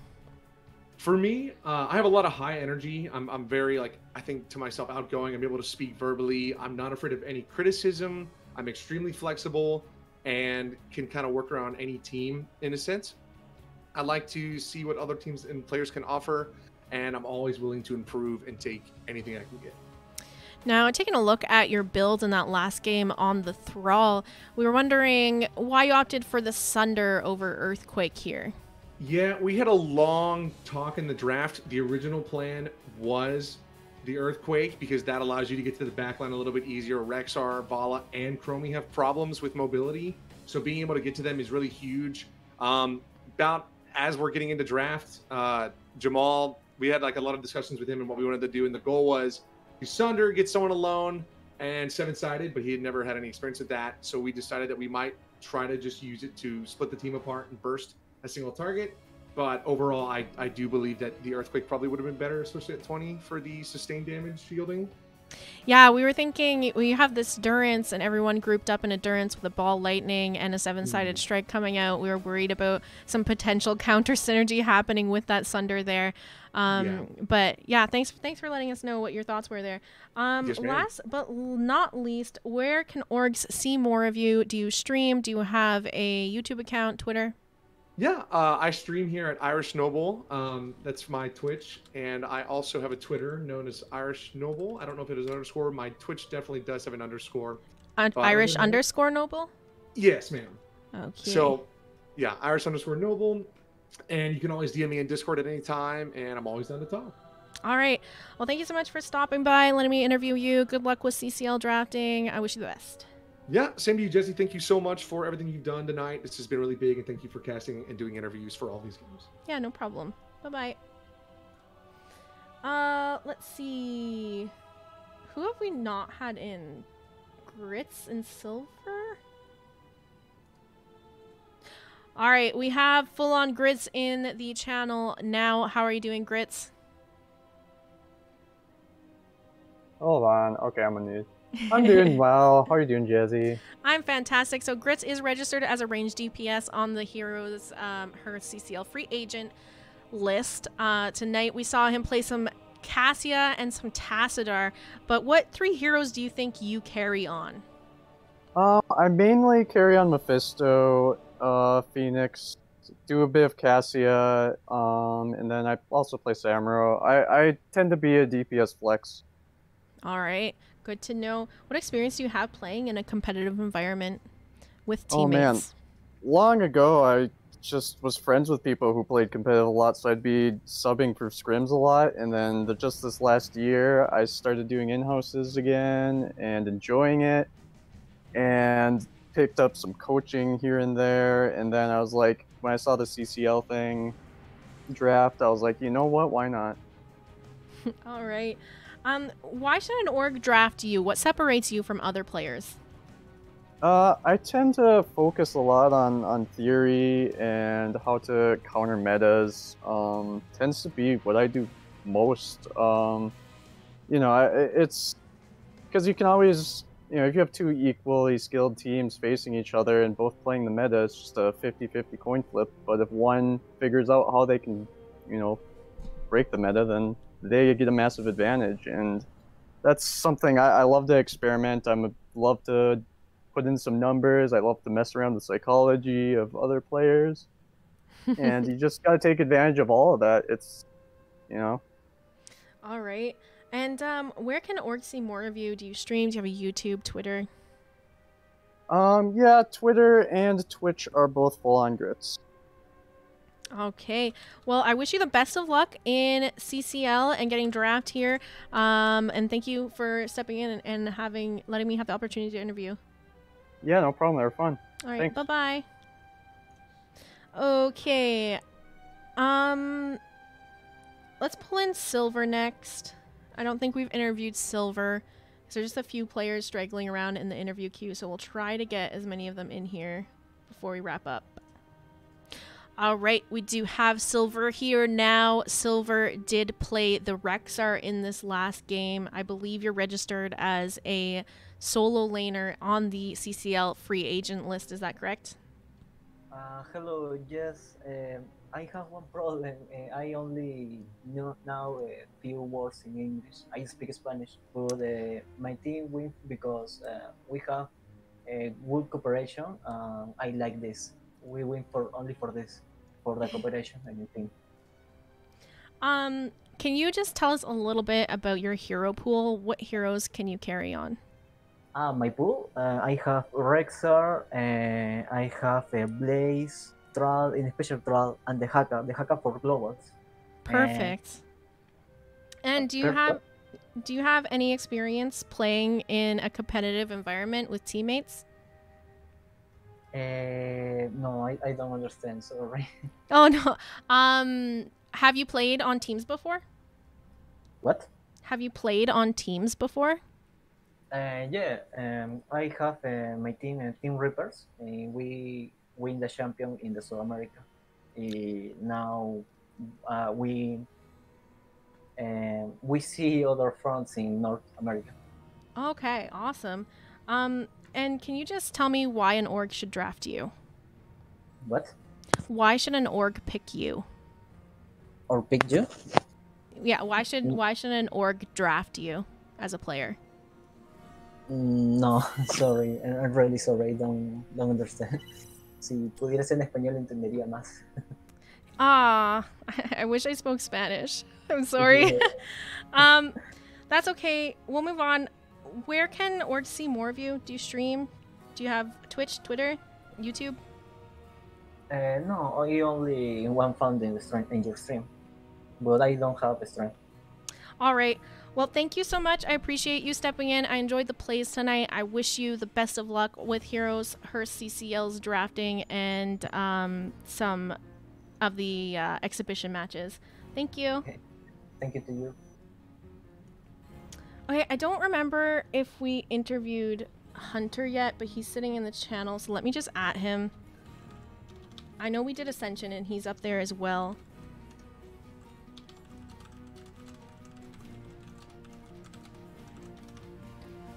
So we'll get Hunter in if we haven't interviewed him yet.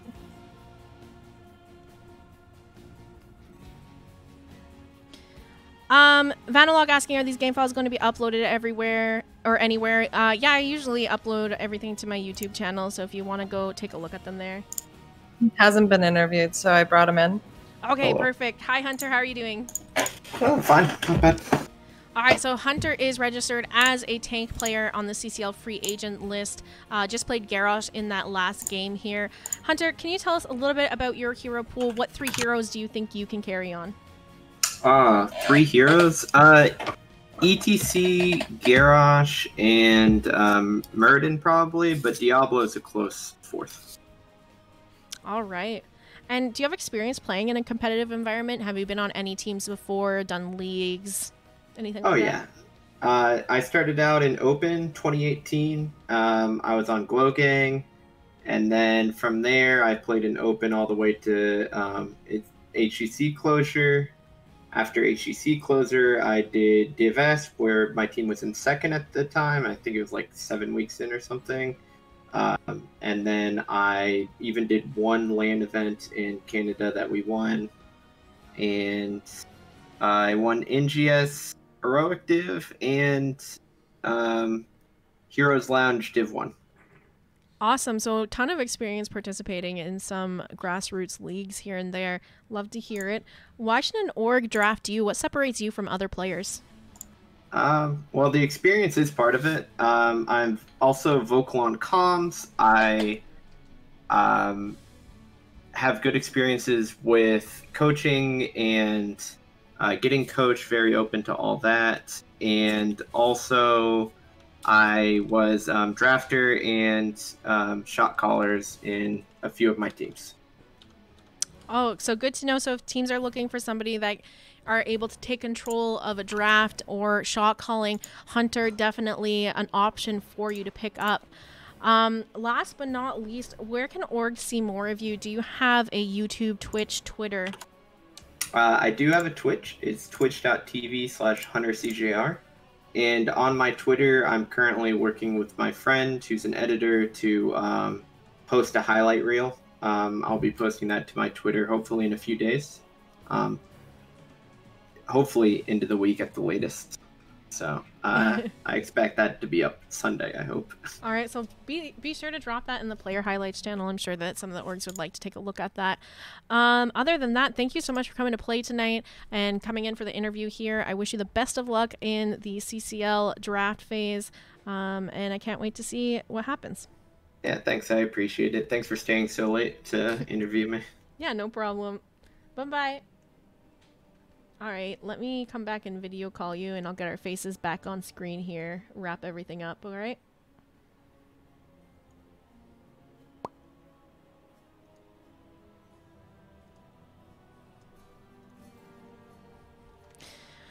Okay, Slexia's back. Slexia, what are your thoughts on tonight? I thought it was excellent. There were definitely some players that were shining brighter than others, but everyone did an exceptional job. And I'm just really excited for what was able to be put together throughout this week. And I look forward to seeing more of these games and being a part of casting more of them on Monday. I hope everyone. Yeah, so for those of you that are maybe a free agent yourself looking to get in on some in-houses, these are open and available to anyone wanting to come play. We are going to be doing another night of them on Monday starting at 6 p.m. PT. Probably going to be the same format unless we get some feedback and things super need to be changed up. But I think all in all, pretty decent night here. Again, thank you to all the players coming out, showing us what you got, and for the orgs that have stopped by. We really appreciate getting some eyes on these lesser known players and kind of, you know, just doing some signal boosting for them. Right. Also, thanks to you, Jazzy, for putting this together. Oh, yeah, no problem. I guess going forward, we're going to end the stream here, but do please remember that on October 18th, Sunday, October 18th, noon Pacific, we are running a Girls Gang Squad charity tournament. All ladies. It's going to be sweaty time. We're raising money for the Breast Cancer Research Foundation. Other than that, I'll be streaming again on Sunday, casting our Heroic Division game for NGS. And then again, we're doing the Monday, Sunday, all the way to Friday. I'm going to be streaming, casting games. So if you guys enjoy that kind of content, make sure you hit that follow button and check out streams. Yeah. Slexia, where can people find you? Let's do a shout out for you. Slex has been kind of my right-hand man, woman helping me get everything organized and making sure I check all those, cross all those T's, dot all those I's, and I'm not missing anything when I organize this stuff. Well, you can find me on my channel at twitch.tv/Slexia. All follows and any support there is greatly appreciated. Also, you can find me helping Jazzy organize these charity tournaments. We've kind of just started working together a lot, and I feel like it's a great partnership. Love it. You can also find me on Twitter at Slexia3. Other than that, I'm usually napping or drinking coffee somewhere. All right, I'm just going to find us somebody to host over here. If you give me a moment and we'll wrap it up. Again, thank you so much for everyone coming out, the hosts, the raids, the follows, supporting these players, getting eyes on these lesser known players, and getting them the opportunity to be seen by the orgs. We really, really do appreciate it. We hope to see you back again on Monday. Until then, have a fantastic weekend. Stay safe out there, and thanks for watching.